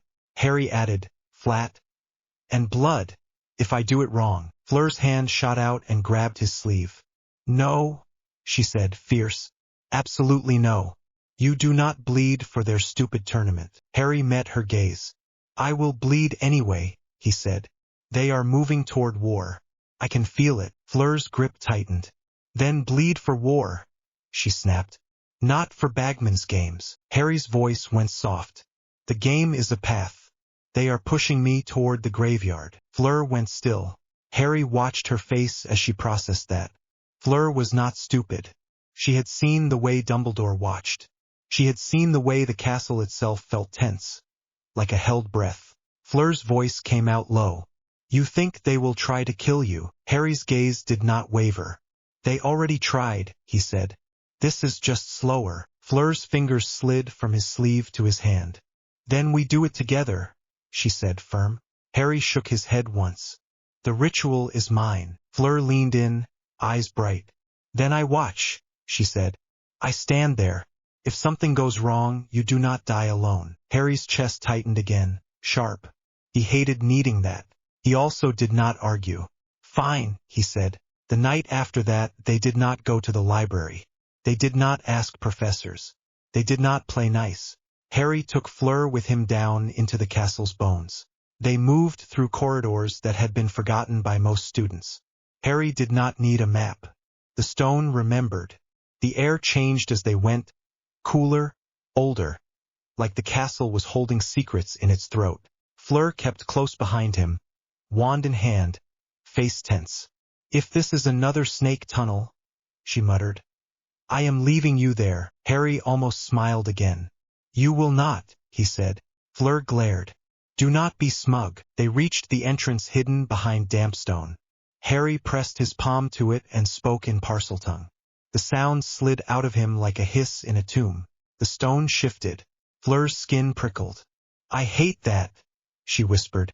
Harry stepped through first. The Chamber of Secrets was not quiet. Not really. It had a pulse, deep and slow, like something sleeping. Water dripped somewhere. The air tasted metallic.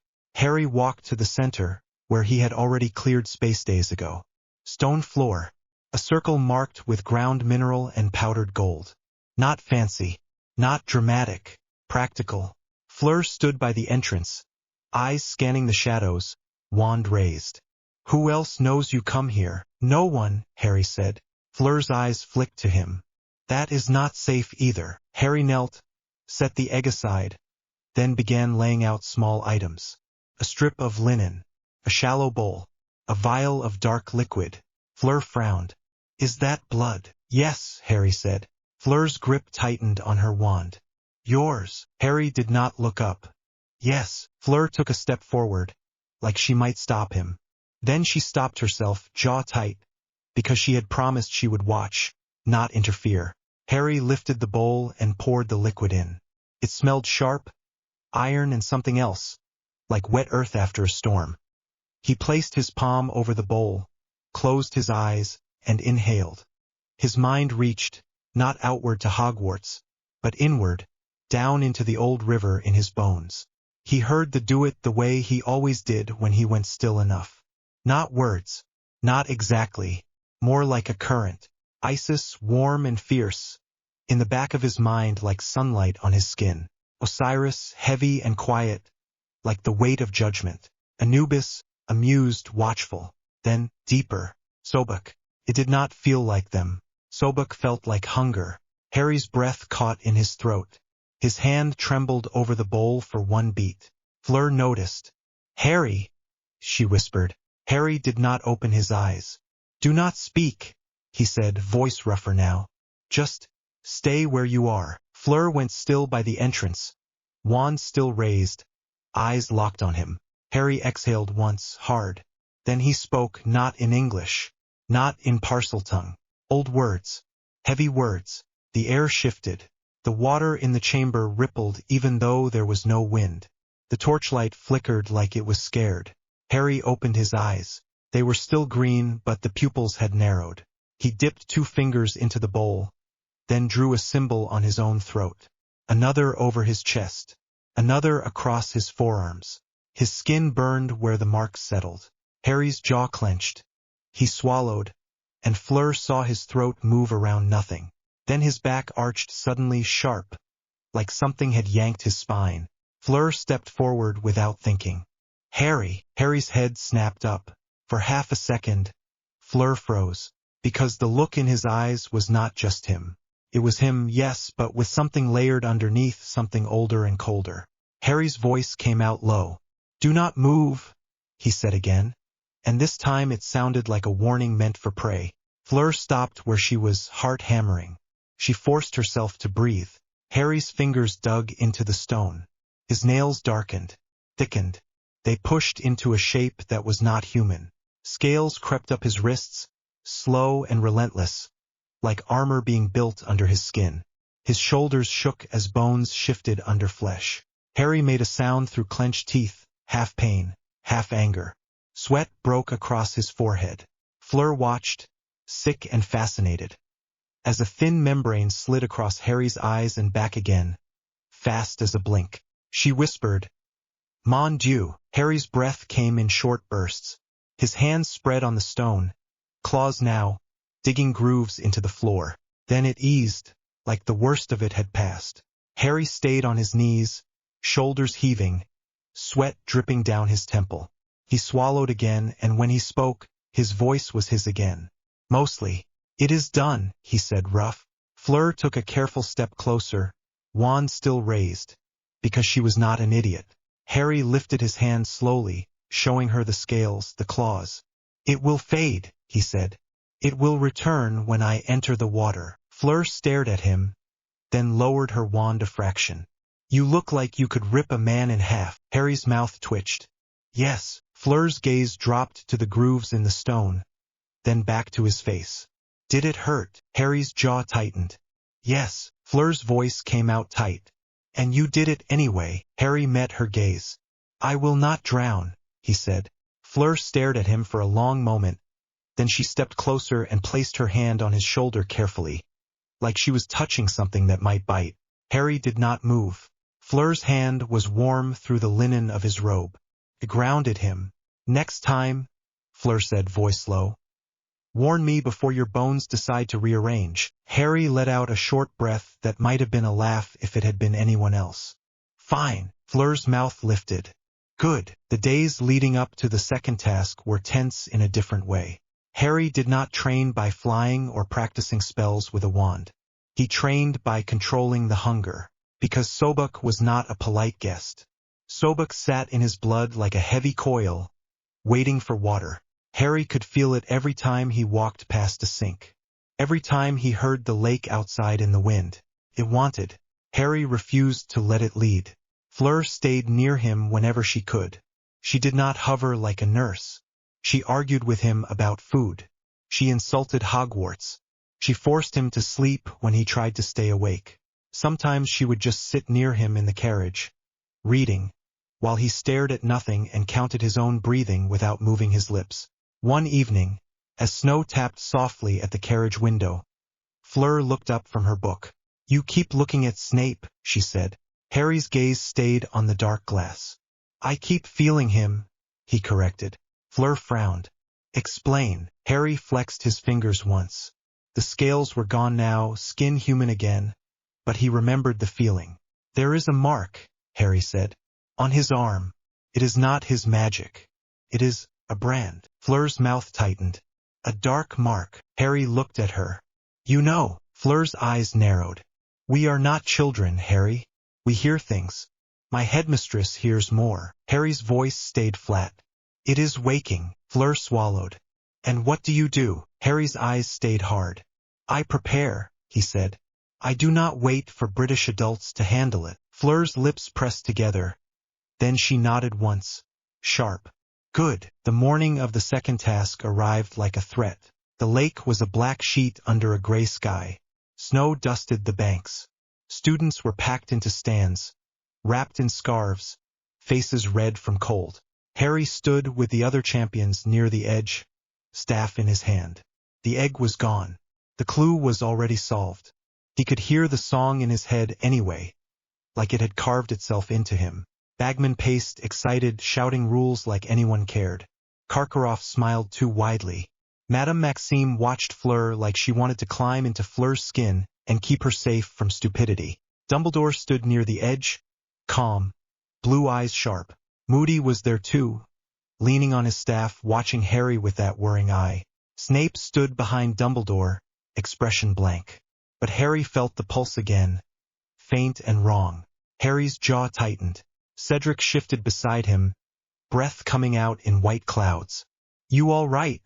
Cedric asked quietly. Harry looked at him. "No," he said. Cedric blinked. "Right?" Crumb stood on Harry's other side, jaw clenched, eyes narrowed at the water like he wanted to punch it. Fleur stood a few feet away, shoulders squared, face pale but steady. Her eyes flicked to Harry once. Just once. She did not smile. She did not need to. Bagman finally raised his wand. "Champions," he bellowed. "On my signal." Harry stared at the lake. The cold wind bit at his cheeks. He could smell wet stone. He could hear water under the ice moving. Sobek stirred in his blood. Harry inhaled slowly, felt his ribs expand, felt the steady weight of his own control. Bagman shouted, "3!" Harry's fingers tightened on his staff. 2. Fleur's jaw clenched. 1. Bagman's wand flashed. Harry stepped forward and plunged into the lake without hesitation. The cold hit like knives. It slammed into his skin, into his lungs, into his bones. Sobek surged. Harry's body reacted before his mind could finish the thought. Scales crawled up his skin, fast now, armor blooming underwater. His eyes sealed and opened in a new way, membranes sliding across, filtering the dark. He did not gasp. He did not choke. He breathed. Water rolled into him and out again like air. Harry's limbs moved stronger now, heavier, built for this. His fingers stretched into claws. He kicked once and shot downward. The world under the lake was not quiet. It was alive. It was dark, but his eyes cut through it in green and gold. Plants waved like hands. Shadows moved between rocks. Something brushed his leg. Harry turned. Grindylows. They came out of a tangle of weeds. Long fingers grabbing, mouths open, teeth sharp. They were smaller than the things he had fought in the duet, but they were fast. One caught his ankle and yanked. Harry twisted, grabbed the thing by the wrist, and squeezed. He felt bone crack. The Grindylow made a muffled scream under water and thrashed. Harry did not let it go. He yanked it closer and drove his claws into its throat. Dark blood spread into the water like ink. Another Grindylow lunged for his face. Harry snapped his head aside and caught it by the jaw. He slammed it into a rock once, twice. It stopped moving. Harry's heart hammered. Not fear. Not exactly. Hunger. He hated the hunger. He forced his grip to loosen. Forced himself to move forward instead of chasing it. Down. Deeper. He saw the hostages before he saw the Merpeople village. A chain of bubbles rose from a cluster of rocks ahead. Too steady to be natural. Then he saw them. Figures tied to stone statues. Hair floating, bodies limp. Silhouettes in the dark. 4 of them. Harry's pulse kicked harder. He swam closer. Fast. As he approached, a spear shot past his head and hit the stone beside him with a dull thunk. Harry turned. Merpeople. They were not the pretty storybook version. Their faces were sharp, eyes dark, teeth too visible. Their hair floated wild. Their spears were tipped with jagged metal. One of them hissed, bubbles spilling from its mouth. Harry did not speak their language. He did not care. A second spear came for his chest. Harry lifted his hand and pushed. The water itself moved with him, a sudden hard wall. The spear stopped dead, then snapped in half like it had hit stone. The merperson flinched back. Harry swam forward anyway. 2 more rushed him, spears raised. Harry's body moved before thought. He caught one spear, yanked the merperson in close, and drove his claws into the soft part under its ribs. Jerked. Dark blood burst out, clouding the water. The other swung its spear toward his head. Harry caught it and twisted, ripping it free, then drove the broken end into the merperson's throat. The creature's eyes went wide. It went limp. Harry's chest heaved. His blood was hot under cold water. His hands shook with the urge to keep going. He forced himself to turn back toward the hostages, because that was the point, not the killing. He reached the first hostage. Ron. Red hair floated around his face. His mouth was slightly open. His eyes were closed. Seaweed bound his wrists to the stone. Harry stared at him for a long beat. He remembered Ron's voice in the tower. The confession. The money. The excuses. The way Ron had looked at him like Harry owed him forgiveness just for existing. Harry's hand hovered near the seaweed. His fingers curled. Then Harry pulled his hand back. He pushed off the stone and swam to the next hostage. Hermione. Her hair floated like a dark cloud. Her face looked peaceful in a way that made Harry's stomach twist. He hated that she could look innocent while being the person who had tried to control him like he was a problem to solve. Harry did not touch her. He moved on. Cho. Then Gabrielle. Small. Too small. A child tied to stone in the dark water. Face pale. Hair floating around her like she was already dead. Something inside Harry went cold and sharp. Maat did not care about British grudges. Maat cared about balance. A child did not belong on a stone like this. Harry moved fast, claws slicing through the seaweed with one clean motion. He caught Gabrielle as she drifted, pulling her against his chest. She was light, too light. Her skin was cold through his scales. It made something ugly rise in him again. Harry turned, scanning the dark. More merpeople were coming. He could see them, shapes moving in the water, spears lifted. Harry held Gabrielle tighter and kicked upward.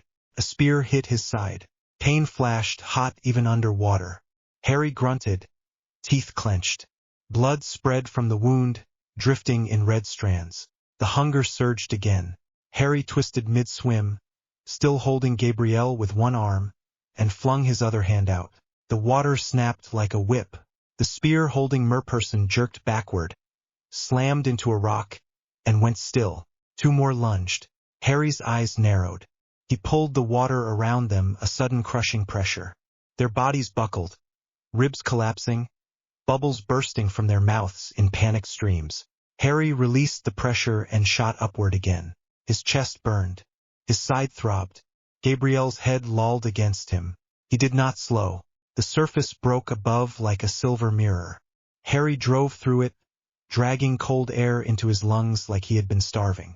The stands erupted. He heard shouting, screaming, Bagman's voice going shrill. Harry staggered onto the shore, water pouring off him. The scales faded fast now, crawling back into human skin like they were never there. The membrane over his eyes blinked away. His fingers shortened back into normal hands, but the blood on them stayed. He laid Gabrielle gently on the ground. Fleur was there instantly. She hit the shore like a storm, hair damp, eyes wild. For a split second, she did not see Harry. Then she saw Gabrielle. Fleur made a sound that was half sob, half snarl, and dropped to her knees beside her sister. Gabrielle, she choked, hands shaking as she checked her face, her breathing. Gabrielle coughed, weak, water spilling from her mouth. Fleur's face crumpled. She pulled Gabrielle into her arms like she would never let her go again. Her shoulders shook. Harry stood over them, breathing hard. His side hurt. Blood soaked his shirt under his robes. Someone shouted, "Where's the other hostage?" Bagman's voice cut through. Harry, marvelous. But where is your hostage, my boy?" Harry turned his head slowly toward the stands. He saw Ron's family in the crowd. Molly Weasley's face was pale, confused. He saw Hermione's parents next to someone from the ministry, looking lost. He saw Dumbledore, expression no longer calm. Harry's voice came out low, clear. "I did not bring him." The noise stuttered. Bagman blinked like he thought he misheard. You mean you had trouble locating him?" Harry's eyes stayed hard. "No," he heard Fleur behind him, still breathing hard, still holding Gabrielle. Fleur looked up at him, eyes shining with tears and anger. Harry felt her gaze, but he did not look back yet. Dumbledore stepped forward, boots crunching on snow. His voice carried across the lake, still gentle but with iron under it. "Harry," Dumbledore said, "the hostages must be returned." Harry met his eyes. "Then return them," Harry said. Dumbledore's eyes sharpened. "This is not the moment for—" Harry cut him off, voice flat. "I did not save traitors." The crowd went dead quiet, like the air had been sucked out. For a second, Harry heard nothing but his own breathing and the distant slap of water. Then voices exploded, gasps, shouting. Someone laughed, sharp and disbelieving. Someone screamed his name like it was an insult. Fleur's voice cut through behind him, fierce and shaking. "He saved a child. Do you want him to apologize for saving a child?" Bagman looked like he was going to faint. Dumbledore's face went tight. "We will discuss this later," he said, too controlled. Harry stepped closer, voice low enough that only Dumbledore would hear. "You wanted proof I cut the rope," Harry said. "There. Proof." Dumbledore's eyes flicked to Harry's side, to the blood soaking through. For a split second, something like regret showed. Then it was gone. Dumbledore turned sharply, waving his wand. Professors moved at once. Moody limped toward the water. McGonagall followed, face white with fury. Harry watched them go without a flicker of concern. He had already made his choice. Fleur stood, still holding Gabrielle, and moved close to Harry. Her eyes were wet, cheeks streaked. She stared up at him like she wanted to slap him and kiss him at the same time. "You are insane," Fleur whispered. Harry's breath came short. "Yes." Fleur's throat worked. Then she leaned up and kissed him, hard and fast, right there on the shore, like she did not care who watched. The crowd made another sound, louder this time. Harry did not pull away. When Fleur broke the kiss, her forehead stayed pressed to his for a beat. She whispered, shaking, "Thank you." Harry closed his eyes for half a second. The cold wind hit his wet hair. His side throbbed. He opened his eyes again and looked at her. "He hurt you," he said, meaning the tournament, meaning the castle, meaning all of it. Fleur's mouth trembled. "Yes." Harry's voice went quiet. "I do not allow that." Fleur stared at him. Then her expression hardened. "Then stop bleeding," she snapped, finally noticing properly. "You are bleeding." Harry looked down at his side like it was a minor inconvenience. Fleur swore in French. Come. Now. She hauled Gabrielle up into the arms of a Beauxbatons student who had run forward. And then Fleur grabbed Harry's sleeve and dragged him toward the carriage with no patience for arguments. Harry let her. By the time they got inside, the warmth hit him and made his knees threaten to fold. The adrenaline started to burn off, leaving pain behind. Fleur shoved him onto the couch and tore his wet outer robe open. Harry hissed through his teeth as cold fabric pulled at the wound. Fleur glared at him like the pain had offended her personally. "Do not move," she ordered. Harry's jaw clenched. "I am not a child." Fleur leaned in close, eyes bright and furious. "Right now you are worse than a child," she snapped. "A child does not jump into a lake and come out bleeding because he decided to fight half a village." Harry's mouth twitched. "They started it." Fleur made a choking sound like she might laugh. Then she stopped herself. Her hands trembled as she pressed them near the wound, not touching yet. "Look at me," Fleur said low. Harry met her eyes. Fleur's voice went quiet. "Did you leave him to die?" Harry did not answer immediately, because the answer was complicated. Because he knew the hostages were meant to be safe, but he also knew the mare people had been more aggressive than they should have been. Because he had felt the water shift wrong. Because he had seen real hunger in their eyes. He finally said, "No." Fleur stared like she was weighing that word. "You are sure?" Harry's gaze stayed steady. "Yes." Fleur's shoulders loosened slightly. She exhaled hard. Then she began healing. She did not chant. She did not make it dramatic. She pressed her wand lightly to the skin near the wound and whispered French spells under her breath. Quick and precise. Warmth spread through Harry's side, stitching flesh together with a steady pull. Harry's breath hitched as the pain changed shape. Not gone, but dulled. Fleur's face was tight with focus. Harry watched her hands. Watched the way she kept swallowing, like she was forcing herself not to shake. "You were scared," Harry said quietly. Fleur's jaw clenched.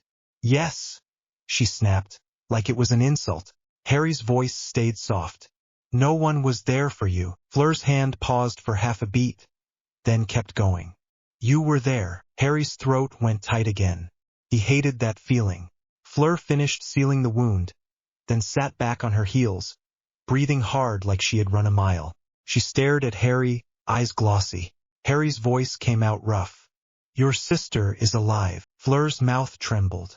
"Because of you." Harry stared at her. "Because of Maat," he corrected automatically. Fleur's laugh came out broken. "Always with your gods," she murmured.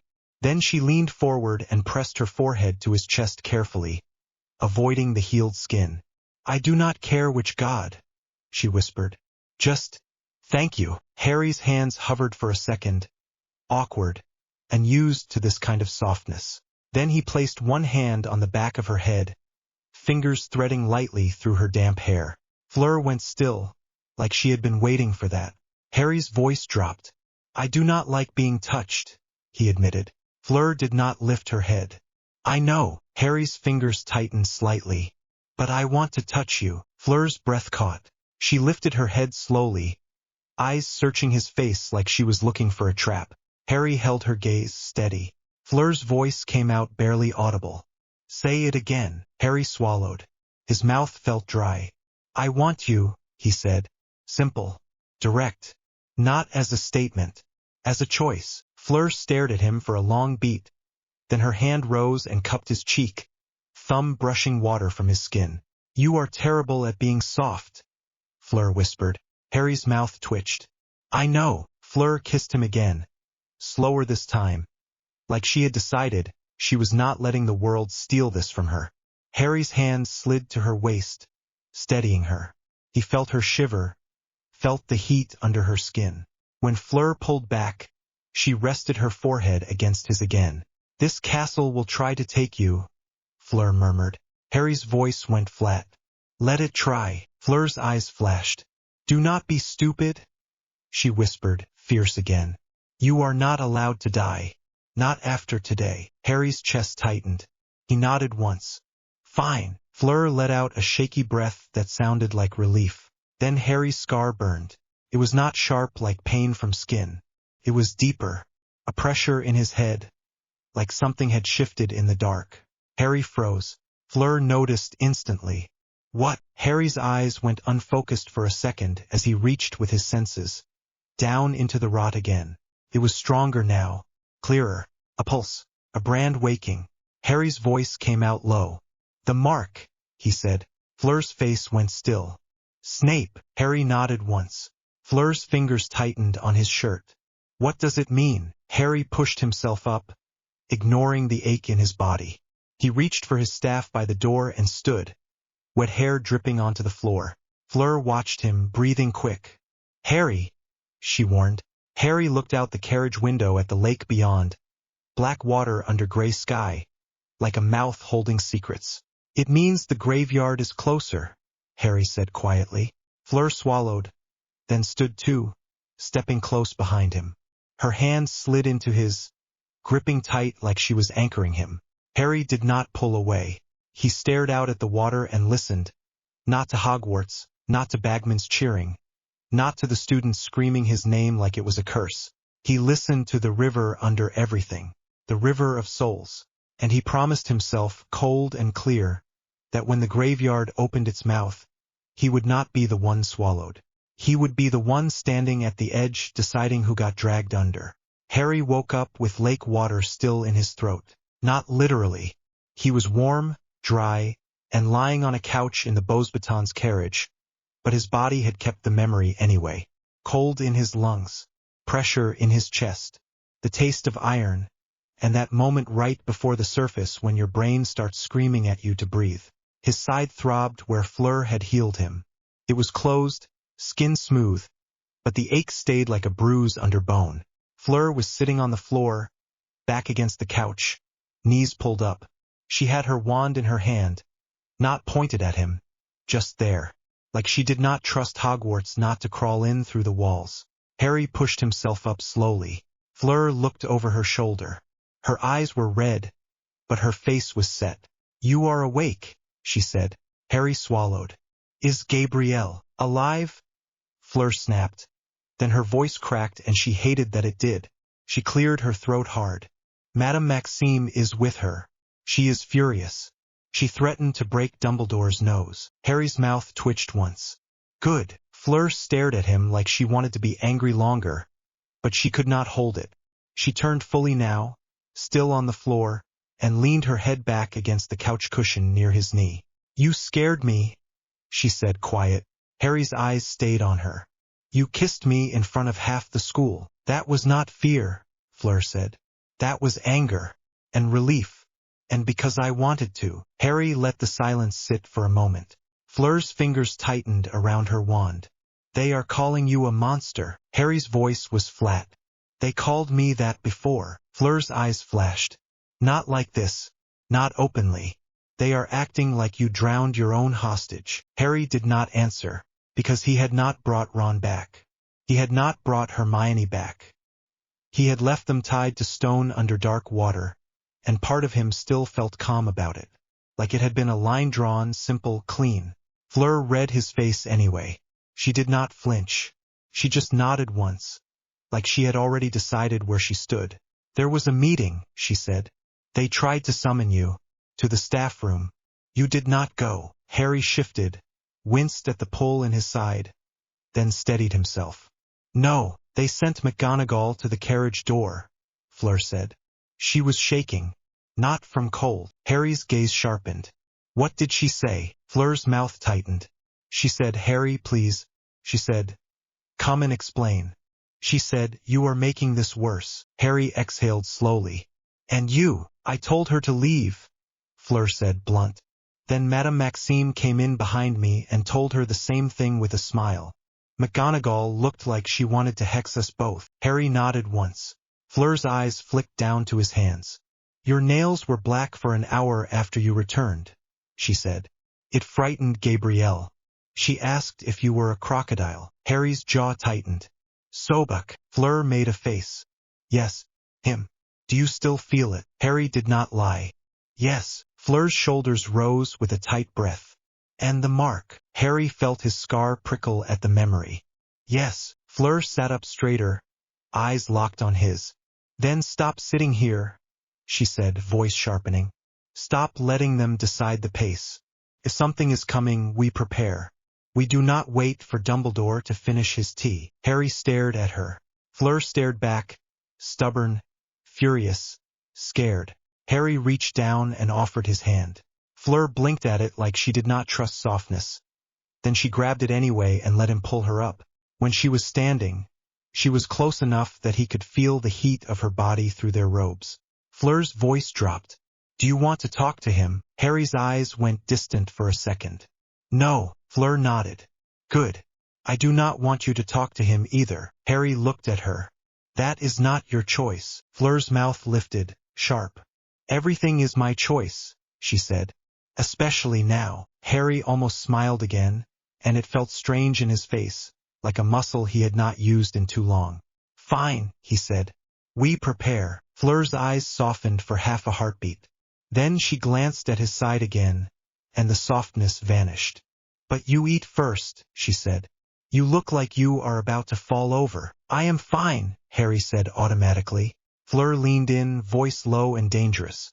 If you say I am fine one more time, I will feed you myself and you will hate it. Harry stared at her, then let out a breath that sounded too close to a laugh. Fine, he said again. They ate in silence, mostly. Bread, meat, something warm that Fleur had stolen from the Beauxbatons kitchen. Harry did not ask how. When he was halfway through, someone knocked on the carriage door. Fleur's wand was in her hand instantly. Harry's fingers closed around his staff. The knock came again, sharper this time. Harry! A familiar voice called. Harry, open the door, Ron. Fleur's jaw clenched. No, Harry kept eating. Let him speak, he said. Fleur turned on him, eyes flashing. Why? Harry swallowed, slow. Because if he is here, it matters, he said. And because I want to see his face when he realizes I am not moving. Fleur looked like she hated it, but she went to the door anyway. She did not open it fully, just enough to show her face and her wand. Ron stood outside in the snow, hair damp, cheeks red. He looked like he had not slept. His suit robes were gone. He was back in normal school robes, rumpled, like he had dragged himself here without thinking. He stared past Fleur into the warm carriage. His eyes found Harry. For a second, Ron's face did something ugly. Anger, humiliation, fear, all mashed together. Then he swallowed it down. Can I come in? Ron said, voice rough. Fleur's smile was cold. No, Ron flinched, then tried again, eyes on Harry. Harry, please. Harry did not move from the couch. He kept his staff near his knee, fingers resting on it like it was nothing. Say it, Harry said. Ron blinked. Say what? Harry's gaze stayed flat. What you came here to say. Ron's throat bobbed. He rubbed his hands together like he was warming them, but he was shaking anyway. I talked to Hermione, Ron said, quick. I did. I yelled at her. She cried. She said it was meant to keep you safe, and I told her that's rubbish, and she said she thought you were, slipping, and I said she was the one slipping, and she said she didn't mean for the poison to do that much. Fleur's eyes narrowed. Poison, she repeated, like she was tasting the word. Ron's face flushed. He looked at Fleur, then back at Harry. I didn't know, he said again, desperate. I didn't know it would make you like that. I didn't know it would mess with your head. Harry's voice stayed calm. It did not mess with my head. Ron swallowed. It did, though, he insisted. You're different. You're cold. You left us under the lake. Harry's eyes did not flicker. You were alive, he said. Ron stared. That's not the point. Harry leaned forward slightly. Not aggressive. Just enough to make Ron's shoulders tense.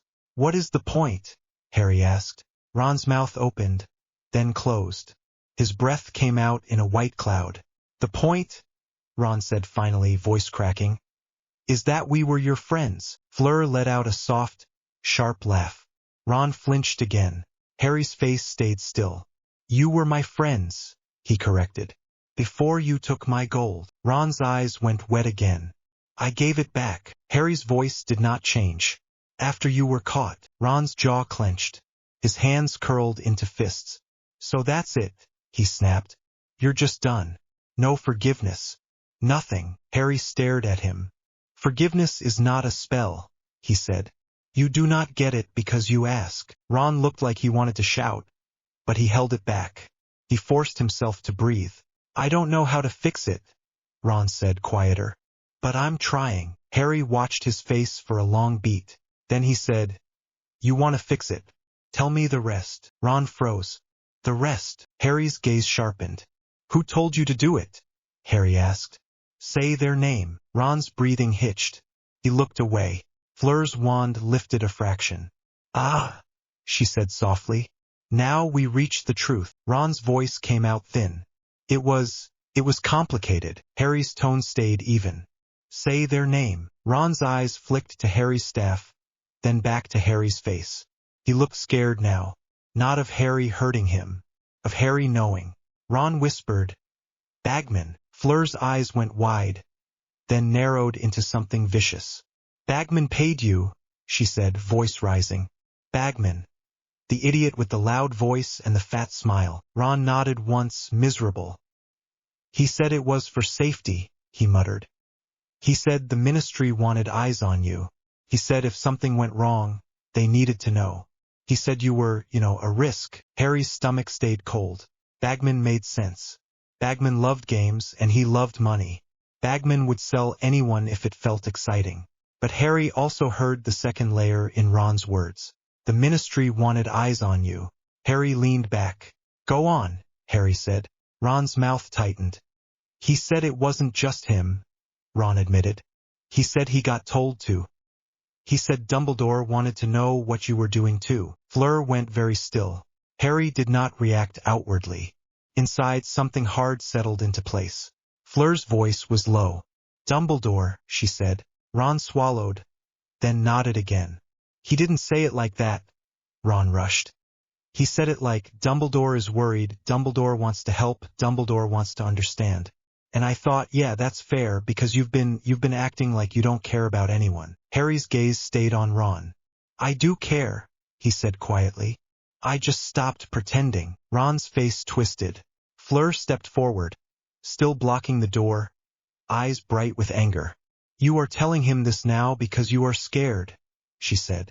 Not because you are brave. Ron flinched. I'm telling him because he asked. Fleur's smile was cruel. No. You are telling him because you realized he is not going to beg you to stay. Ron's jaw tightened. You don't know anything about us. Fleur's eyes flashed. I know you took his money, she snapped. I know you watched him like a rat watches food. I know you let your jealousy rot you from the inside and you called it friendship. Ron's face went red. Shut up. Harry's voice cut in flat. Enough. Fleur stopped instantly. Ron stopped too, breathing hard. Harry looked at Ron. You came for forgiveness, he said. You do not get it today. Ron's shoulders slumped like he had been punched. Harry continued, calm. But you told me the name. That matters. Ron's eyes flicked up, fragile. So what? He whispered. You're still going to cut me off. Harry's gaze held his. Yes, he said. For now.